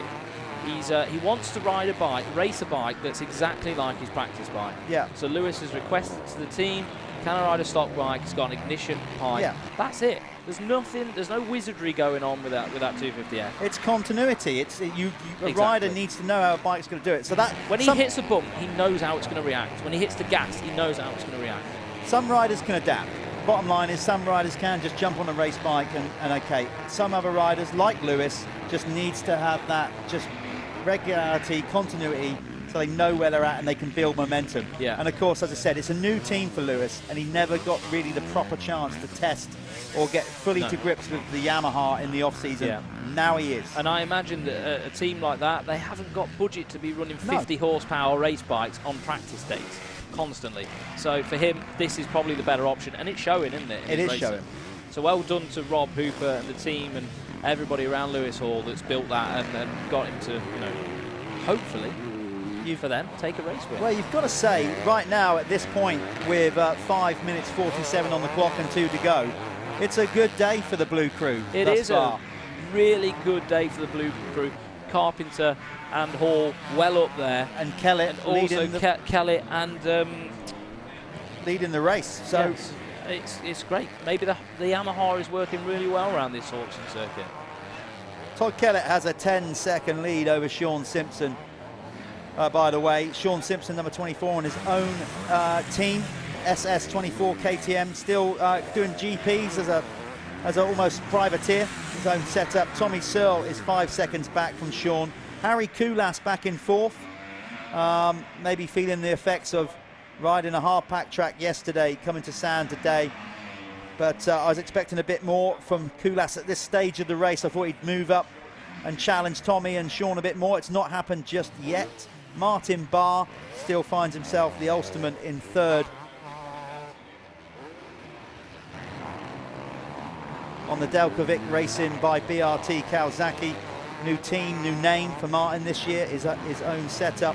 Then it's Jake Millward on the Verdi KTM in third, rider 303. Josh Gilbert on the Par Homes Stebbings cars, Husqvarna in seventh, ahead of Glenn McCormack on the unique Husqvarna. Then it is Liam Knight, Gabriel Solutions machine in ninth, number 134. And then Stewie Edmonds on the Pico Factory Racing Husqvarna in 10th. That's MX1. MX2, current running order is Jamie Carpenter. The gap down at the front now to 6 seconds. Lewis Hall, number 9, is closing in on him. On screen is the third place MX2 rider, Jamie Law, number 25. Then we got Tom Grimshaw, number 16, on the Chambers Husqvarna in fourth. Fifth is Nathan Dixon on the RFX Whites Transport KTM. Then it's Callum Mitchell, Par Homes Husqvarna. John Adamson, fastest lap of the race in the MX2, but stuck down in seventh, number 2, on the Gabriel Solutions machine. Then it's Brad Anderson, number 60, on the Verdi KTM. Carl McNichol, GRT, Whole Shot KTM in ninth. And finally, Jamie Wainwright, number 10 in 10th. No, sorry, number 40 in 10th. I just saw something then, which is just frightening. So these guys now are actually, as they're doing the tabletop before the bridge, their foot pegs are grinding the ruts away, either side. So those ruts are as deep as the wheels go on these bikes now, and I just saw them grinding, just hitting the bottom of the frame, and I was like, when you were talking, I was like, because I thought someone was going to make a big mistake, but impressive. Those ruts are savage now. Absolutely savage. Sorry to talk over you, dude, but this is getting tight. I can see he's not quite on him yet. Not far away. But Lewis Hall is closing in about a second a lap. But he's got Gav Stevenson in the way. He needs to kind of get past Gav. There's Jamie at the bottom of the hill. Job done. Lewis now goes past, so he's now got a clear run. This is the battle for MX2 Moto wins here. Yeah, supremacy. Jamie Law on that 252 stroke, a Pico machine. But there's Hall in the shot, coming into the shot. Kulas has now gone past Tommy Searle, by the way, up to third in MX1. We're going to stick with Lewis Hall, try and stick with him, because just ahead of him is the race leader in MX2, Jamie Carpenter. Yeah, so just trying to stay with the number 9 of Lewis Hall now on that Rob Huber Racing Yamaha. There's Carpenter coming through the whoops. There's Hall. He is definitely closing. He is closing. Lewis Hall, and I tell you what, it's going to be a good race between those two guys. They both want to be on the top step. Don't they ever? And I tell you what, they're both bulldogs, and they have got a little bit of needle, the pair of them. Yeah, and they've had a few on-track incidents where they've got together. Similar pace, aren't they? But both of them are yet to really have a dominating win this year. There's been, both those guys have both had factors why they haven't won. You know, little things have gone wrong and stuff. So this is, both of them want this just as much as each other.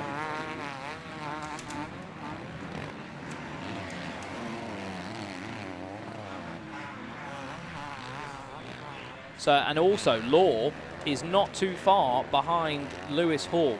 So you're watching the leader on the screen there, you're watching Jamie Carpenter, just behind him there is Lewis Hall, and then creeping up on Lewis is Jamie Law. So MX2 is shaping up to be a blooming good race. He's stuck with him because Hall went past Jamie Law earlier on, about 3 laps ago, but Jamie Law has not, he's not moved. The gap's still there. He's kept him there. So there he is, the race leader in MX2, Jamie Carpenter, 184 on the JC 184 Crescent Yamaha. He would have got the pit signal now that number 9, Lewis Hall, is closing in. At the top of the field, it's still number 5, Todd Kellett, leading the race.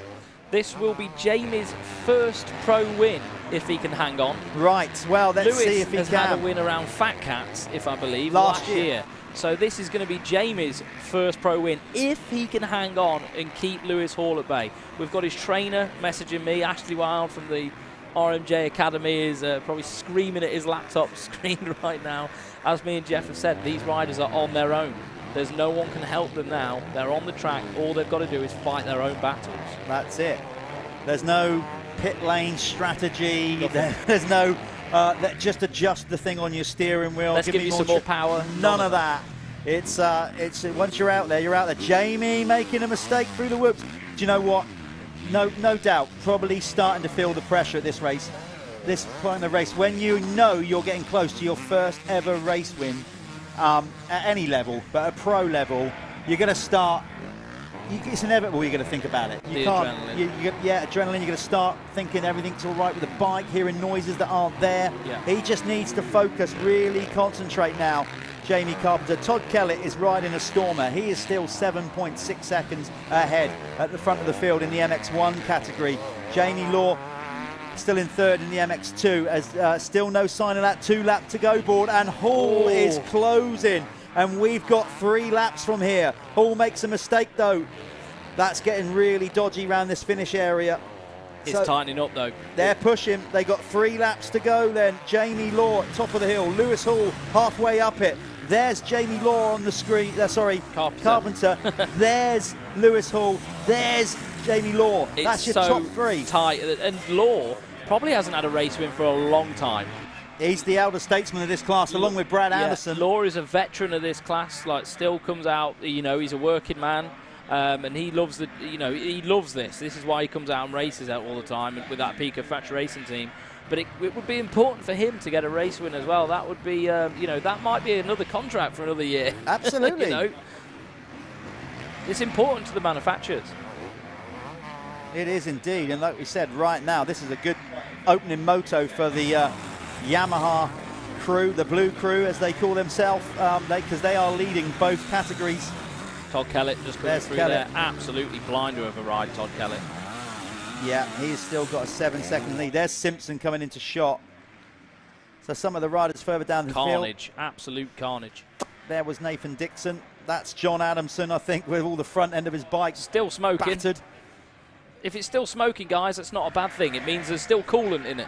There's Todd Kellett. We got him on screen, the race leader. He's had an immaculate ride. He got into the lead early doors, and he looks fantastic with those rather funky Liat motocross boots he's wearing there. They look quite cool, don't they? I was just about to point that out. It's quite a fashion now to have like quite an understated kit with some flashy boots. It is the in thing. Motocross is a very fashion sport, isn't it? It definitely is. Kits get quite creative with the colours and everything. There's Adamson. You see all the front end of his bike bruised and battered. At least I think that was him. Kellett, though, out on his own. Number 5 on the Yamaha France. Dragon Yamaha looking incredibly good.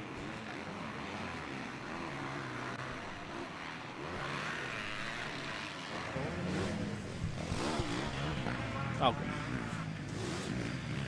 So Kellett, he's going to get the 1 lap to go board next time around. Let's just see how it stacks up. The gap in the MX2 category between Jamie Law and Lewis Hall is down to 2.6 seconds. So let's keep an eye on that. If we see something going on, we'll get our camera crew on the case. I tell you what, Todd Kellett has just been absolutely flawless throughout this, hasn't he? Brilliant. Flawless. What a ride. Yeah, he is so strong. He is like a little ox. He always has been. Short, stocky, but so strong. The rider from Langport down in Somerset. Oh. Getting held up a bit. Yeah. But he's safely on his way with a 6-second lead over Sean Simpson. Let's try and look out of the window here in our commentary booth to see where it's at with the MX2 category. Last time around, Lewis Hall had closed the gap. So they'll be coming through pretty soon around to the finish line. We're still following Kellett on screen. He's got this one. He's got so much experience. Fitness won't be a problem for Toddy K. TK5 doing the business. See, Husband's just pulled over at the side of the track there, just going to try and roll over the finish line when the flag's out. Bless him, he's obviously in a lot of pain. So we're sticking with Toddy K, and quite right too. He's been immaculate in this race. Certainly deserves the TV time out front. But we're just seeing where this battle is between the MX2 riders. I'll tell you what, we've got to swing to this, haven't we? Because look, with 1 lap to go, look at this for the race win. You have got Jamie Carpenter, and now Lewis Hall is eating his dirt. We're going to try and get that on screen. Bear with us, folks. We're trying to pick them up. They're now going up the hill. No disrespect to Toddy K, but we have a battle royale on this last lap in MX2. Here they come into screen now. Anytime it's going to be, there's Carpenter, there's Hall. He is closed in dramatically with 1 lap to go. And don't rule out Jamie Law, because if these two get together, Jamie Law is there to pick up the pieces. Checkered flag, by the way, is gone. We're going to stay with this 250 battle. We have to. Checkered flag for Toddy K. Sorry, Todd, we couldn't show you taking the race victory, but we're going to speak to you down in winner's circle. So Todd Kellett takes the moto win. Sean Simpson coming in second in MX1. This on screen is the battle for MX2. Just going to pick them back up. It's still, remember, this is Jamie Carpenter, 184, going for his first ever pro race win. There he is on screen, coming through the shot. Where's Lewis Hall? Right there, doing everything he can.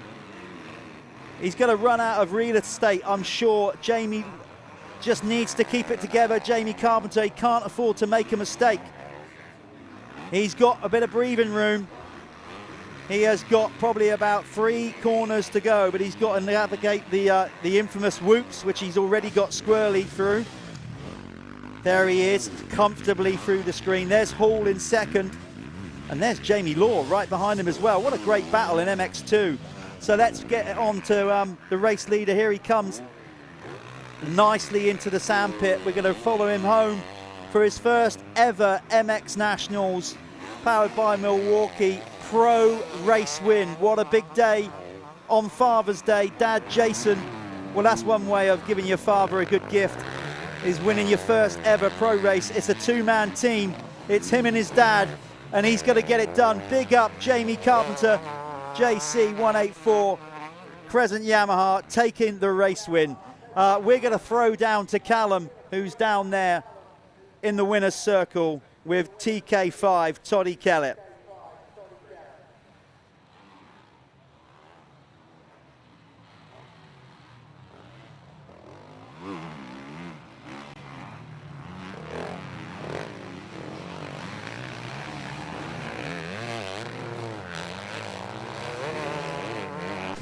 Todd Kellett, wow. So you've come all the way from, I presume, have you been in France? I came from France on Monday, so I had a little bit of time, but yeah, made the trip back. That was awesome. So Todd is normally doing beach racing. You're on the Dragon Yamaha team, aren't you? And that was an absolutely perfect performance that we saw from you then. That was a different Todd Kellett that I've seen for a few years. That was amazing, mate. Yeah, so have you got anything to say? I'm really pleased. You know, it's a good Father's Day gift, obviously, and I think a lot of people sort of wrote me off in motocross, and you know what I was doing was different with the beach races, and I still love it. But I felt like I had more to give in motocross, and yeah, I'm buzzing to show what I'm capable of. And at the end of the day, this is just my off season, and I'm just having a blast. You know, we go back in September, and we get back down to the real business. So for me, this is just good fun, and I think that makes a difference. You know, when you're having fun, you do well. Yeah, 100%. I don't think you actually got a fair go at motocross either when you did it. There was a lot of injuries, and it never really went right, did it? So you've got to prove it. Unfortunately not. I give it my best, and I hope there's more to give.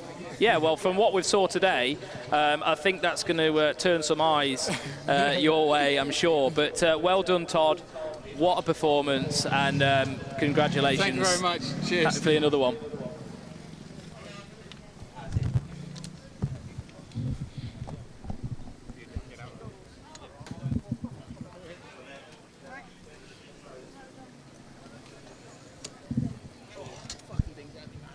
There you go. There's we're going to get Jamie into position. Pumped. I'm going to pass back over to Callum because obviously there's two very excited race winners down there. You ready, dude? Yeah. Oh, sick. Well done. Too much sand on my face, huh? Mega. Nah, you're all right. You had a drink? Yeah, good, thanks. Cool. Are we live? Right, sorry. We're here with Jamie Carpenter. Jamie Carpenter, that was your first pro win. Your first pro win. How does that feel? I know it's been a long time coming, and I know the amount of work that goes into your program is, you know, it's ridiculous. So, yeah, let explain. It's a long time coming, I'd say. I think the main thing was I took a few risks on the first lap, like jumped big, and I swear I did it. It was in like the first 10 minutes, spaced myself. Yeah, it feels good. Did you get a good start in that one? We didn't really see you on the start. It's always difficult with a mixed race with a 450, but I guess I muscled my way around the first 2, 3, 4 corners. Yeah, and it was worth it. Yeah, it was, and I know that you've been waiting for this for quite a while. Also, battling with Lewis Hall, he was coming. He had a pro race win last year, so you two got a lot of pressure, and it was amazing for you to finally pull it off, and hopefully you can carry that momentum forward. Do you feel that that's going to help, you know, psychologically? Yeah, definitely. Well, I think it helped. I went Poland qualifying this morning, which was a good feeling going to the race. Probably the best Father's Day gift I could say so far. Hope to do it again in the second race. He's happy. Your dad's over the moon with you, mate. So hopefully do it again in race 2. Yeah. And just solidify your position. Well done, mate. Cheers. Bit more prize money for the speeding fines, eh? Cheers. Yeah.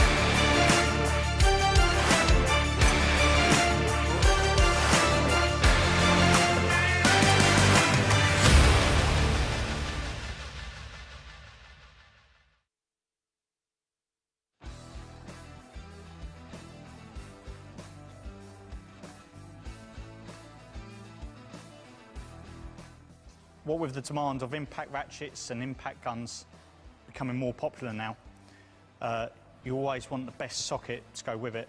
And we seem to find that Milwaukee works so well with the product. They give you a really good set of sockets, varying for all different sizes from 1/4 inch all up to 1 inch drive. And the other great thing about them is they come in shallow and deep sockets, as well as you've got all the variety of extensions, adapters, which is just brilliant for when you need to get into them hard places or them, you know, can't really quite reach with just on the gun. You can stick a couple of extensions on or an adapter and get to it. It's really, they are good. We use them, and we really do use them to their full potential, even if it's from removing truck wheels to doing engine work, whatever, they really do last, and we've never had one fail yet.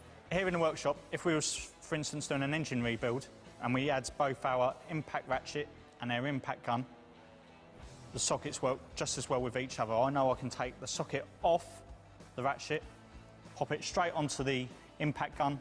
I know I can put it on any gun and it will do it. They work well together, they're made well together, they're durable, they've never ever let me down. They're brilliant to work with.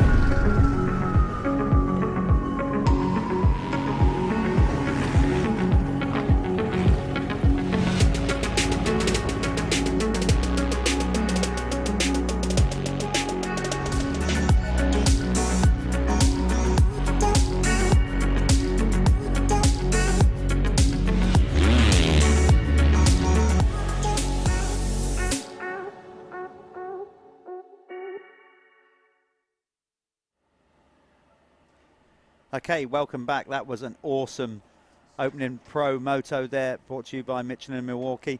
Obviously, we are at the famous Hawkstone Park circuit, so what a better time in this little interval to show you a little bit of history about Hawkstone Park. We took a little walk around the circuit yesterday to find out more.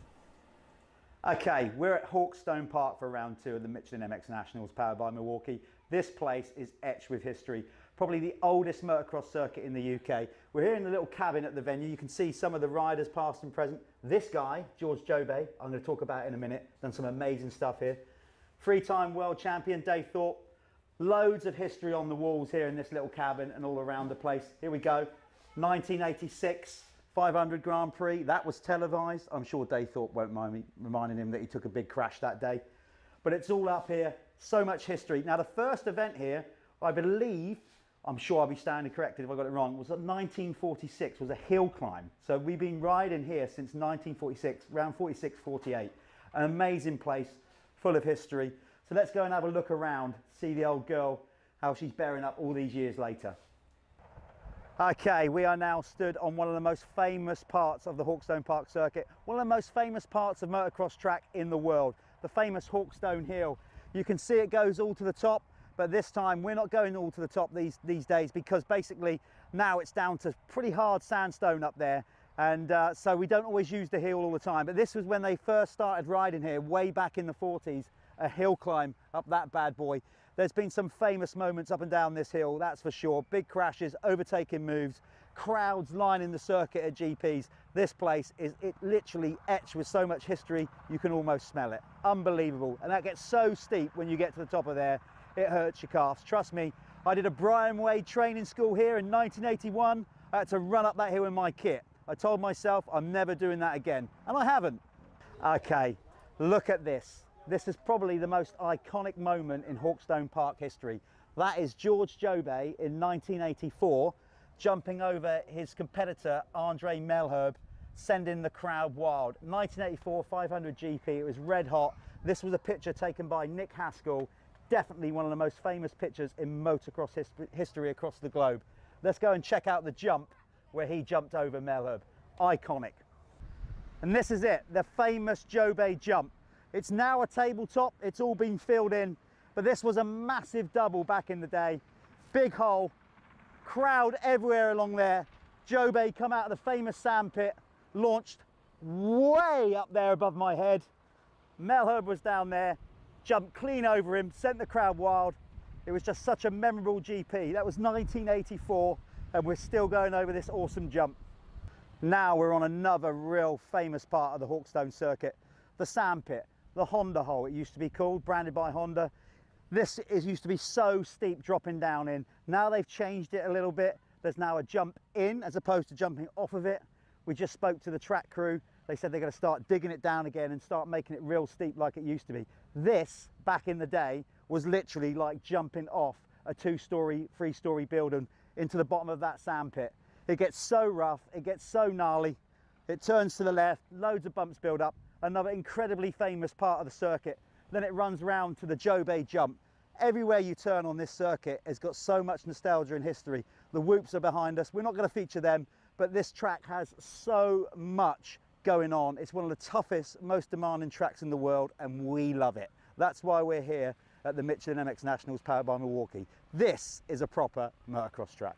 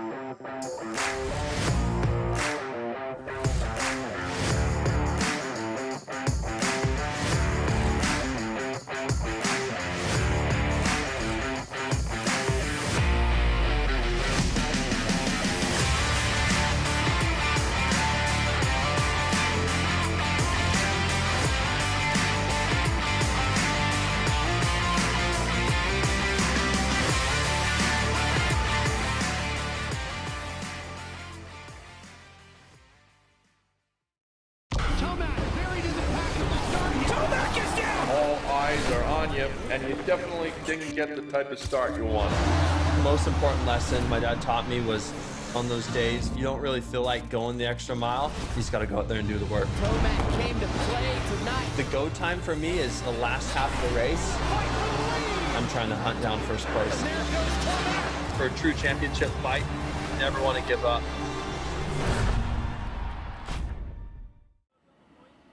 So that was a little bit of the history of Hawkstone Park you just viewed. Now let's find out a little bit more about some of the riders. We've done a little team profile yesterday of the Team Green Kawasaki team. Obviously fantastic to have a manufacturer supporting us here at the Michelin MX Nationals. So sit back and watch these guys talk about their racing. This is Team Green Kawasaki. So Cullen, last year's MX2 champion. Yeah. Still riding for Team Green. What's it like moving up into the pros? How are you finding that? Oh, it's a whole different ball game and experience and all. I mean, it's just so intense. The fellas out there, they're on it. So, it's good taking this year as a learning year. See what we can do, and yeah, no, it's good so far. It's really good. What about round one at FatCat? Not the start you wanted. So not really. I mean, that first round felt a little bit unprepared. Not so much bike time. I guess same for everyone.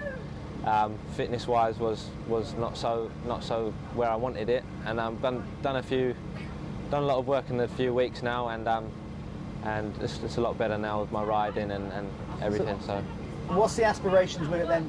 You know, obviously you want to be a pro. Yeah. Where are you going with it? How are you finding this whole learning curve in with the guys at the sharp end? Yeah, well, obviously I want to get to the top. That's my goal, and yeah, just see where I can go with it and give it my all, and then yeah. What about advice from the old man? Dad Clint used to race down in South Africa. Does he know what he's talking about, or are you showing him the way now? Big Clint, he thinks he knows what he's talking about now.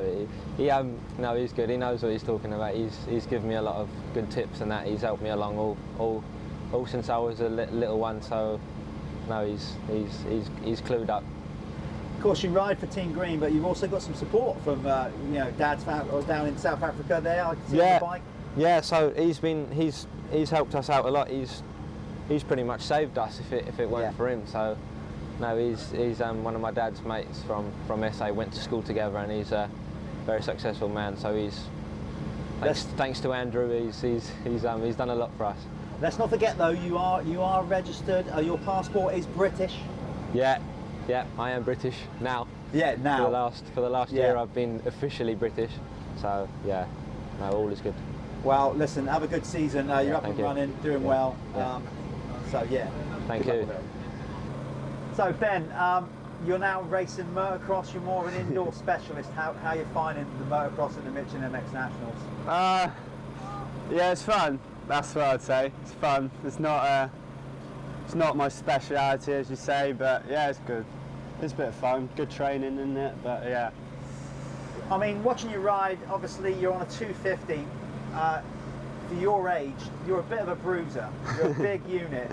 Are you looking already at thinking of getting on a 450 going forward? Yeah, definitely. I think next year is probably the one, especially here if the two groups combined. I think that's the ticket for next year, I reckon. So how are you straight up? How are you finding the motocross? Because like I said, you're out of your comfort zone a little bit. You've earned the right on Team Green for all your success in the arena cross, winning titles. Yeah. So, is it been an easy adaptation, or are you really struggling with certain tracks? Yeah, definitely struggling. Definitely, all these sand runs, it's proper hard going, but you know, it's what it is. You've got to learn it at some point in your life, so might as well do it now. But on the whole, you know, coming from arena cross into motocross, the obvious question is: Are you genuinely enjoying it? You know, you're obviously representing Team Green, so you've got to be having fun with it, right? Oh yeah, of course. It's all about having fun, and I wouldn't be here if I wasn't having fun with it. But you have your good and bad days, so good and bad races. It's all part of it. It's good fun though. Yeah, it's the main thing. We've got some tracks coming up that will probably be more suited for you. You're not a lover of sand, but obviously we've got further on the schedule. We've got Cuss's course in particular, the straight rhythm. Yeah. So I guess you got your eyes on that. Yeah, definitely. It's always like the last half of the season for MX Nationals as well. They go to more hard packy and my sort of type of track, I say, for motocross. But yeah, it's definitely where it's at there. Yeah. So have you been doing much motocross training? Because back at home you've got your own indoor track, so you've been that and you've been doing outdoor stuff, I assume. Not really, because we were still like, so it's through lockdown, we were just riding all the indoor, because it was raining obviously, so we had nothing else to do, and then we were just riding that, and then we're like, oh, we actually need to do some outdoors. But yeah, it is what it is, isn't it? It is what it is. Well, look, we wish you the best of luck for the rest of the series. Thank you very much. So, Joe Clayton, arena cross champion to outdoor specialist. How are you finding this motocross lark, going from arena cross to motocross? It's all right. It's a bit different, a bit more speed and longer races for sure. But no, I'm enjoying it. I had to do it last year because of COVID and everything, but now I'm starting to get the hang of it a bit more and enjoy it. How did you cope in lockdown? And obviously, you know, you had your own indoor track, so I guess you're just pounding out motos there, but that's not good training for motocross. No, I got pretty good actually in the winter on the 450, but I couldn't use that. I couldn't use that anywhere else, to be honest. But at least we got some events coming up this year. I can do it. So realistically, what are your expectations? You know, you're not a motocross specialist, yet you finished second in the MX1 Expert Championship here last year. So what's that done for your expectations? On winning, I guess. Yeah, obviously I like to win it. I haven't had the best of first round, and so we'll see how we get on this round. But no, hopefully we get the hard pack. That's more me. So a bit more jumps, a bit more hard pack. We look forward to that. How have you found Hawkstone? You've obviously raced today. How did it go? It went okay. I didn't get any great starts, so that didn't help. But no, it's good. The track's awesome, isn't it? Awesome venue. So it's really good to be here. So what's the future for Joe Clayton? What do you want out of this gig, Joe? You know, regards of a professional off-road motorcycle racer, what do you want to do?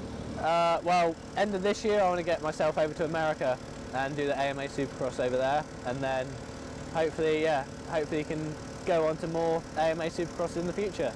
So actually this is good training. It's toughing you up for the AMA Supercross coming your way. Yeah, no, definitely. Get a bit of outdoors, keep the fitness up and ready for next year. Okay, well look, we wish you the best of luck for the rest of the season. Obviously you're in contention, so good.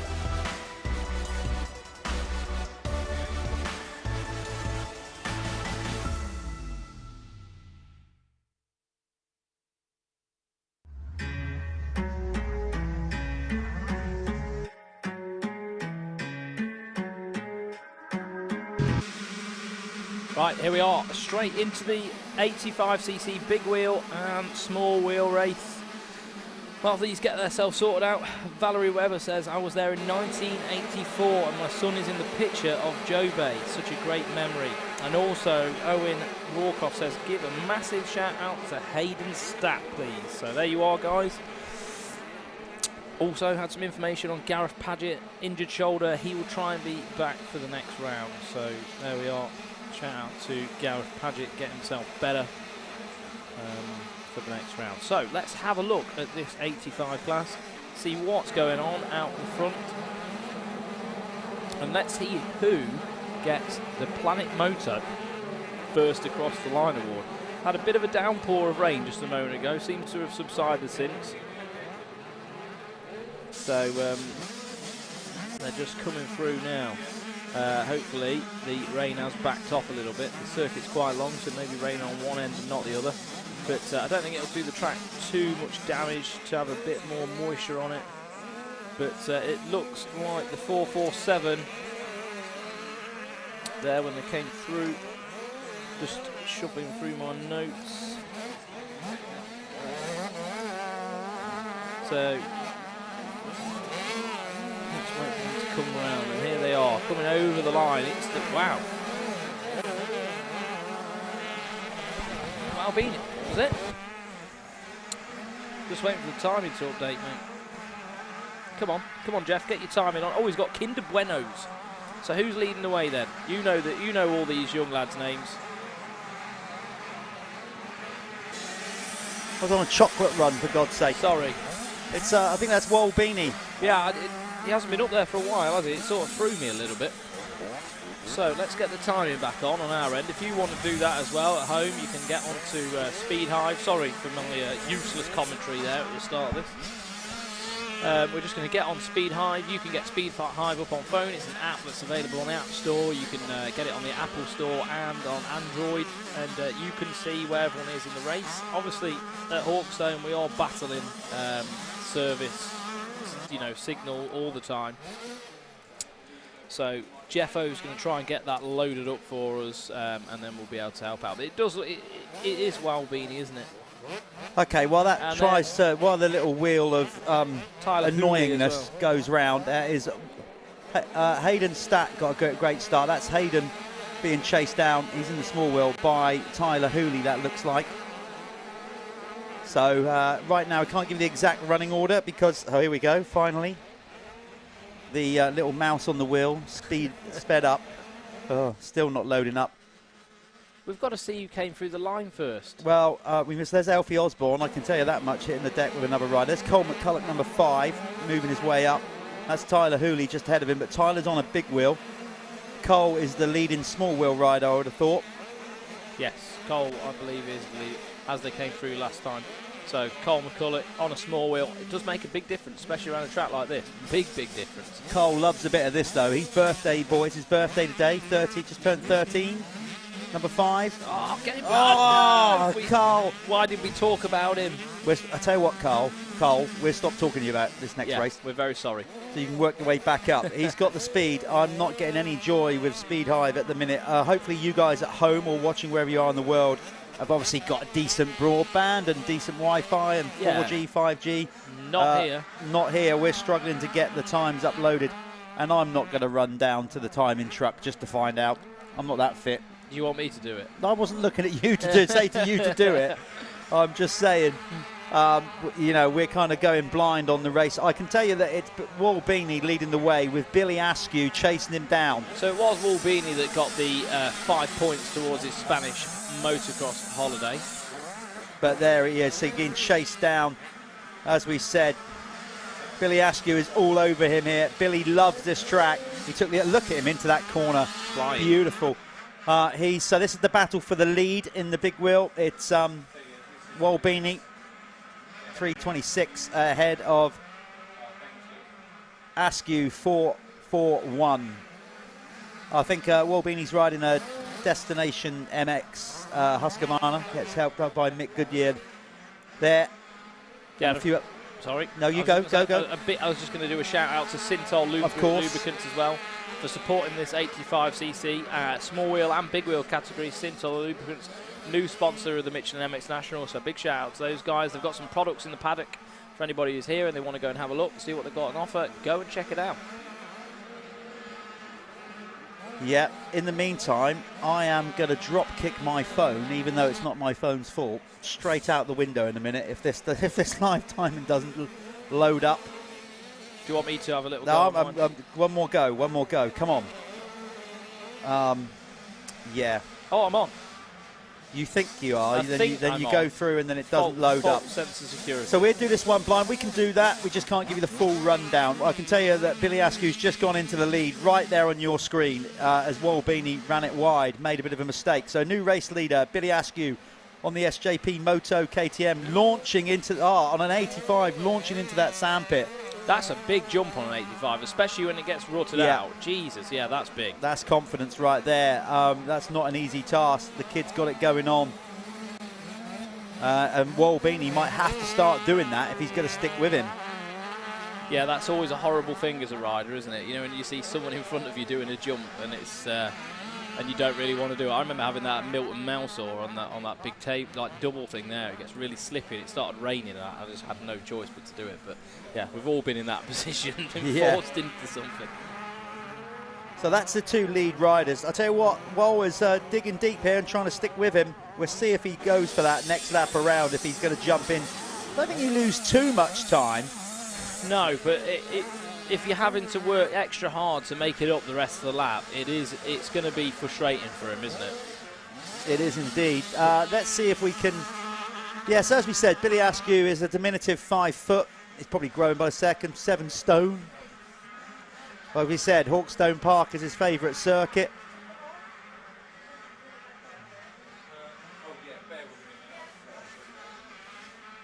Just trying to see if we got any information in yet from Walbini, but I don't think we have. That's rider number 88, maybe? I think that was, yep.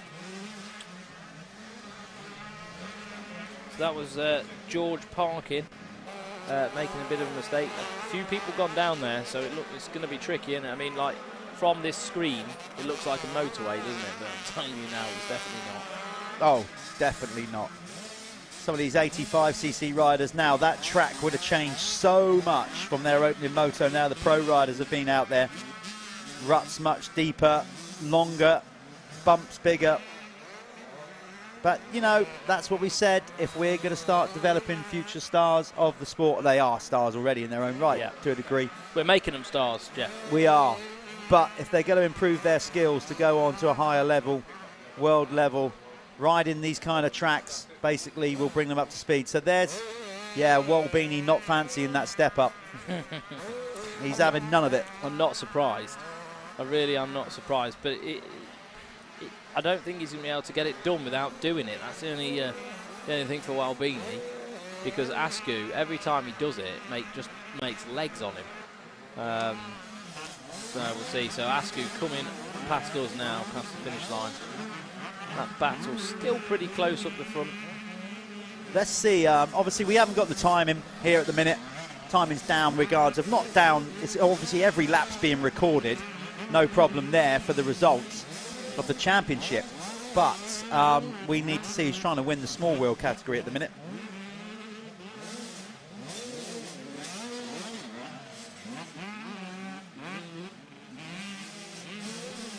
So just trying to see who's leading the small wheel.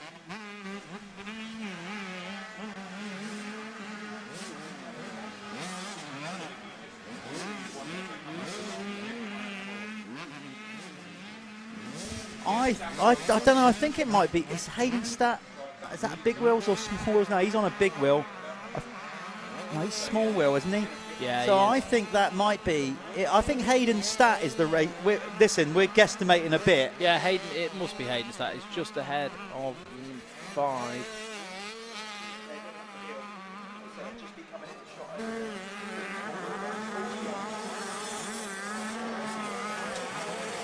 Yeah, it looks like he is just in front of Cole McCulloch on that GRT KTM. So we're just trying to pick up the small wheel race leader now.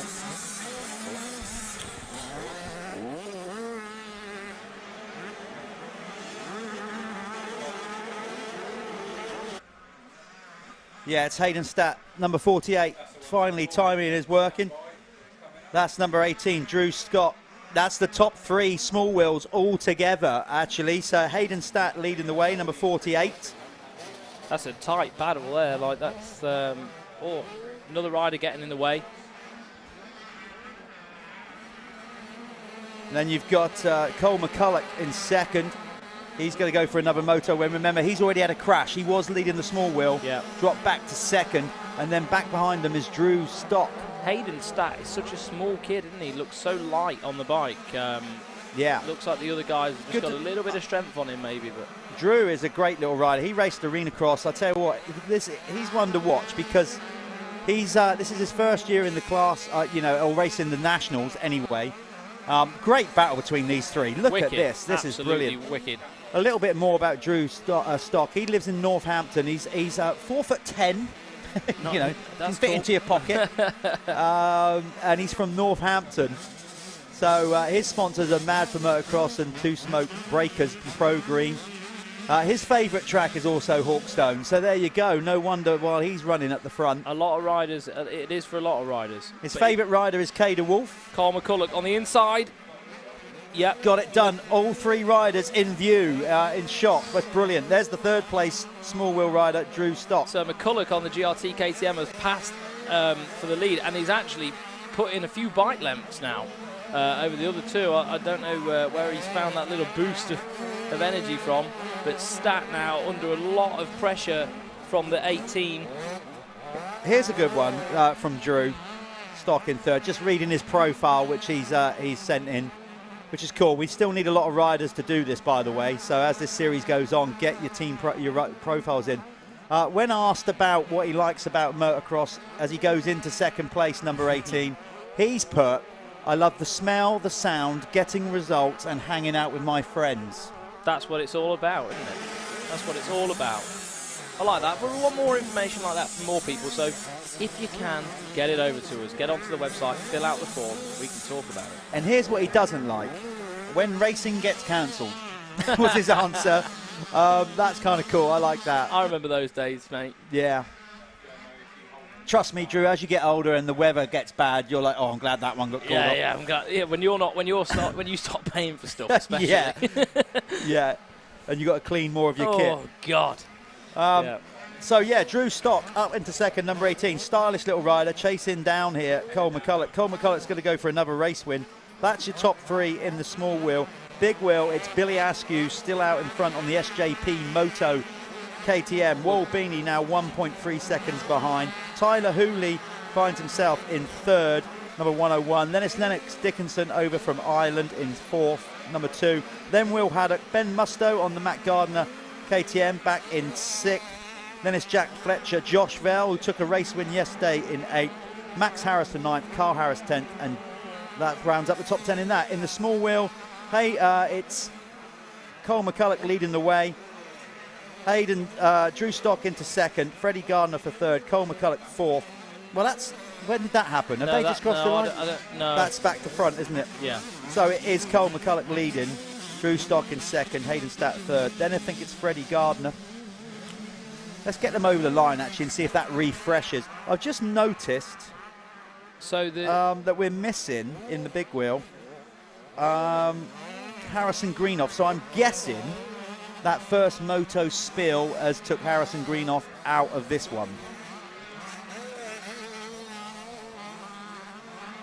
So as they come back across the line, maybe we can get eyes on the big wheels.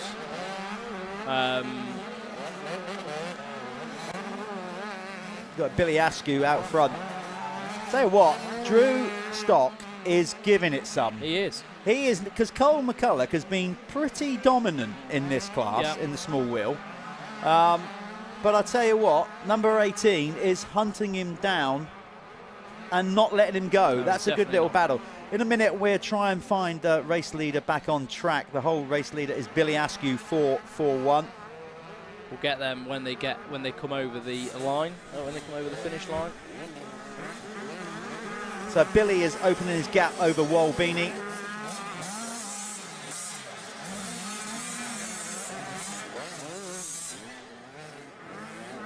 He's looking good. Askew looking not only good today, but obviously doing his championship power of good. He was fourth in the championship after yesterday's racing. He's going to bump up past Harrison Greenoff, possibly Ryan Waggett too. He was 18 points off the lead. Josh Vell was leading the championship, number 79, coming into this race. Here comes Billy Askew in the bright orange crash helmet coming down to the finish line. That's our race leader, 4-4-1. We're going to try and get him on screen for you now, or you guys watching around the world. There he is.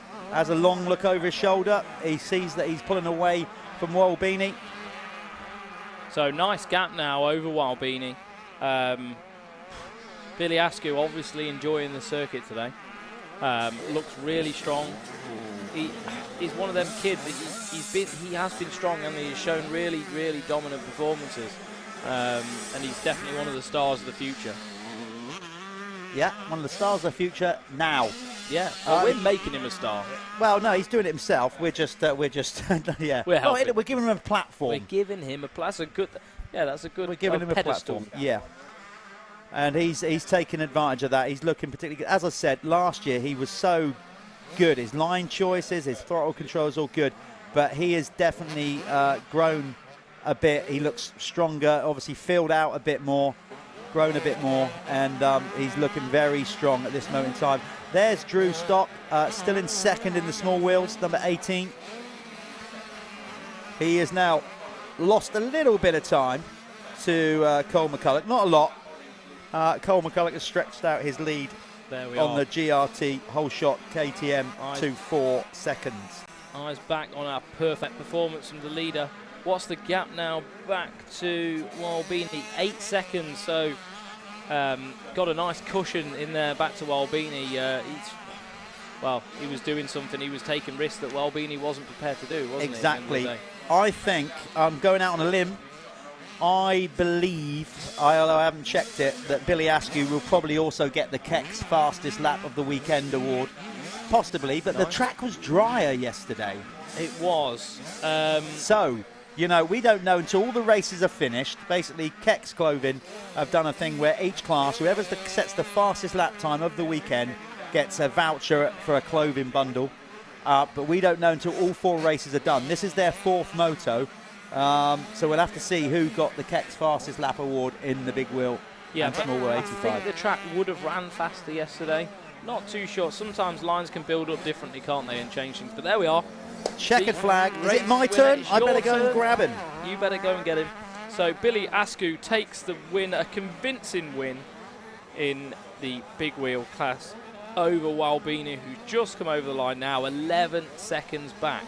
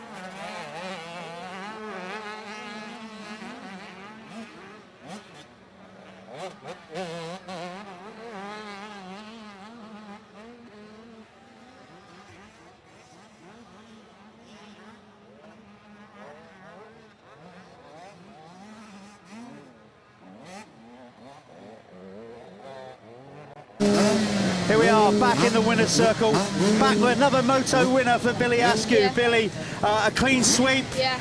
Loving life. That's pushed you up in the championship. How was that one? Was that easier or harder? It was a bit harder, that one, so I didn't get as good start. I had to battle with Wall for a little bit and then passed Wall and then just rode my own race, really. Like I said, you filled out, you've got bigger and stronger, you're looking really good, feeling confident. We said that Hawkstone's your favourite circuit, you've proved it. Anybody again, because we're not going to see you again today, that you want to thank? Yeah, just SJP, Fox Moto, RMJ, and just all them on there. All them on there. He made life a little bit easier this time to find on the track because he wore a nice bright crash helmet. Good work, that man. Okay, look, you go and relax. We'll find out where you are. And you may have also won the Keck's fastest lap of the war. We don't know that yet, but I think you probably might have done. So there you go. That's Billy Askew. We're going to get the big wheel winner up next, Cole McCulloch.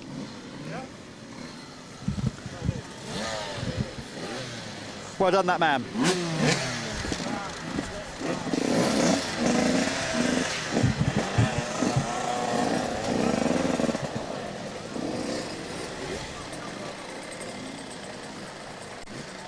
Well done, Billy.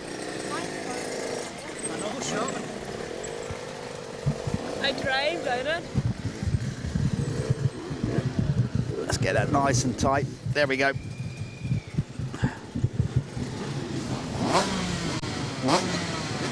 We good? Okay, we're on, yeah. Never too sure. Joining us at the winner's circle, Cole McCulloch taking 2 moto victories today in the small wheel class brought to you by Sintup. What a great way to spend your birthday, Carl. You got to be happy with that. Yeah, I got off to a good start and then I was third and then I crashed right in the back and then the same lap I crashed up there, so then I had to come through. But I came through good and there, passed some of the big ones and then I got first small ones. Yeah. And then I was passing some more big ones, but then I ran out of time and couldn't get them. Well, we don't know where we're at with the championship. I think you might be back in the championship lead now, so that's good for you. What are you going to do for the rest of Father's Day? Is Dad going to treat you to some treats, or are you going to treat him? He's going to treat me. There you go. That's what fathers should do. Well done. Another race win for the GRT whole shot machine of Cole McCulloch. We're going to swing back to the racing now with the MXY 125 and 250s. Back to you, Callum. Thank you.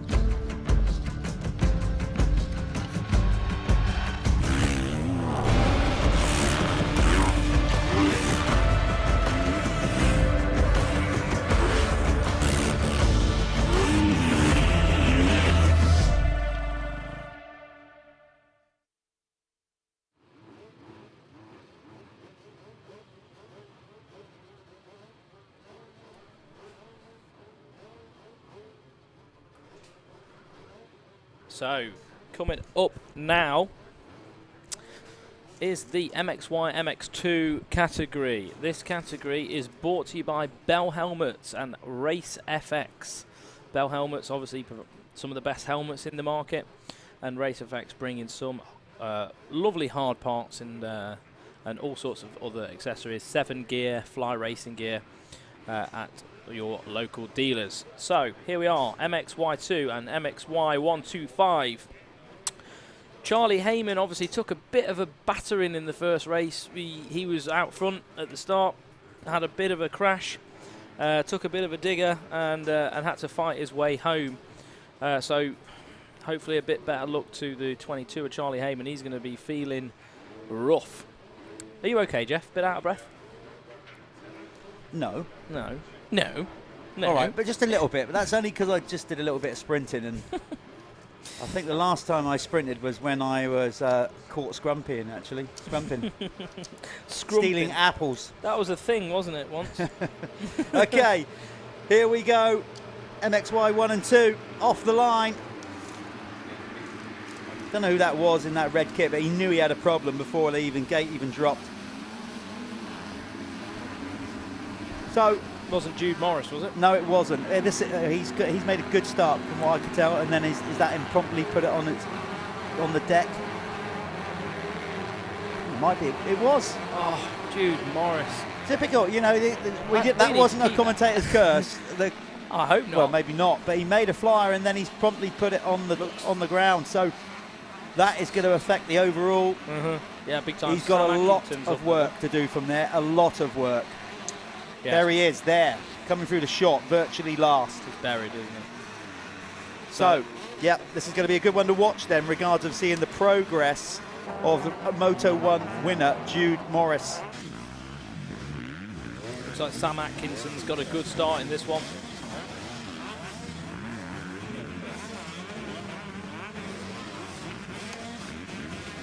Yeah, so let's see who's going to cross the Gritty People finish line first. Yeah. For the Planet Moto. For the Planet Moto. Not 5 pints. Well, they could have 5 pints. I'll tell you what, I'd enter that. They're a bit young for 5 pints. And here it is, Alfie Jones. There he is across the stripe. So Alfie Jones gets the Planet Moto First Lap Leader Award. 5 points on the board. Could he be the man at the end of the year that's going down to Spain on an all-inclusive ride holiday? Him and Sam Atkinson are going to have some battle on in this one. I love those new flow orange Alpine StarTech 10s again. Seems to be the fashion, doesn't it? Oh yeah, we said about the fashion, but then Caroli's been doing that for years. Oh yeah, he started the fashion. So we'll wait for our timing to wake up. Took about 12 laps in the last race. I tell you what, we'd like to think that we know most riders by vision and sight and whatever, but with these bikes caked in wet sand, it's not so easy to rattle through all of them in one lap without the timing screen. Sorry, we've just got a slightly eccentric. My voice is too low. We've got a slightly eccentric, mad little Portuguese man stood in front of our box here. He loves it. Telling us, well, trying to take a picture and yeah, putting us off. I think we've adjusted the voice. If my voice is still too, it shouldn't be because mine's turned right up now. Yeah. It might be just the fact that I talk quieter. Jeff's got a booming voice. He's like this, and and he says heel and can't say hill properly and things like such nature. Yeah, you know you can't say hill properly. I've took the mick out of you before for that. You say heel or something. Well, that's weird. how you say it. No, it's hill. Hill. Do you mean as in going up a hill, or do you mean the bottom of your foot? Exactly. You can't decipher the difference between the two. You've just asked me to say, doesn't matter. Look, back to this. Stop being a donut. Give Jeff a complex. Oh, I won't get a complex. Right, back to these lot. So we're still waiting for timing to, just with the signal, it really is doing my napper in this this timing. Doing my noggin in. Right, but still no timing on the screen here. Like I said, don't panic, riders. Your results are being recorded. We just can't physically get to see them ourselves. Oh, I think I'm in, Jeff. Right, do it. So, MXY1, so 125. Bailey Johnson across the line in the lead. We had George Hopkins just behind him, Charlie Heyman, Rafe Broadley. Obviously, this may have changed slightly since then. We'll keep you up to date with it. But I think, no, so it's Bailey Johnson, Charlie Heyman, Rafe Broadley, George Hopkins, Charlie Reynolds. That's the top 5 in MXY1. MXY2, just because they're just coming through the line now, do the top 5. Alfie Jones leads the way by Sam Atkinson. Tyler Westcott just behind them, Ben Clark, and then Luca Pegg, with quite a good start in the top 5 as well. It's going to be a good one, this. It's going to be a good one. I can feel it. I can feel it in my body. Jeff's currently in a Kinder Bueno, so he's muted and I have no bounce back. But it's fine. We're all entitled to food. I will also enjoy one in a moment. So, on screen, who have we got battling? We have got the number 9 of Bailey Johnson, who is still leading the way in the MXY1. You enjoy yourself, mate. You don't have to worry about, take it easy. Bailey Johnson still leading the way on the 125, and I think 3rd in the race right now. Bailey Johnson, he's been good. I'm back. That was lovely, by the way. I needed that. Bailey Johnson has been good. He is good. Not has been. He is. That's Tyler Westcott behind him. Tyler actually rides for Planet Moto. Yeah. He's on the Planet Moto KTM. So this is a good battle in the 125s. Man, boy, beast, Alfie Jones leading the way in the MXY2 class. Sam Atkinson second. Sam from Alnwick, that's where he's from. Obviously Phoenix Tools, a Pico Kawasaki rider. His favourite track is Tain up in Scotland, which is beast. That is deep sand. That's Simo territory, that is, isn't it? Yeah, so he loves the sand. Tyler Westcott has just made a move on Bailey Johnson, by the way. They are in separate classes, though. I think Bailey's the lead 125 rider, and obviously Tyler on the 250. Alfie Jones looks so good at the minute, I've just got to say that. I know he wasn't on screen just then, but he just looks great. So the team that Bailey Johnson's on, I was speaking to the engine tuner there. I can't quite recall his name. I will go back through my messages and try and find him. But apparently they've bought the old Suzuki lorry. You know, the Suzuki. They've bought that, and they're going full EMX setup. Brilliant. So they've bought that. They've managed to get a deal done with that, and they've got a full setup going. If he could message me, if you're listening to the screen, it will just remind me on who you are and let me know who you want me to talk about. Oh, look at this. Just literally going through the shot there was Bailey Johnson, and Charlie Heyman, number 22, is now right on his case. They're going to come into our view here on this screen. If we hold on this screen, you're going to see them. Coming into view will be number 9. There he is. And then Charlie Heyman is now, he's got 119 on his back, but he's riding number 9. Charlie Heyman, there he is. Charlie, number 22, closing him down. That is the battle in the 125 category at the minute. So it is the Moto Exchange Gas team. powered by DVS Racing Works. That's who the number 9 of Bailey Johnson's riding for, and like I said before, put in big investment in it at the minute, that team apparently, and they're really keen to win races at the minute. Great, just great to get that level of support. Bailey deserves it. Charlie Heyman is on him though. This is going to get interesting. Charlie will want to win this one. There's Rafe Broadley in the background, not too far behind. If you missed Moto 1, Rafe was in a solid third, and then with about a lap to go, or 2 laps to go, he had to pull out of the race because he lost his fuel cap. Yeah. I've never seen, I can't remember anybody losing their actual cap. Yeah, well, do you know what? It actually happened to me the other week when I was practicing. It came loose. That's because you're incompetent. No, well, it's true. That's nothing to do, like... But it came, I didn't lose it, but it came loose and the fuel was coming out. So, I mean, it can happen. I mean, that's why you look at the factory bikes now, they have flush fuel tanks, the CRM tanks. They're flush and you have to open them with a key. So it just takes away those things, you know, those factors that can happen.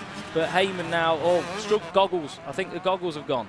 Oh, I don't know. I think he was just having a reset. He had a good old tug of the toggle there on his multiple tug. Yeah. So there's, is that Rafe Broadley going through? Yeah, so Rafe, obviously he was gutted after that first race. Because he had a good ride going, and it was a real shame that happened. So that's still the battle in the 125 category. At the top of the 250, it's Alfie Jones on the MXM perfect machine. Ride. Yeah, 3 seconds ahead of Sam Atkinson. Sam on the Phoenix Tools Kawasaki, ahead of Tyler Westcott on the Planet Moto KTM. Quickest lap of the race has been set by Sam Atkinson with a time of 2:11.761. So he's got himself a new pair of pants. Courtesy Well, of Keck. Well, maybe, we but don't it's know. the fastest of the weekend, isn't it? It's the fastest of the weekend, not per race. Yeah. So let's see if that's good enough. But the track was definitely drier, possibly ran a bit faster yesterday. I would say so, yeah. But then maybe not. I don't know. It was a lot slicker and a lot harder underneath, so maybe you couldn't get the wheels biting as much. We'll see. We'll see later. It'd be interesting, actually, wouldn't it, to know that? So still, big battle going on between these two now. A lot of pride involved, a lot of sponsorship involved, I imagine.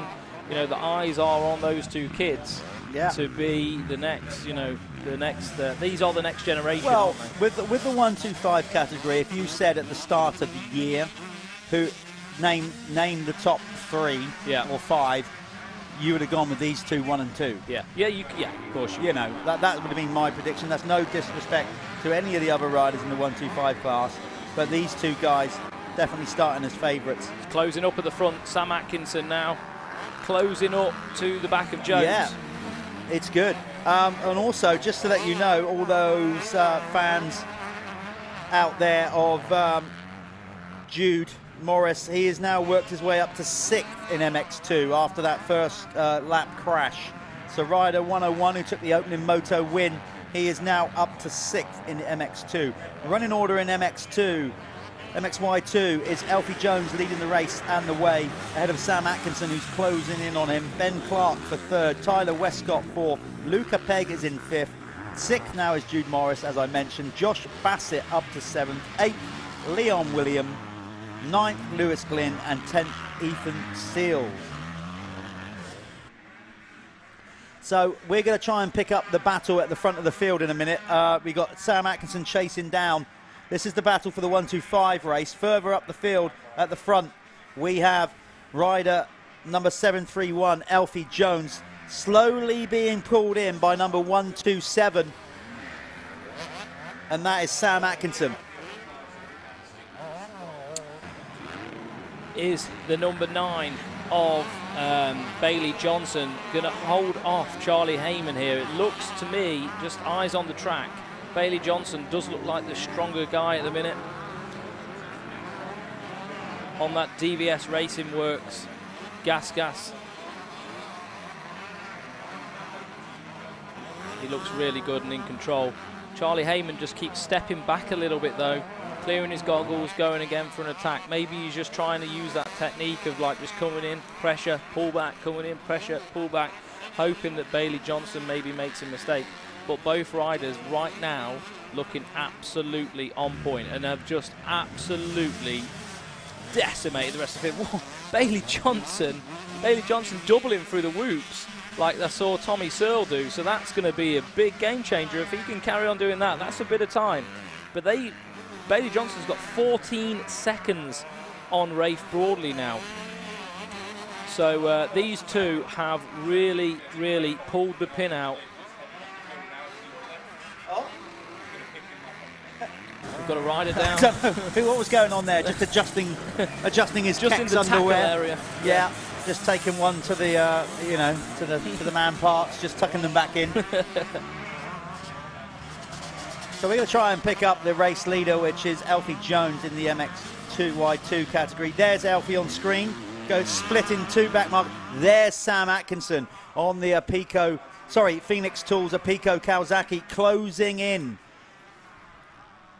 Charlie Heyman setting the quickest lap of the race in the 1:25s, by the way. That last lap around. Sam Atkinson is still the quickest rider in the race with a 2:11.427. Heyman on a 1:25 did a 2:14.3. Alfie making a bit of a mistake. I think that was Alfie through there. That's the race leader, 7:31. Alfie Jones. He's going to come into shot anytime now. There he is, red plate. There's Alfie. Where's Atkinson? Getting closer. Oh, nearly tucked the front end. It's just inches and inches and inches. I think actually Bailey had quite a good lap on the last lap, but it's good. They're going to start coming into traffic now, so that's also going to start affecting things. Atkinson is closing. Don't think his line round that corner was the best one though. I think Jones got a little bit back by taking the inside. So there's the race leader with the red plate, 7:31, Alfie Jones. Coming into view, there's the second place rider, Sam Atkinson, 1:27. It's going to be 3 minutes on the clock. Well, there's 3 minutes on the clock now. So they're going to have maybe 3 more laps, do you think? Yep, I would say about that. 3, yeah, with the lap times, yeah, 3 to go from here. So we could have some changes for the lead in both classes. Quite possibly. It's good racing again in these youth classes. However, Jones looks like he's pulled away on that lap. Strong, we know that. Don't know. Let's have a look. Sam Atkinson. Let's see what the gap's down to. The screen gives you a little bit of false sense of, deception. Yeah, just shy of 3 seconds is the gap. So it's still Jones setting the pace. Again, big shout out to Bell Helmets and RFX for getting behind this youth class. Looks like Bailey Johnson as well has pulled away now from Heyman quite a bit. Yeah. Oh, Alfie made a mistake there as he came back into the shot on the TV. So a little mistake. Let's see where Sam Atkinson is. There you go. That mistake was costly. Probably lost another half a second. You know what it's like, Callum. It's so hard sometimes to bridge the gap. And then as soon as you just get, there's like a sort of invisible line on the track that you break through, and then you're kind of on them. It's so hard to it's to almost bridge getting the gap. in the slipstream of someone, isn't it? It's It kinda doesn't like work like that in motocross, but it does. You get the toe on, and you can see where they're getting on the gas. Yeah. You can see where they're braking. You can see, and you can just override it a little bit, microns, and then you're there. Well, that's what's happened here, because Alfie's made a couple of mistakes this lap. There's no doubt about it. Sam Atkinson on the Phoenix Tools Apico Kawasaki is definitely closing in on the race leader here. We're going to have 2 to go when they cross the line. Sam Atkinson can taste a race win here, as can Alfie Jones. It's a battle of attrition. It's going to be 2 to go when they come over the line.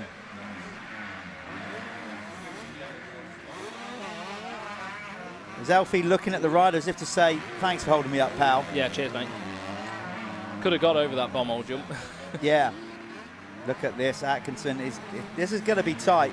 Sam's got to put in an incredibly good lap, this one, to give himself a fighting chance on the last lap. Alfie, on the other hand, can't afford to make any kind of mistake. Atkinson looks really tidy at the minute, actually. Still no sign. Look at that. They just missed. Still 40 seconds. It's a 3-lapper. No, well, 2 laps, sorry, because they get 1 lap, don't they? 2 more laps. So, yeah. Sam just buried himself in that corner there, though. Did lose a few tenths. But he's on him. It's 2 to go as they cross the line.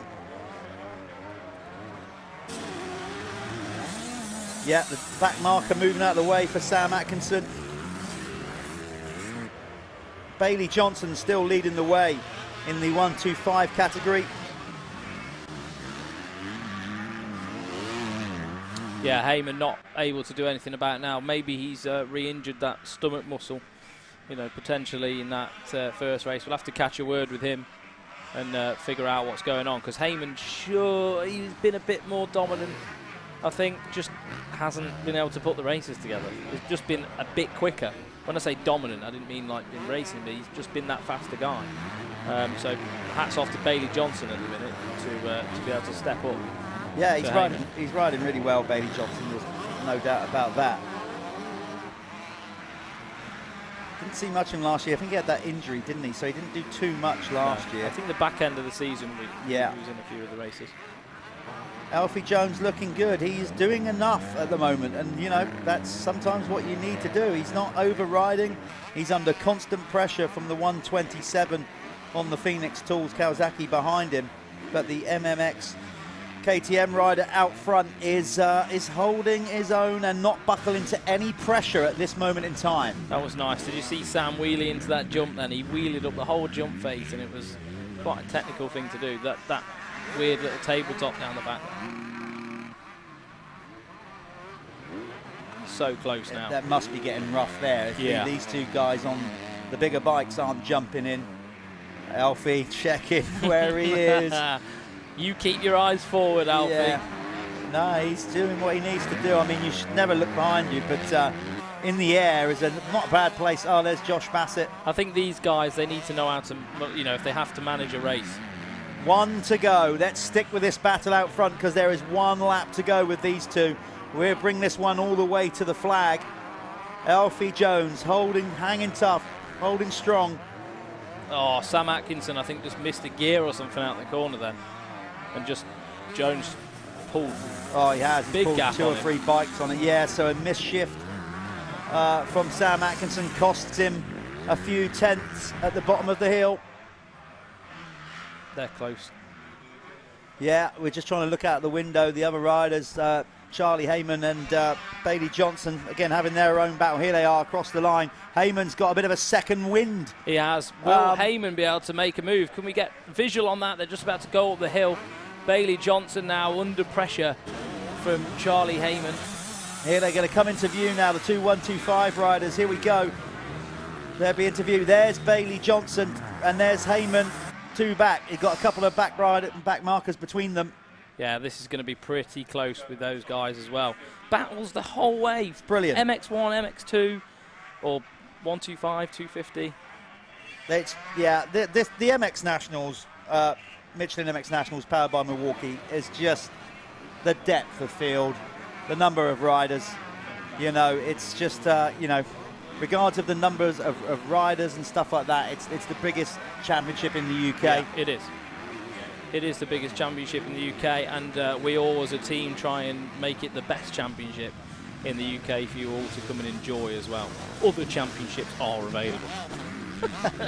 That's your legal waiver done there. Well done you. Yeah, so he's holding on to this one, but only just. It's going to go to the flag, but Alfie just needs to keep the wheels straight. No heroics from here. The heroics will have to come from Sam Atkinson at this point, and I think it's too little too late. For sure. But it's still close. Anything's happened. We've seen a lot of mistakes right down the bottom here, so... Are you going to get down and going talk, down. You know, get him to flex his muscles? He's a big lad. So a race win. Oh, Sam Atkinson. Oh my God, trying to make a pass on the last straight. It's just, you can just see him to the right of the screen, cooking his leg back over the bike. My God, he rolled the dice for a race win there and went across the line off his bike. Didn't get it done. As you see, riders cross the line there. So we're going to throw down to Gareth. Gareth? Why was it Gareth for? Sorry, Callum. Don't know where I got Gareth from. Charlie Palmer pushes his bike off the track. So we're trying to see if we could grab, maybe we missed him. Here he comes. He's coming down to you. So we're going to hand to Callum to speak to Alfie Jones and possibly Bailey Johnson as well.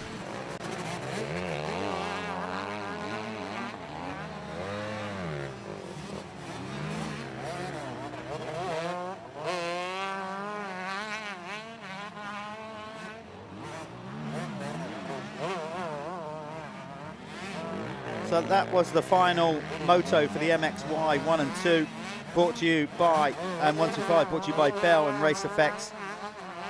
We'll be able to tot up all the overall results now from yesterday's racing as well. All the results, overall championship positions will all be on StreamYard by the end of the day, and all the championships updated. So we're just waiting for Callum and get Alfie and Bailey down there for a quick chat.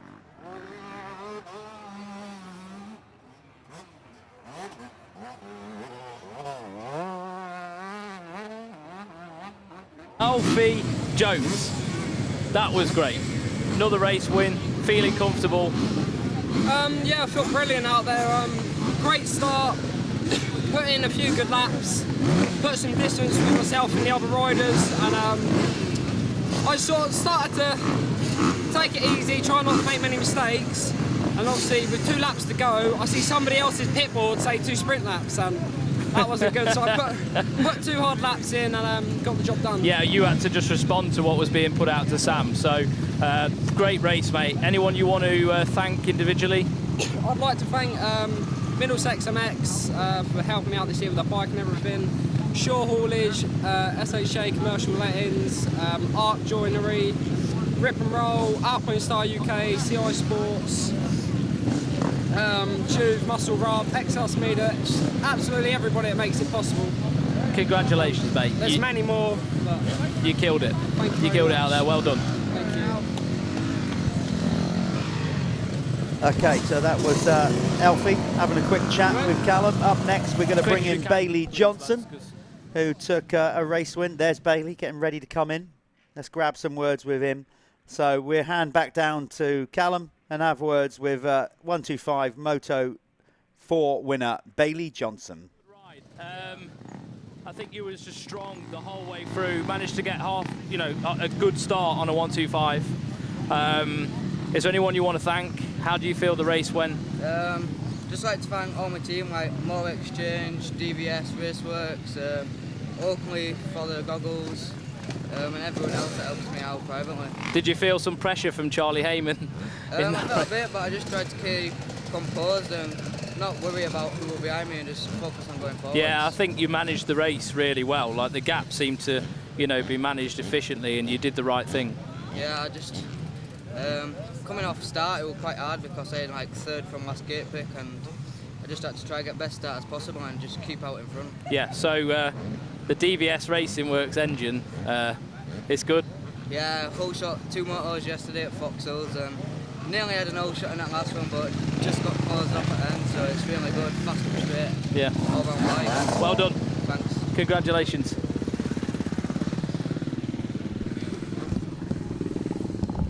Streaming, Paul, we finished the interview, you're good to go.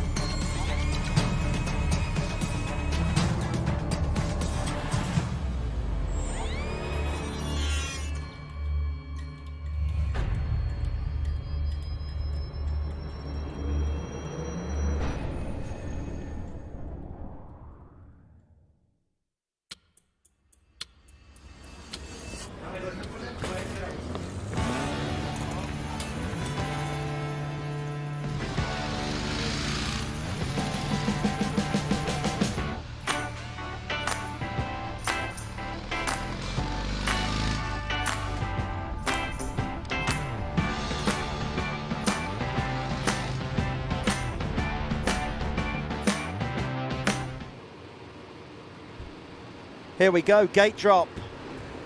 Clubman, Moto 4 of the weekend for these guys. Looks like another whole shot for the previous Moto winner. Remember, his first, last time out. Just get up to speed here with what's going on. We're going to let them all across the line. Who's going to get the Planet Moto first lap leader award? Let's get them all sorted out on the first half a lap before they cross the line.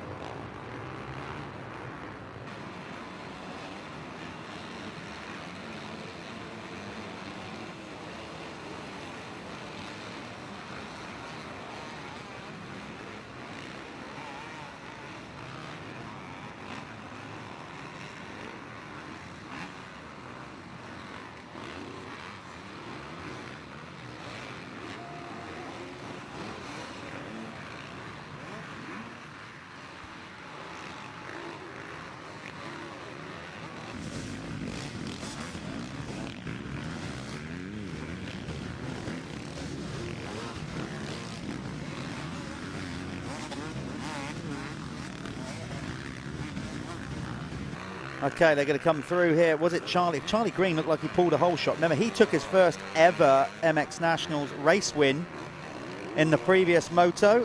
He's very emotional in the winner's circle. His dad was genuinely that pumped.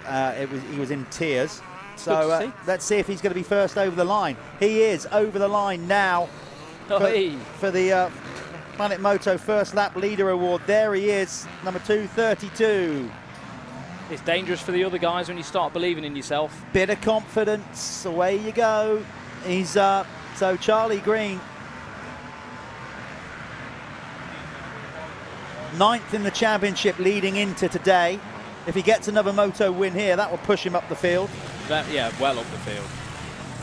But like you said, confidence is key. This sport relies on it so much. Yeah. Looks like Ben Wainwright up there again. Yeah, looks like Ben Wainwright is leading the MX2 category. Again, Alex Christopher, who's leading the championship, right where he needs to be, second place. There's Kerr. Those two are going at it, Alex Christopher and Kerr, in the MX1 category. You enjoying yourself, Jeff? Yeah. Are you? I am. Good. I'm enjoying myself a lot. Of course I am. I love it. What's there not to like about motocross? It's brilliant, isn't it? This job, this gig's pretty good, isn't it? We get the best view in the house. We've got a screen, we can watch it all. Oh, we've had a bit of a change for the lead. Yeah, that's Alex Christopher now in the lead. The championship leader has gone past Charlie Green, number 232. Well, he's going to have to, you know, pass Charlie Green and show some dominance as well, because he doesn't want someone like Charlie Green getting too much confidence and, you know, running away with the rest of these motos, because that, you know, motocross relies so much in believing in yourself. Alex Christopher is, let's just say he's using up a lot of track down that straight. He was a little bit. He went left to right, left to right. Incredibly, he turned a straight into a double chicane. But he's in the lead, championship leader, Alex Christopher. He's from Lincoln, and he's supported by Derbyshire Off-Road Centre, and he gets help from DXN Media and MJ Christopher Building Services, as you'd expect. Clubman riders getting support from family members, friends. Yeah, probably people they work for. Yeah, quite right too. His favourite circuit is Ling, and his favourite rider is Jeffrey Hurlings. I wonder if his favourite circuit will change. Yeah, valid point today. I always like the food question, maybe because I love food so much, which is definitely, I don't care if that shows tonight. Yeah. He likes anything Italian. He loves an Indian. Hotter the better. No, I'm with him on the Italian thing. Bit of lobster linguine, that's my sort of thing. Get this. This is what we need to check out. What's your favourite drink? Apparently his girlfriend's Oreo milkshakes. Right. Make a note of that. Yeah, Alex Christopher. Writing that down. Put that down. We'd like some of them next time out. Oreo milkshake.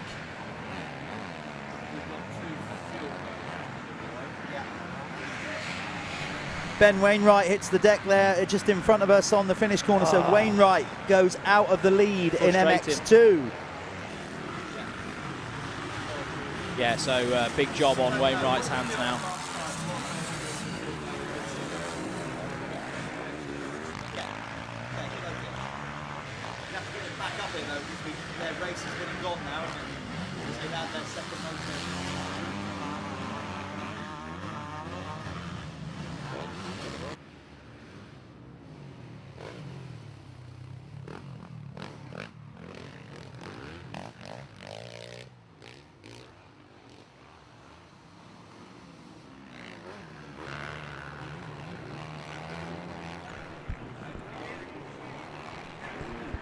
So this is a good battle. I know you love a Suzuki.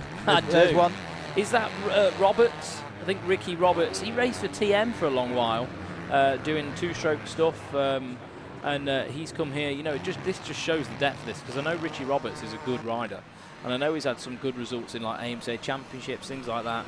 And you know, he's in the mix in this Clubman, the Clubman class. You know, there's a massive bunch of good riders here that come and race at the Michelin MX Nationals, and if you feel like you're up to the mark, then come and join us. Absolutely, as they rail around that Apico bend, you can see a lot of our bends here have been basically helps us as well, so you can pinpoint on the track where they are. So around the Apico factory racing bend, we need to start doing that, don't we? We just did, yeah, but we do more. We need to do more of that. Good. Got the Oakley bend here. I like the way you are, you know, openly critiquing yourself. Yeah. This needs to be something. There's Lee Toland going for shot number 24. Lee is the team manager for the ACER United Gas team. Manages Stephen Clark, Bobby Bruce, all those guys. Yeah. But Clubman rider loves it. Yeah, absolutely loves it. Well, there'd be no team without him doing it. Like literally, he just absolutely loves it. He even sent his team somewhere else yesterday and turned up here in the race truck, and he was like, well, this is mine, so I'm here, I don't care. And they was all in vans and gazebos, and he was here in a race truck. He was like, no, that's whatever guys, I'm the boss, I do what I want. Exactly. There he is on screen, number 24, the boss man. And not only that, he is a sponsor, a partner in this series as well, the ACER Scaffolding United boss. So obviously, you know, massive scaffolding company, loads of major jobs in and around London. Yeah, and he only started racing when he was 30 years old. Oh, no, even riding. He just decided that he was bored of going out and drinking and messing about and wanted to get on a bike. So thank God he jumped on a motocross bike when he was 30 years old, because it's enabled us to have a sponsor for the series, and it's enabled us to have an employer of 3 or 4 fantastic riders inside this pit. Yeah, I think it's fair to say that Lee Toland is hooked into the sport. He's hooked, yeah, he's hooked. And probably never spent so much money in his life. But he loves it. There goes Matty Pocock through the screen. Toland chasing him down. This one, of course, brought to you by Moto Connection, Clubman Moto 4 on the weekend. Now, we do just live stream on the Sunday at present. Maybe, and I'm not making promises to any of you guys, but maybe next year we might go for 2 days. Obviously, it takes a lot of effort and money, and I don't think our throats could take it for that matter. But anyway, we hope you're enjoying the live stream show, no matter where you're watching it. It goes out on multiple platforms, on Facebook if you're watching us on Milwaukee's page, on Bell's page, Michelin, Apico Factory Racing, Sintel Lubricants, Race Effects, Dirthub if you're watching on that, and of course if you are watching on Michelin's MX National's own page. We're also going out on YouTube on Alpha Live's streaming page, so subscribe to that and you'll never miss a beat. Matty Pocock lays it down. Matthew, get it up quick. He's a small guy. He's kept it running. Quick. Yeah, good lad. The thing is with this, guys, if you do have a company and you want to jump on board and help us out at the Michelin MX Nationals, even if you're listening to this live stream, we will funnel out this live feed on your social medias on Facebook, and it will get you new followers. You know, we really want to work on giving back to the people that are helping us. So if that's something that you're interested in, please email the team. Absolutely. And beyond that, it's promoting the sport to the best of our ability. You know, if by making it a free stream across the board, you know, nothing, you don't have to pay for this stream. You know, hopefully more and more people, word will spread, and more and more people, we're hoping, even if it's a handful from each round, tune in to motocross for the first time, get hooked into it. That's what we need to grow our sport, particularly in the UK. So thanks to anybody that's watching the live stream, and thanks for putting up with mine and Callum's rambles. We do it's a long day. Now and again. It is a long day, but I'm still enjoying every minute of it. So right, shall we find the leaders? Yeah, let's try and get them on screen. So the leader is number 240, Alex Christopher. We'll get him back on screen in a moment. A little bit of direction, of course. We got the camera crew wired up to our producer here, Darren, who sat next to us. So we just tapped Darren on the shoulder. Gave us a wave. He then speaks to the crew, and we try and pinpoint where the leaders are in the race. Hey, don't give too much away. Oh, God, yeah, the magic of TV. Yeah.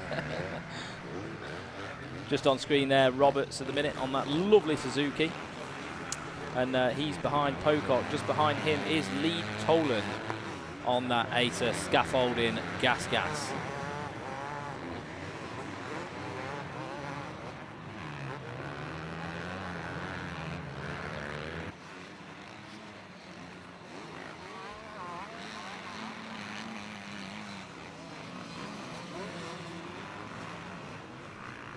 So they're in the, we're following Lee Tolan again in the infield. This is probably the sort of twistiest, tightest section of the famous Hawkstone circuit. Probably coming round to the bomb hole and to the finish line soon will be our race leader, Alex Christopher. Let's see if we can get him locked in on the cameras. He's still leading the way, rider 240. Here he comes. He's coming over the finish line now, off screen. 4 minutes 30 on the clock. Alex Christopher, there he is on screen. That is your race leader, the MX1 Clubman rider, brought to you by Moto Connection. He's got a nice healthy lead actually. Charlie Green's not even over the line yet. Here comes Charlie. Let's see what the gap is when he crosses the line. He's coming under pressure, by the way, from Ivan Kerr. And who's that behind? That's not Ivan Kerr, that's Guy Prince. So Guy Prince, who took the MX2 Clubman Opening Moto, is leading this one as well. But in the MX1 category, Alex Christopher has a 23-second lead. I'd take that, wouldn't you? 3 minutes to go.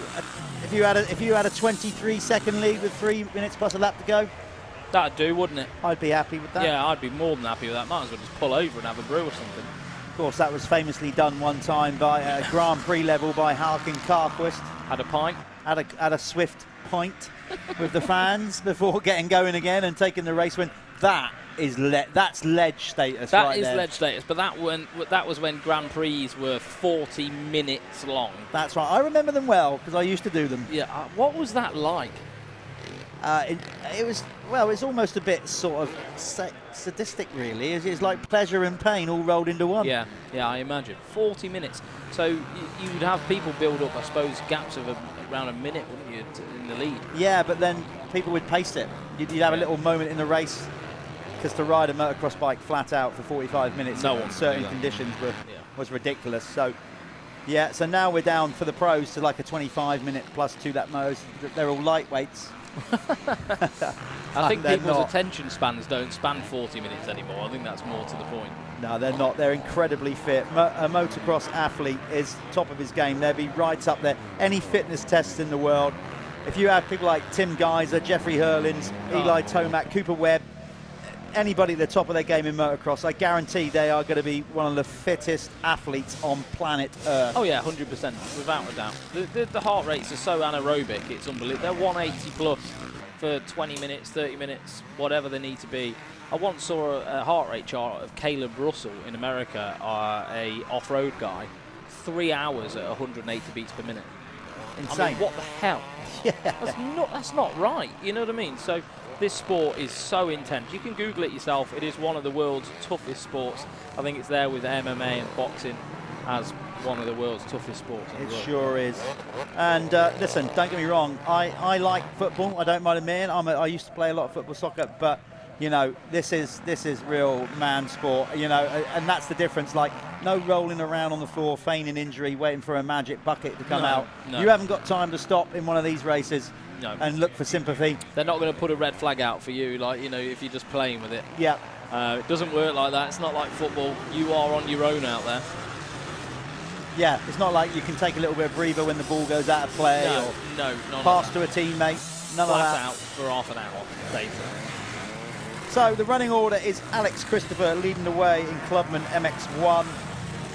number 240. Ivan Kerr finding himself up to second. Those two, so, you know, well, the only person now, other than those two, to take a race win in Clubman MX1, brought to you by Motor Connection, is Charlie Green. Matt Pocock is in 4th, Lee Tolan 5th. Sam Cornwell is in 6th, number 415. Then it's Jordan Andrews. 8th is number 42, Ashley Senior. Alistair Clark in 9th, and in 10th is Dean Rogers. In MX2 Clubman, it's Guy Prince leading the way, number 141, ahead of Ricky Roberts. Elliot Pugh finds himself in 3rd. Then in 4th is Jamie Mottram, number 167, ahead of Michael McAllister. Ben Wainwright, who we saw crash on the opening lap, number 41, down to 6th. 7th is Adam Pearce. 8th is Keaton Stewart, 9th is Charlie West, and Daniel Shutt, number 274, is in 10th. That's the top 10 in all classes. Remember, if you're watching at home or wherever you are in the world, you can get yourself on Speedhive app and you can see all the timing, not only from today, but from yesterday, championship positions, lap charts, it's all on there. Go on the Speedhive app.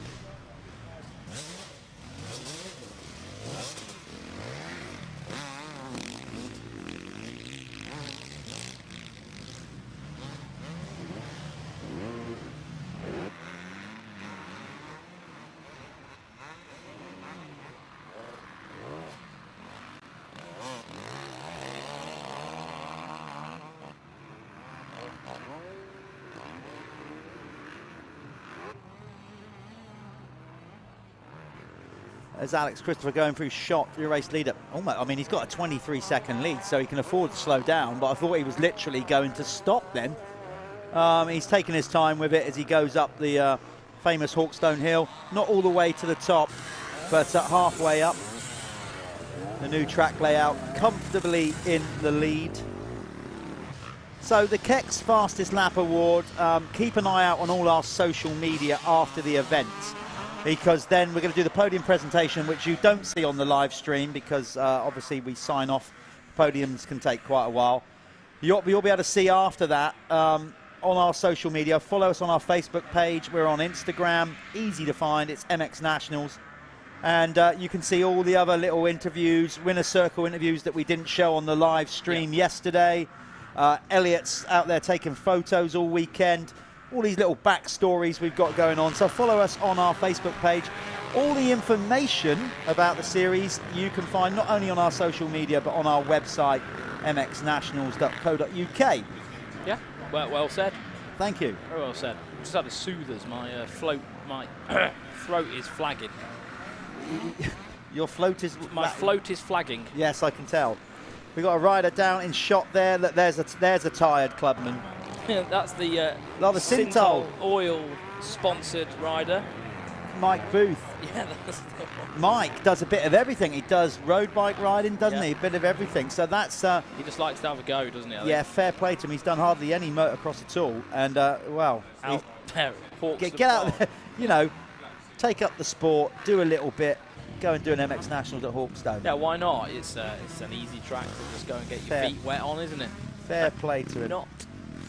So we got one lap to go, half a lap to go. Alex Christopher, as we said, with a massive lead, can just afford to roll everything here, not make any mistakes. He's got no pressure from behind. Here he comes. He's just going to bring it in for another good weekend. I think he'll probably end up winning the overall, and I think he's clearly going to extend his championship lead. I'm going to make my way down there to see how he feels about that. I'll hand over to you, Callum. Can I have the walkie-talkie, please, Jeff? You can indeed. Thank you very much. Right, there we are. Alex Christopher, convincing moto win there. Yeah, solid performance. He looked great.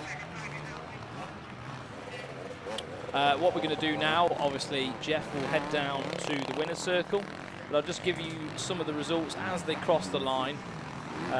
Obviously, just wait a moment to get everybody to settle in. So, it should be Alex Christopher taking the win over Ivan Kerr. Then Matthew Pocock across the line in third. Followed by Charlie Green. And then Lee Tolan rounding out the top 5. And then MX2, Guy Prince, Elliot Pugh, Ricky Roberts in third, Jamie Morton 4th, 5th is Michael McAllister.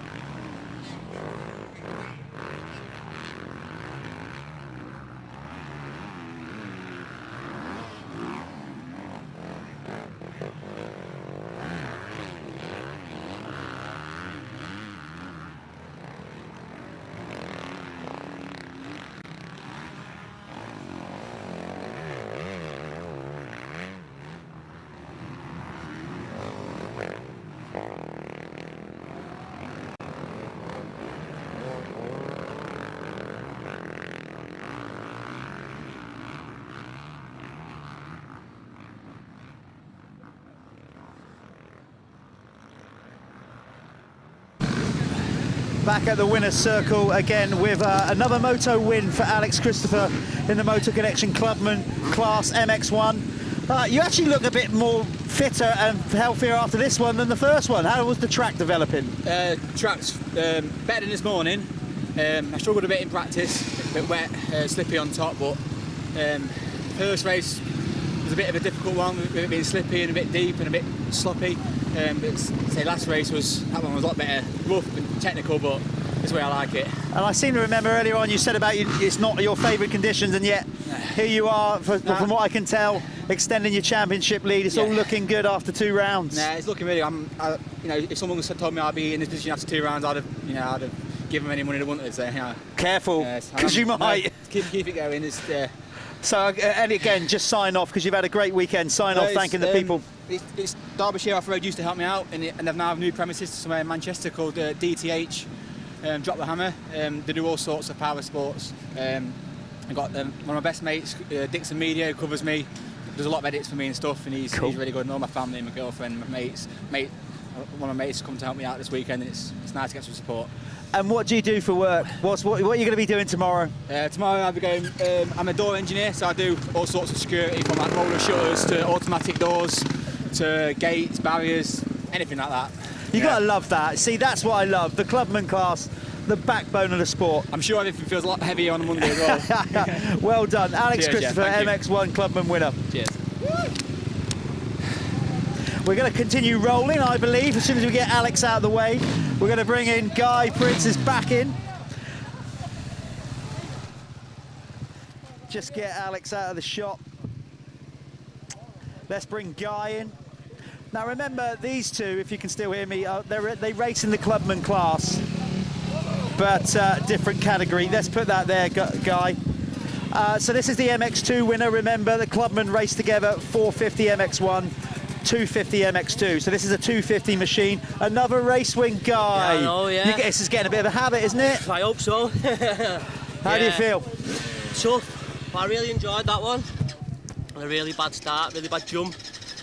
Just kept on picking them off. People were making mistakes and just kept on going around them. I didn't even know where I was until the end. But it was probably better, because then if I would have knew where I was, I probably would have slacked off a little bit. But yeah. Just carried on.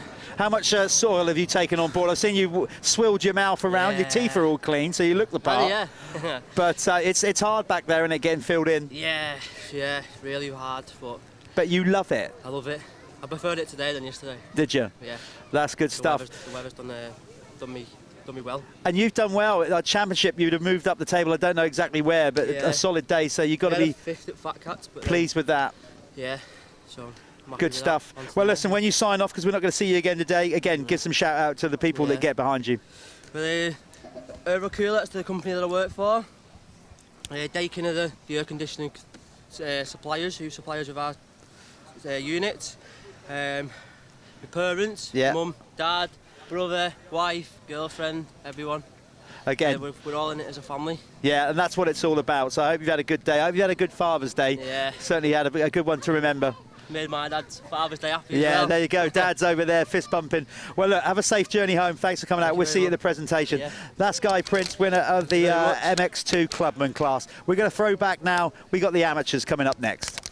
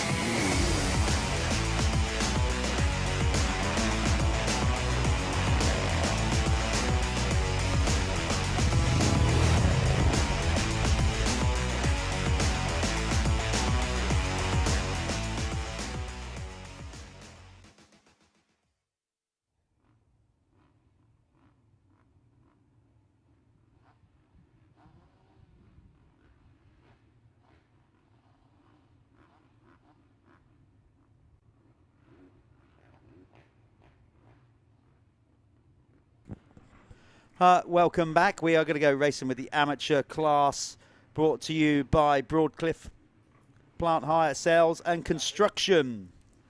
That was cool, talking to those two honest, hard-working racers that, well, Clubman, back to work tomorrow. You heard them, you know, and then Guy Prince saying what a great Father's Day he's had.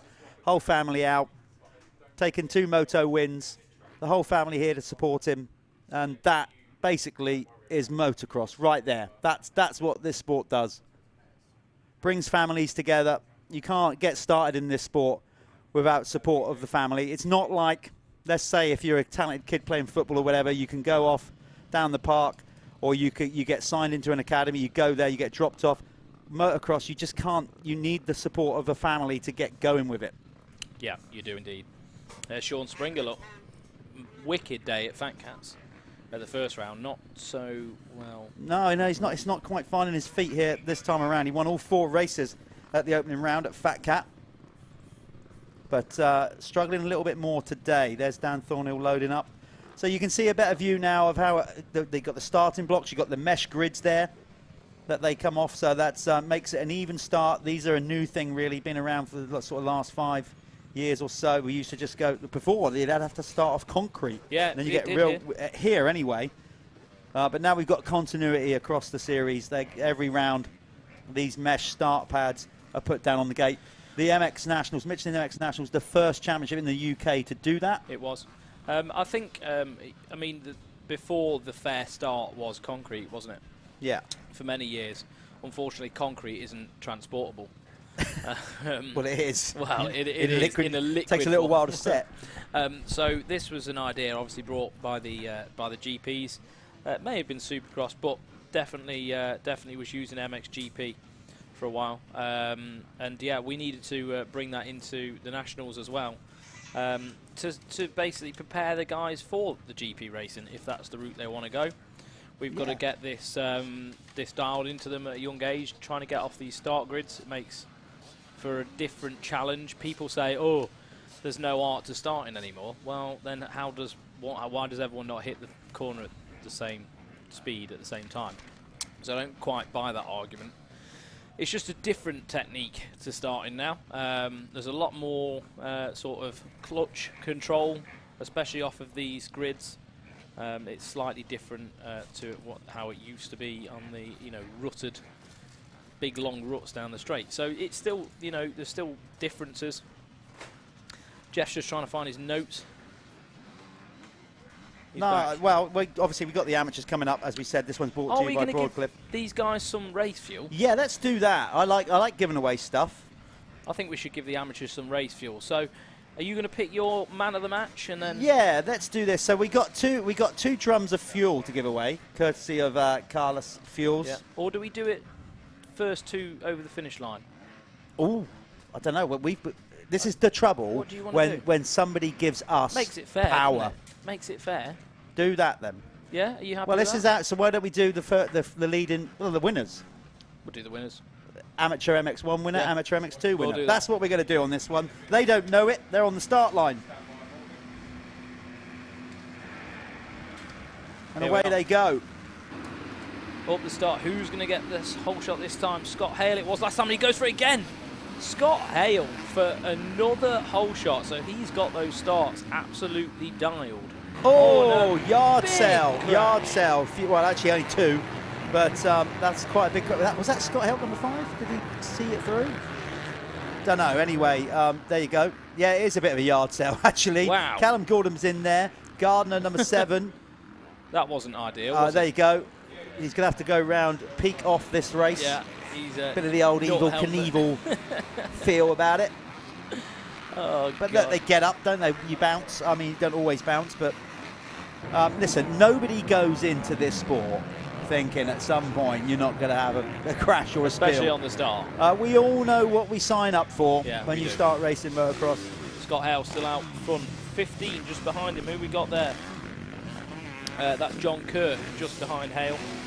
These guys, look, Kirk, Scott Hale and Sean Wainwright. It's close to the front of that MX1 championship, isn't it? And I don't see Sean at the minute. No, I can't see him either on that Honda. There he is, way There's- down. Yeah, buried. So Sean Wainwright on the Fast Eddie Honda, buried in mid-pack at the minute. There's Matt Hockenhull going out of this one. He was involved with that big crash, so he's calling it a day, riding back to the paddock. It's a Yamaha number 5. We saw that in the pros. This time a different rider. We did, yeah. Look at Dan Bruff, though, has made a flyer. Dan Bruff has got a good start on that 250. Husqvarna, yeah, Husqvarna 250. And is he going to get Hale up the hill?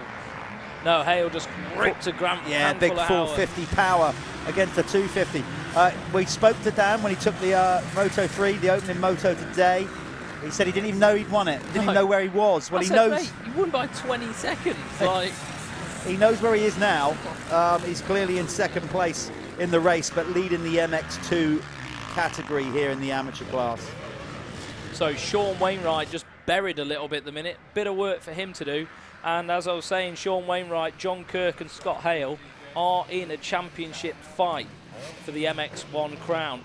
Dan Bruff is in the lead, so we've got an MX2 rider out front in the lead.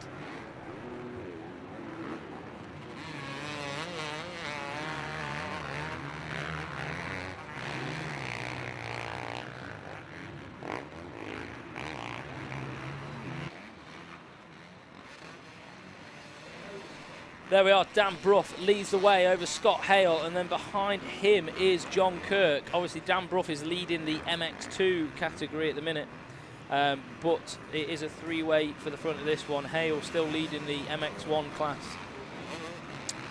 Just going to get my time in scoring up.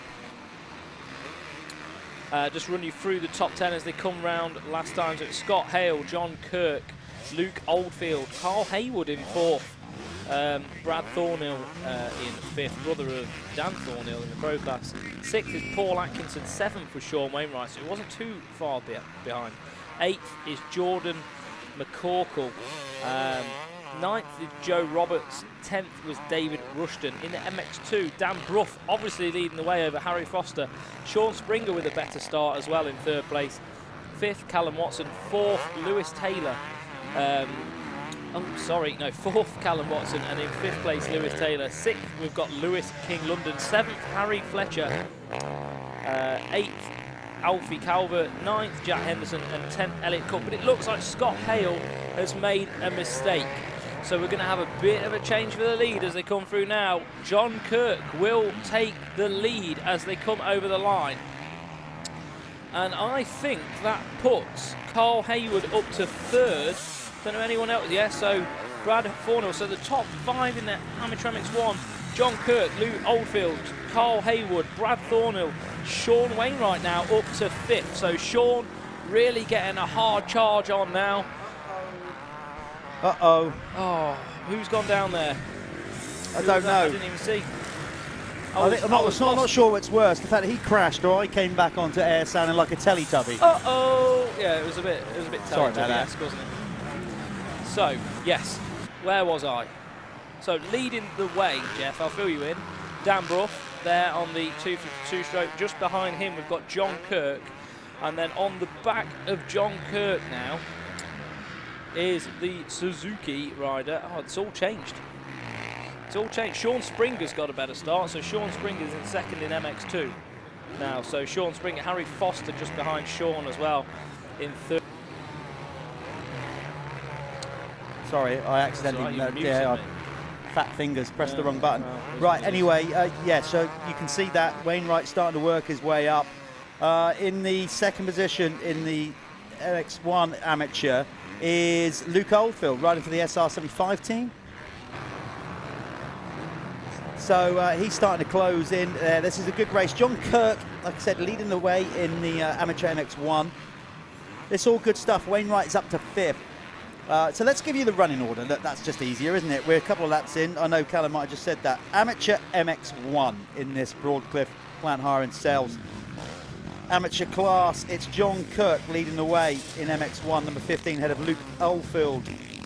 Then it's Carl Haywood, 57 in 3rd. Then Brad Thornhill, Sean Wainwright making moves up to 5th. Paul Atkinson is in 6th. Then it's Joshua McCockerell, he is down in 7th. 8th, Scott Hale. Then it's David Rushton, number 66 in 9th. 10th is number 225, Joe Roberts. Then it's Adam Hayworth in 11th. 12th, Callum Gordon. Talon Aston is in 13th, number 17. Then it's Pete Bully. The Bulldog. The Bulldog. You got to love a bit of Bully. Charlie Roper is in 15th, number 352. Then it's Daniel Townsend and Les Mitchell. That's the riders there in the MX1 amateur class. MX2 250 machine. It's number 33, Dan Bruff leading the way ahead of Sean Springer, number 18. Then it's Harry Foster, number 52 in 3rd, ahead of Lewis Taylor, 41. Lewis King London from the Isle of Wight is in 5th, number 74, ahead of Charlie Hamlet, number 3. Callum Watson, number 5, finds himself in 7th, ahead of 117, Harry Fletcher. Alfie Calvert, number 142, is 9th. Ben White, nursing a bit of an injury. He is in 10th, number 338 on the White Transport RFX machine. Scott Hale's pulled in. Scott Hale. Right, yeah, so Scott's pulling in when he was actually running at the front. Not sure what's gone on there, because he looks like he's all right. Anyway, we'll find out, try and find out. Jack Henderson was 11th, Elliot Cook in 12th, Toby Lightbound, number 771, the Bell helmet rep. Brand manager in 13th. Then it's Arnes Pabrez. Arnes Pabrez. Escobar. Brilliant.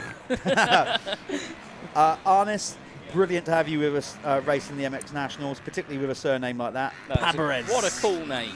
And then you've got in 15th Aaron Gardner and Connor Baldry, number 282, rounding out. That is all the riders in this amateur class.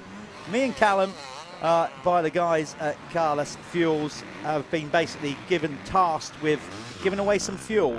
Last time we chose a couple of riders that caught our eye. This time, to make life a bit easier, to the winner goes the spoils. So we are going to give the fuel drums to the winner of this amateur race, both MX1 and MX2, and you're going to present it to them. Yeah, it makes it a little bit fairer, doesn't it? I'd love to do a hard charger, but we really need to know where people have come from. And with that, it sort of takes a lot more figuring out. So we'll present it to the winners of each category. Looks like Dan Bruff and the 15 of John Kirk are in good contention at the minute. Yeah. For that fuel. Sean Springer, much better ride.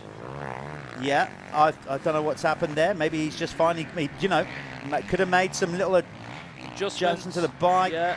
You know, a few clicks here and there on your suspension, and all of a sudden makes you comfortable. Yeah. Confident. Different rider. So on screen there, the 268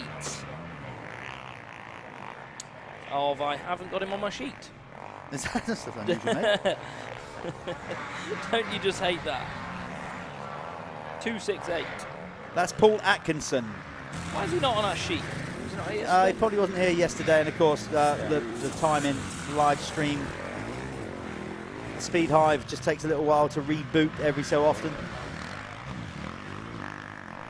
So, you know, our remaining rounds, I think the Wi-Fi and the 4 or 5G or whatever we've got is much better. Yes. So I'm really hoping, obviously, our upcoming rounds will have the timing on the screen. I'm sure we will, like we had at round 1. Yeah. So that will help you guys at home viewing or wherever you are on planet Earth. A lot of fist pumping coming from the mechanics area.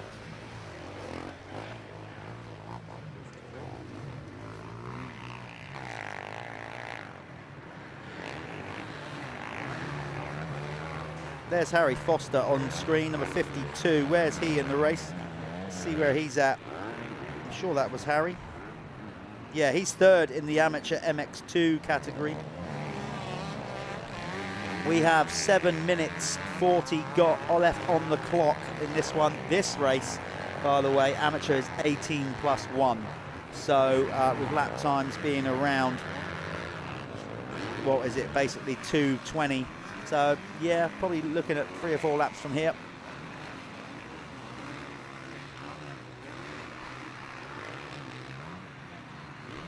Dan Bruff totally away with this one.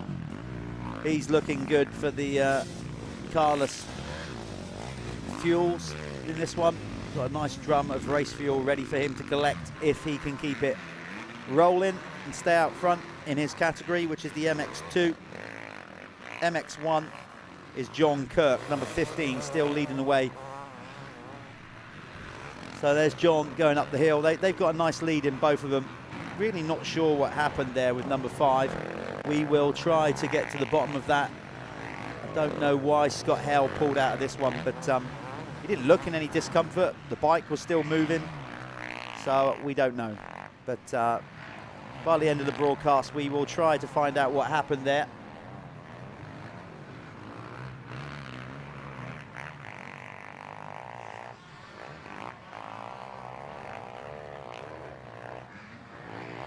There's Foster up the hill, still chasing down Atkinson. Atkinson is on an MX1 bike. Makes a bit of a mistake at the top hill. So these guys, although they're in the amateur class, they're not in the same category. You've got an MX1 450 bike leading the MX2 250 bike. Obviously, some championships and things around the world, you separate riders by the CC of bike. Here at the Michelin MX Nationals, we want the standard of riders to all be the same, regardless of the CC. Oldfield's binned it on that left-hander, dropped a few places there. Number 77 on the SR75 Suzuki. That fired into life. He'd only lost a couple of places. So going back to what I said, at the Michelin MX Nationals, we genuinely try to just mix it up a little bit. And by that, we keep everybody, you know, all the clubmen together, all the amateurs, until they can ride what they like. I'm just actually, for the first time today, starting to see some comments coming in on our Facebook page. Rex Manning, basically, he said, hi guys, can you give a shout out to some of us watching your fantastic live stream? Thank you, Rex. Appreciate that. Total credit. All right, careful, we're going to start welling up. Going to make me cry reading that kind of stuff. Rex, thanks for tuning in. This is what we're trying to do at the Michelin MX Nationals. Spread the sport of motocross in a good light with a free to view stream service. Hope you are enjoying it. And if we just got one person, just one person from each round thinking, I wouldn't mind starting that sport, then as far as I'm concerned, that's success. So thanks for tuning in. Remember, if you want to make it to a Michelin MX Nationals, you can just get the tickets online.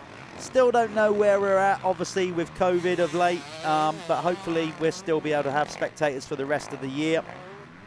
We have to play that one by ear, of course. But it'd be brilliant if you could come out, because, of course, you can go back any time on the live stream and watch it whenever you like, for free. So you don't have to stay in on a Sunday and watch the live stream. If you actually want to be here, see the racing with your own 2 eyes right in front of you, then let's try and do that and get more and more people coming out to the Michelin MX Nationals. Number 15, John Kirk still leads the way in the Amateur MX1 class.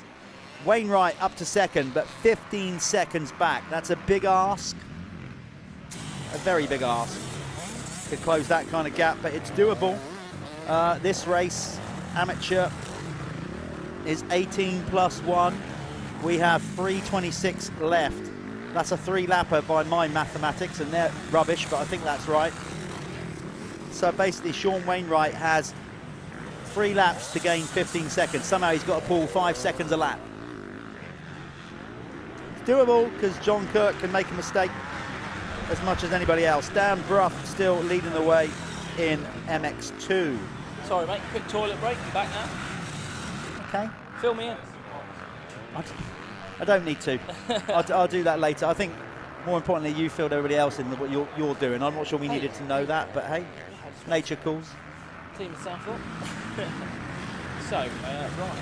Well, while you've been gone, Dan Bruff still comfortably leading MX2 by 27 seconds. Okay. And the MX1 leading the race is John Kirk. So, these two looking good for the fuel. For the fuel. Okay. We're doing it on this race. Let's not do it on the overall. Let's do it on just this race. I've seen there's a can of fuel down there ready. There is. I went and did that. Oh, good Teed man. you up. Yeah, thank you. So, can of Carlos fuel down there ready. This is where we're going to see how good your strength is and your guns, all that work, and whether you can actually lift that fuel can up into shot. Do you know what I was actually thinking as I was on the way down to the toilet?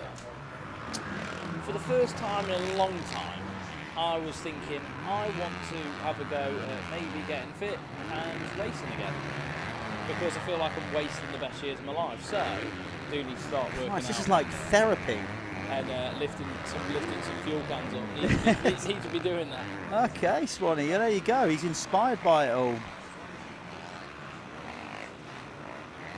So again, this is the first time, because we're struggling with Wi-Fi. I think we've stressed that point enough throughout the day. Yeah, it's hard to do shouts. And 4G.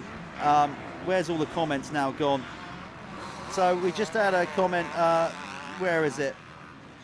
Valerie Webber, one of our hardened fans, Lee Webber's mum from the Cab Screens Crescent.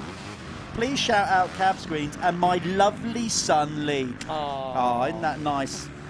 It's not Mother's Day, but let's give a shout out to all the mothers as well as the fathers. Yeah. Carl T.J. Kirby, shout out to Kim Kirby, who rode back in 1978 here at Hawkstone on a 250cc Montesa. There you go, Kim. Done. What an animal. Imagine riding that round. What else have we got? Cracking coverage, guys, Lee Pearce says. Loving the coverage. Carl T.J. Kirkby. Kyle Davies was here earlier.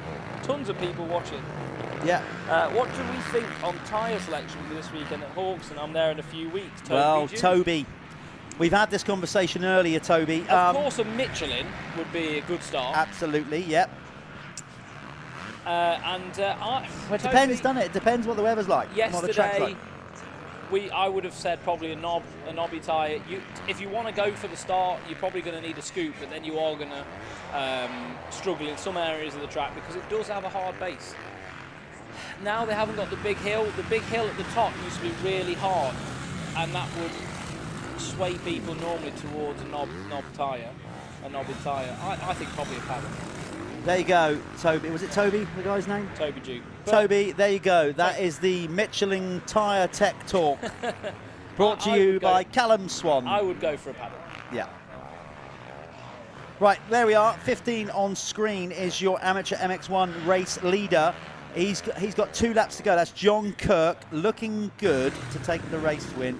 I hate saying it because I'm so, like, it happens a lot. You say they're looking great and then they go and, like, bin it, take a mouthful of dirt, can't start the bike, the race goes, you know, but we got to say what we see, like catchphrase. He looks really good though, John Kirk. He's been so strong in this moto. Sean obviously didn't get a good start, did he? He was buried in midfield, and he hasn't been able to do anything about it. Well, he's got the gap down to 10 seconds, but it's going to be 1 lap to go. Next lap around for number 15. Sean's a strong rider, but I can't see him gaining 10 seconds. And to be fair, no, I'm not even going to say it. I'm not. John's rider blind. That's all I'm saying. Yeah. John is rider. I think let's have a little bit of moment of quiet. And, are you kidding? No, that's not. No. Oh my!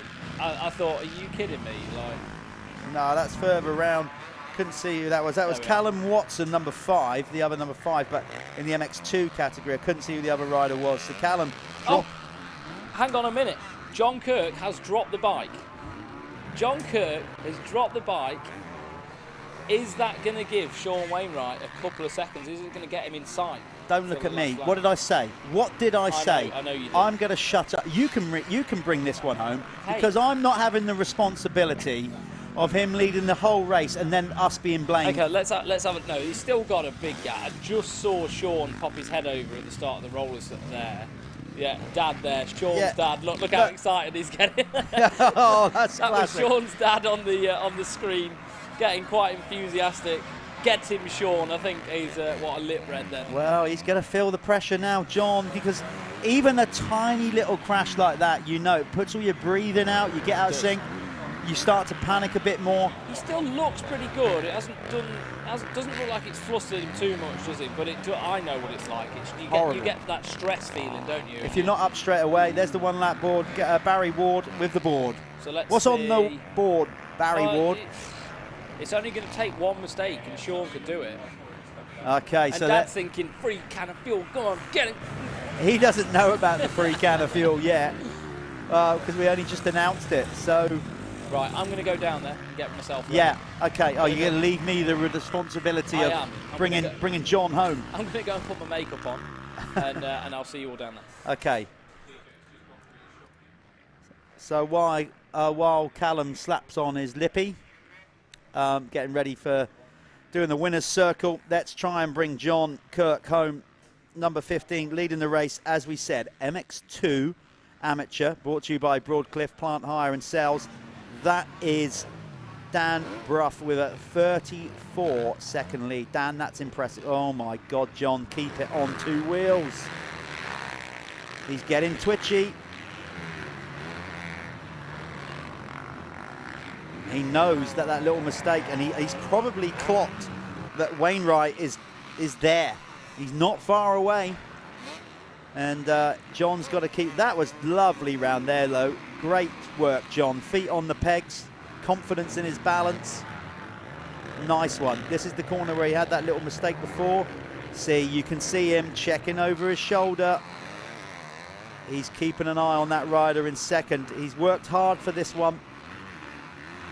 Looks like he's recomposed himself here, John Kirk.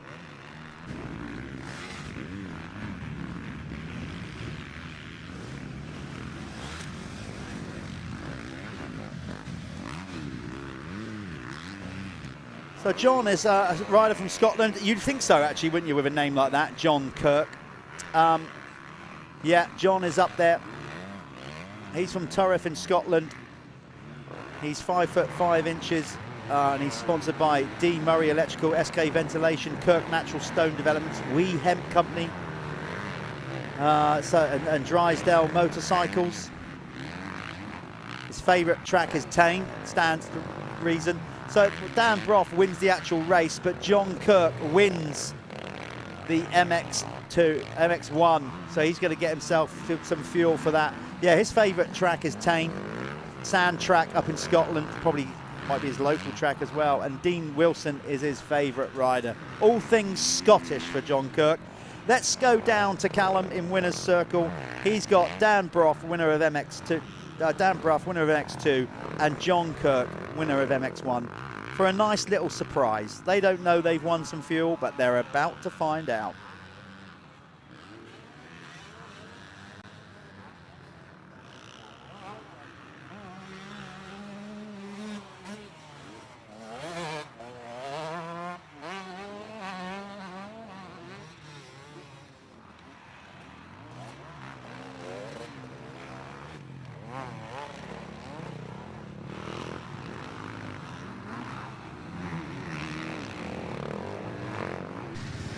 Dan Brough, another race win.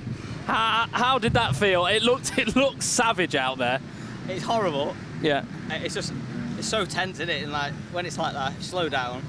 You can make it hard if yourself end up crashing. So it's just like, just bring it home, bring it home. Yeah. It's brutal out there. It was like, I mean, today has obviously been your day. You woke up on the right side of the bed. It's Father's Day, and guess what? You're going home, mate, with 25 litres of carless race fuel. Always wanted to try it. From Vital Equipment. You've won that. Is there anyone you want to thank before we go? Once again, Pinewood Energy Services, Ruts, Motor 33, 3D Conversions, all my family, my wife, mum and dad, everyone. It's just brilliant to be back winning. Brilliant. Just get a quick photo with...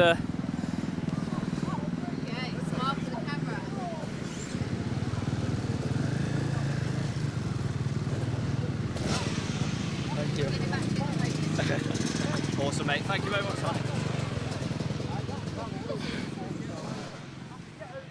Yeah.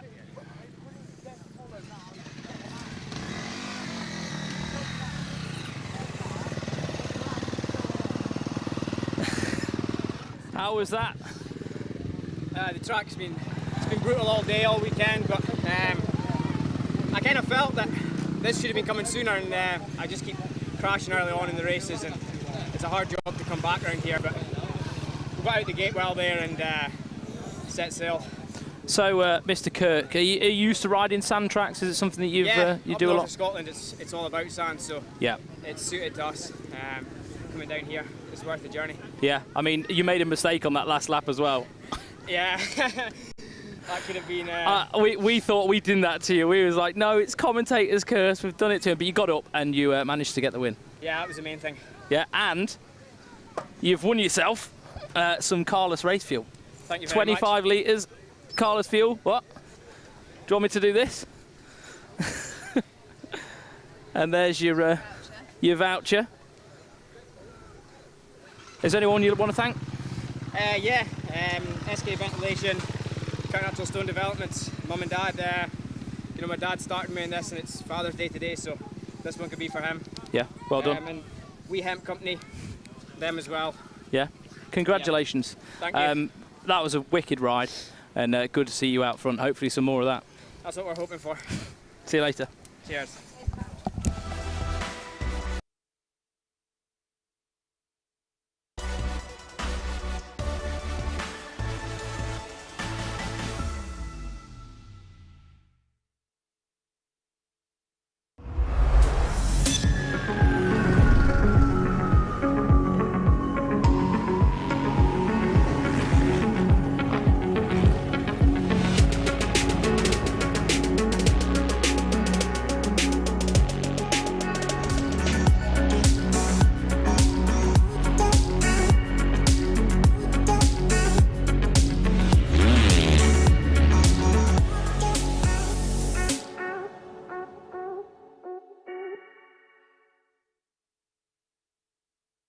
You know, it sits with you for a while and resonates, and then you attempt to solve the problem.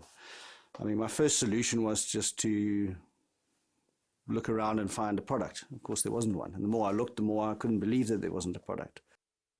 That's when I sort of started working on the whole project to develop the neck brace as it is today.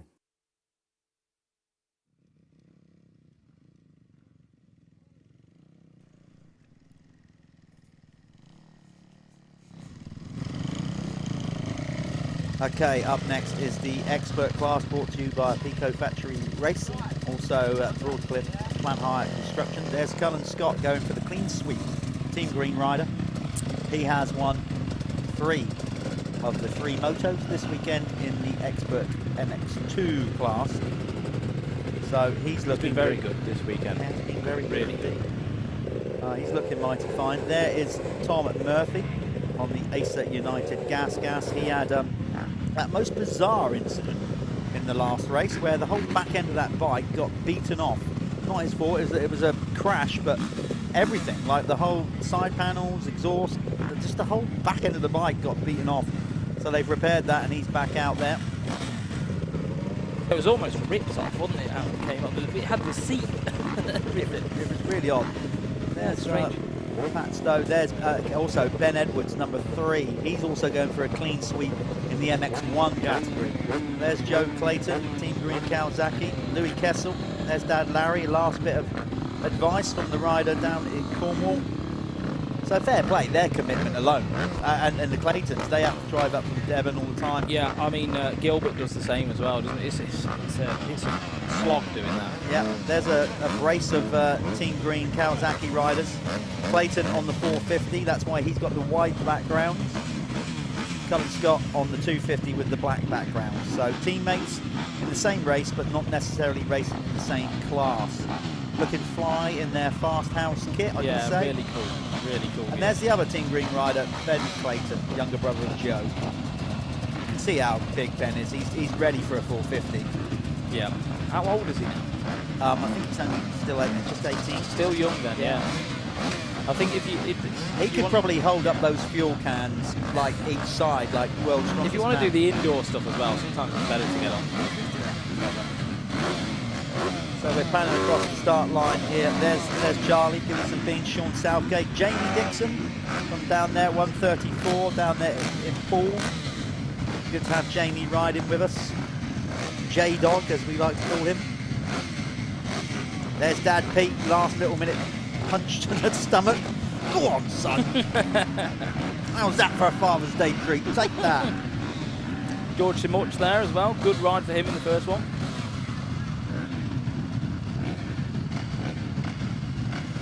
Yeah, there's Jordan McCall, the Irishman, Northern Ireland.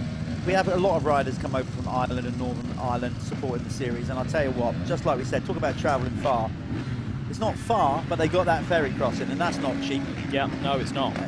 So even with the help that the ferry companies give them, it's still, it's a lot of money. Good on them for supporting the series and coming over every time to race the Michelin MX Nationals. Harry Bradley maybe, and then Robson as well.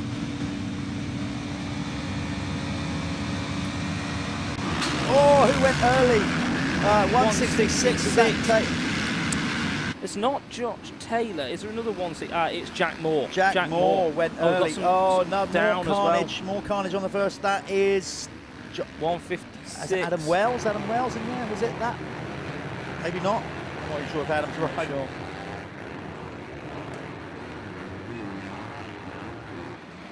Not sure. Anyway, we'll get them all sorted out across the line to see who's going to win the Planet Moto Spanish Holiday First Lap Leader Award. So for people that want to know what happened to Scott Hale in the last one. That was Taylor. It was Josh Taylor hitting the deck. It? It was 166, not 156. Nightmare. Right. So Scott Hale hit a massive stone going up the big hill and just burst his tyre. There are some big stones, sandstones out there. That's big it. rocks. So Scott Hale went out with a puncher, probably a front wheel puncher. Yeah, I it would was. have thought. Yeah. His back, you can just about nurse You'd be able it to round. go round, yeah. Oh no, who's that? That's Clayton. 14 Clayton. Joe Clayton, Team Green rider, MX1 rider, hitting the deck on whoops of all things, but they're not Supercross whoops. No, they're not. It's slightly different. But we've got race on again. We've got the three of Ben Edwards and George Simuch just behind him, going for it again. So it's going to be a showdown. It's pretty much where it ended up, wasn't it? The first moto. Yeah. But I've got to say, Ben Edwards is tidy. He takes the Planet Moto First Lap Leader Award.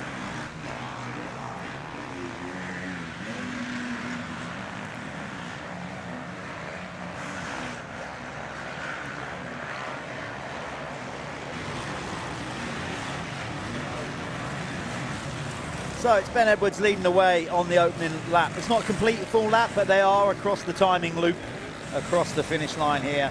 And that's Ben Edwards leading the way ahead of George Simuch. Charlie Putnam on the part. Holmes Husqvarna in third. Dennis Richard third. I think Richard's from Dublin. Apologies if I got that wrong, but another rider coming over from the Emerald Island. John Robson in fifth, number 28. Then it's Sean Southgate for sixth. Seventh is Harry Bradley, number 4. Then it's Jordan McCaw. Simon Booth finds himself in ninth on the first half a lap ahead of Jay McCrum. Ben Haywood in 11th, number 911. Then it's Aaron Patstone, number 150. 13th is Jamie Dixon. In the Expert MX2 category 250 division, obviously they're always buried a little bit further down the field. It's Cullen Scott with another leading lap in the MX2 on the Team Green Kawasaki ahead of Louis Kessel on the Kes Commercials KTM. Kieran York is in third. Then it's Ollie Beamish for fourth. Ollie's got like a Golden Barn Raceway. That's had a lot of history as well, so that's kind of Ollie's home track, literally. Do they open that place today? Yeah. Yeah, they still open it occasionally, but he'll be much better when we get to the hard pack stuff. Yeah. Is that the one that's in the valley? Yep. Yeah. Jake Preston finds himself in fifth and Tom Murphy back in sixth. That's where we're at with that on the opening lap for the experts. Yeah, I don't know why they don't open that track more often, but I think it's due to like the actual effort it takes to do it. From what I've heard. It's been open a long time. Yeah, and with everything like it is, the guys, I mean, they wanted to bother, didn't they? The family have been racing there, riding there for 3 generations, maybe even more. So they give it a break. Yeah, basically.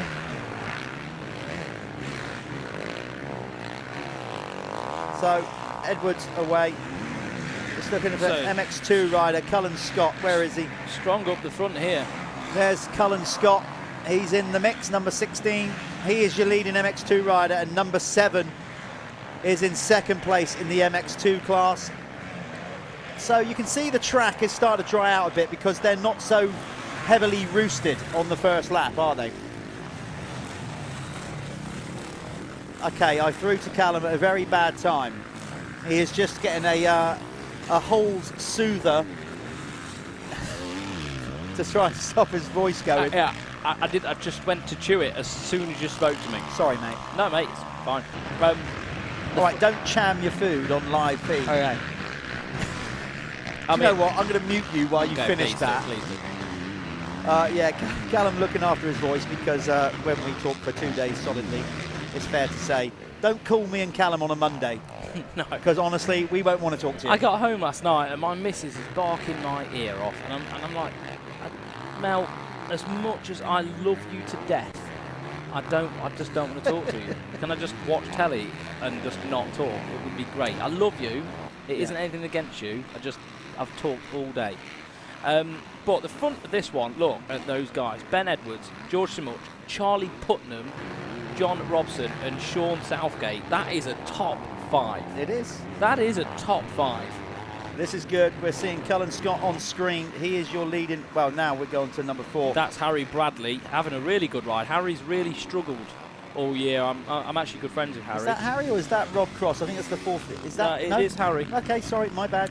The off-road world supported rider Harry Bradley. He struggled all year to find his pace. You know, had some personal stuff going on, which I know about. So it's good to see him back in a strong position. It's really good to see him. It's refreshing, actually. So big up to Harry Bradley and the off-road world crew. Yeah, he is currently in 7th position in the MX1 category. Rider on screen, Team Green Kawasaki's Cullen Scott, looking fly, looking smart, looking clean, as in kit and riding ability. And he's looking good at this stage for the overall in MX2. Yeah, really good. Absolutely perfect weekend. Yesterday he was unreal as well, wasn't he? Unreal. So the first race, man, you couldn't believe it when he came round in front of all the 450s. It was like, are we sure that's not Clayton? And he stayed there for 3/4 of the race. I know, mental. Really good, really good ride. I think today the track is riding heavier, so the power of the 450s is more noticeable today. Definitely. It was drier yesterday. It was almost like a wet layer of dust yesterday on a hard base, wasn't it? So you could probably get away with it a bit more. There's an extreme close-up of Cullen Scott wearing those got his very funky Bell Moto 9 sprayed lid. I love the kit. I love the Fast House kit. The setup that he's running is just wicked, isn't it? So he's looking good out there. Back at the front of the field, it's still Ben Edwards steamrolling his way at this moment in time to 4 straight victories, but George Simuch, number 491, is on his case. Yeah, I think George wants, I mean, I didn't get a chance to speak to him. You know how we're just in here all day, aren't we? Didn't get a chance to speak to him about the bike too much, but I think George just manhandles anything. So he will want to get a win. I know he really wants to prove himself in front of people. And yeah, great family, great kid. So let's see, he might be able to do it this time. It's not an easy race to win though. It's really not. This expert class is fast, really fast. With a capital F. With a capital F. All of these kids, they want to be pros, don't they? They want to be in the pro, they want to pick up contracts. And that's what they want, especially the guys at the front. Yes, indeed, and this is why this expert class is so good, particularly on the Sundays. Look at this. Let's, if we can get the camera crew back up to the front of the field, we have got Ding Dong race on. Yeah. We've got Ben Edwards and George Simuch. There they are, going up the hill, 1 and 2 in the race in MX1, and Simuch is making a real effort in this final moto to try and spoil Ben Edwards' weekend. One thing I did find out through somebody about George is, yeah, that bike was literally bought last week and he has jumped on it. I don't know whether he's done anything to it, but... Look at that. That was tidy. Straight out the shop. I tell you, that was tidy. He jumped, went to the inside, but he just jumped straight into the rut. Impeccable riding from George Simuch. That inside line, the way he did it, that gained about a second there. Yeah. He's right on him. This is brilliant. Look at this. What a great final moto we're having here. So he does a lot of riding up in Scotland, really loves the deep, rutted, horrible stuff that everyone else avoids. It's sort of his gag. So I think the track's probably going to be more suited to him now, you know, in the second race. Yeah, this Apico factory racing expert MX1 and MX2 class. What a great way to finish the weekend. We've only got one more moto after this. Remember, it's the fastest 40 brought to you by Michelin and Milwaukee. And then that's it, round 2 in the bag. Finished. So sit in, people, we're not done yet. Watch us to the very end before you got to go and either, I don't know, stick the roasties in or whatever you've got to do on a Sunday. Do you know what? They're all having roast dinners and we're stuck in here. It's like a greenhouse. You've got to stop talking about food. Oh, I know. I've still got a yoghurt left. It shows in our physique. We don't care. Oh, Simuch making a mistake. Come on, George. Get yourself together. Nicely into the hole. Look at that. Yeah, both him and Ben Edwards. Ben's so tidy, isn't he? He is very tidy. We know he's good in the sand. that's where I think he just gains a little bit. I mean, George sends it into anything, doesn't he? And we see that visibly. He's just flat out into everything. But I think Ben Edwards has just got a little bit more finesse. Yeah, looking at these two riders, I'd say George is a bit more wham bam. You know, he slams stuff, he's heavy on the clutch, throws it in, then explodes out the corners. Yeah. Whereas Ben is just keeping constant momentum. So he comes in to the corner a little bit slower, brakes a little bit early, but then rolls it on nice and gently, and I that think drives here, him around the corner. Where you get them little notches of hard ground underneath, probably is actually a better way of doing it. Yeah. George makes me tired watching him. Just watch him here, see if George does this again. Ben has changed his line. Yeah, both smart riding, because he probably knew, he could hear. Yeah, he probably would. the lap before. Oh, very close now though. Really, really close. This is good, because when you're in Ben Edwards' position here, he's won all 3 races up to this point. He's comfortably going to win the overall. Yeah. He's got, you know, he knows that. He's going to extend his championship lead. But when you go for a perfect weekend, you want it. You don't want to roll over in the last race. Definitely. You want to win the overall, but also saying that you won all 4 motos. But he has got to think at the same time, George Simoch isn't in this championship. I know, that's what I'm saying. So he doesn't need to... But it's the big but. You want to win all 4 as a racer. Of course you do. He's looking good at the minute for it.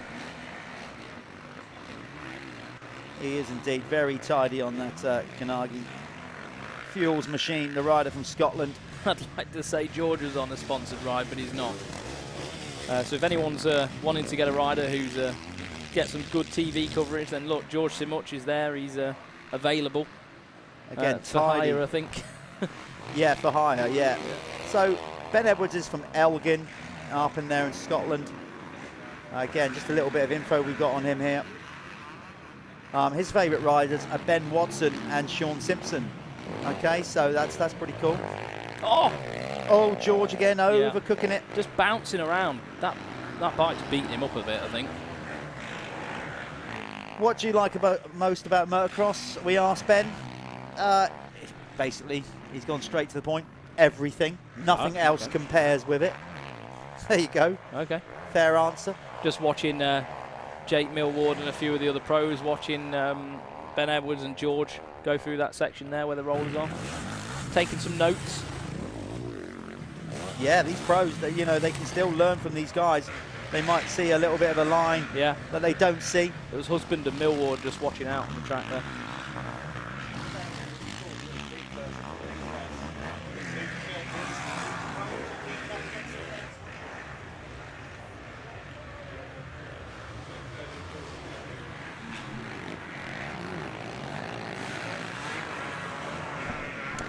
So Cullen Scott, we believe, is still leading. Yep, he's got an 8-second lead over Ollie Beamish in the MX2 category further down the field. Louis Kessel losing a spot. Yep, 3rd. And then you've got Jake Preston on the Verdi KTM for 4th. Kieran York in 5th. Tom Murphy 6th. Ben Kennedy 7th. 8th is Ben Clayton, 9th Jack Moore. Let's see where some of those riders who crashed early on, where they've got up to.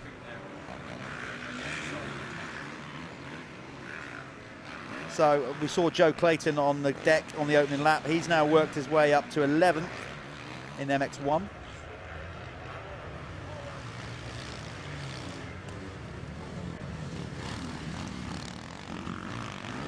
That was his younger brother going through the screen there. Ben Clayton, Ben down in MX2. So even these expert guys that train a bit more than the clubmen, get a chance to do a bit more riding, probably push on a little bit more in the gym, etc., whatever, they'll be feeling it now as well. Yeah, for sure. I mean, some of these guys still go to work, don't they? There are some, the front runners probably aspiring to be doing it professionally, but I know a lot of them go to work, like normal people. I know for a fact George does go to work with his dad as a builder, so I imagine Ben Edwards is probably similar. It's got to be done, hasn't it? That's what these guys aspire to ride full time, I'm sure, but that's what they've got to earn, I suppose. Exactly that. So Just tremendous support across the board from all the clubman riders, the amateurs, the expert class. It just goes to show, like Cullen Scott, he's aspiring, wants to be a pro. So Cullen is now obviously just finished school, done all his exams, is now looking at, you know, obviously going to possibly like to college, but in the meantime, he's got himself a job. Good. So he's working in the week. I like that. What's he doing? And trying to, I don't actually know actually. No. But I know he is working, and then trying to sort of work around the motocross around that. I think it's a part-time job, so it allows him maybe to have like Wednesdays off to go riding. A lot of these guys you'll find in here, in the expert class, do have industry jobs. Yeah. You know, I know Harry Bradley, he runs SM Pro Wheels. Oh, it's going to make a move, Simach. So Edwards made a mistake. So here we are. We're back on the battle out front. Oh, he's going to do it, Josh. He must round it outside. He's got him. So this is probably the first time... well, it's the first time I think Ben Edwards has been overtaken. Yeah, Ben Edwards is going to be like, what? This weekend. Hang on a minute, this doesn't... Yeah. This doesn't work like that. Stop. But we know he's in... So this is what we're talking about. This is going to be interesting. What does he do? Yeah. He doesn't have to race George Simach. He doesn't. George is out of the championship, missed round 1 for starters. I think I think George was committed to the AMSA championship, wasn't it, round 1? Ben's obviously taken 3 wins. He's in second in this one. He's comfortably going to win the race meeting overall. But does he twist? Or does he? Well, but that tells you everything you need to know. Still jumping. Oh, no! Simach goes into a fallen rider. Where's Edwards? Edwards I think he is might in front. Edwards is in front. He went round the outside. There you go. So line choice with that one. Simach, basically not his fault. He was on the inside line. A rider in that infamous Honda hole or sandpit. It's not called Honda hole anymore. That's me showing my age. Yeah. And then Edwards is back in front, just like that. George is just, we go again. Yep. Let's try again. Like all day, we've been trying this. This is going to the flag, though, isn't it? It How long have definitely we got left? 2:46 on the clock. Those bikes are screaming for help, aren't they? Plus 1 lap. This is going to be tight. Going back, let's look. We'll take a visual, not you guys watching the stream. Let's just see where we're at. We're back into the MX2 class. Cullen Scott, number 16, is extending his lead in the MX2 expert race. He is now 9.8 seconds, nearly 10 seconds ahead of Ollie Beamish, 7.71. Then you've got Louis Kessel back another 14 seconds. In fact, Cullen Scott is starting to pick off some MX1 riders here. Back to the front, though. This is... Simach's bike just dipping and diving and bouncing everywhere. That suspension looks horrendous. I think you can safely say these two are leaving it all out on track. Yeah, 100%. But riding safe as well. There's no death tackles anywhere, is there? Which is good to see. Well, yeah. Give it time. There's still... Every time George catches Ben, though, Ben controls the race. Every single time and just notches it up that little bit, increment. He's good at it. That's what he's very good at controlling the race. And now, look, he's got maybe a second on George. 1 minute 23 on the clock. They're going to go through. They're probably going to have another 2 laps. It's going to be 2 from there. They're not going to get from there to the finish line that slow. So I think there's going to be 2 to go here. No sign of the 1 lap board this lap around because it's not going to take them a minute from there to cross the finish line. It's 2 laps to go in this final expert race, brought to you by Apico Factory Racing. Oh, this is going to slow Ben Edwards down a little bit there. Yeah, allows George to just close back up again. They're here now. Oh! So Ben Clayton moves out of the way. He knows he's being lapped. There he is, number 11, moves to the side to let this battle go on for another 2 laps. It's not done yet. Simach is not letting go. Oh my God, the kid is wild. The kid is wild. He's committed. That's it. He if wants you to ask win. his dad, it's hilarious. He's George wrecks everything. He just ruins everything. Funny group of people. Love him. Yeah, but he's committed. He's just on it, isn't he? Then tidy to the inside. Simach even tidier. But this is it. It's going to be when they come around next lap around. So we've got 1 3/4 laps to go. Even my heart rate's getting up there. Is it? Yeah. Is that just because... It's good fun to watch, isn't it? That's probably that coupled with the fact that our chocolate bars are kicking in. Maybe. Yeah, a bit of a sugar rush. I need it. We need it. We've got one race to go after this. It's the big one. It's the Michelin and Milwaukee fastest 40, but we have still got 1.5 laps of epic action going on around here. This is brilliant. This is what... that line's working. I tell you, right now, if he's there, what he's got to do here, George, is actually, if I was George, which I'm not, is just try to make sure I get everything right. For a lap. For a lap. Charge. Because that line round the outside on that corner just previously, that's his trump card. It is. And he did it. That's how he passed him the first time. And so he just needs to stay that gap. If he can just stay that gap without getting his face filled in every 5 minutes. He's not waiting. No, he's going for it. Double through there. Oh. No, be patient, George. Wow, this is really going to the flag, but look at Edwards. He's gained loads of time by jumping into George that. needs to get that jump done. The last 3 laps, he's not done it ever since he hit that guy. So maybe it's a bit of a nervous psychological. Right, Edwards needs to be pitch perfect here. If George is there, I'll tell you what, when he comes round to the other bit, he's going to do him.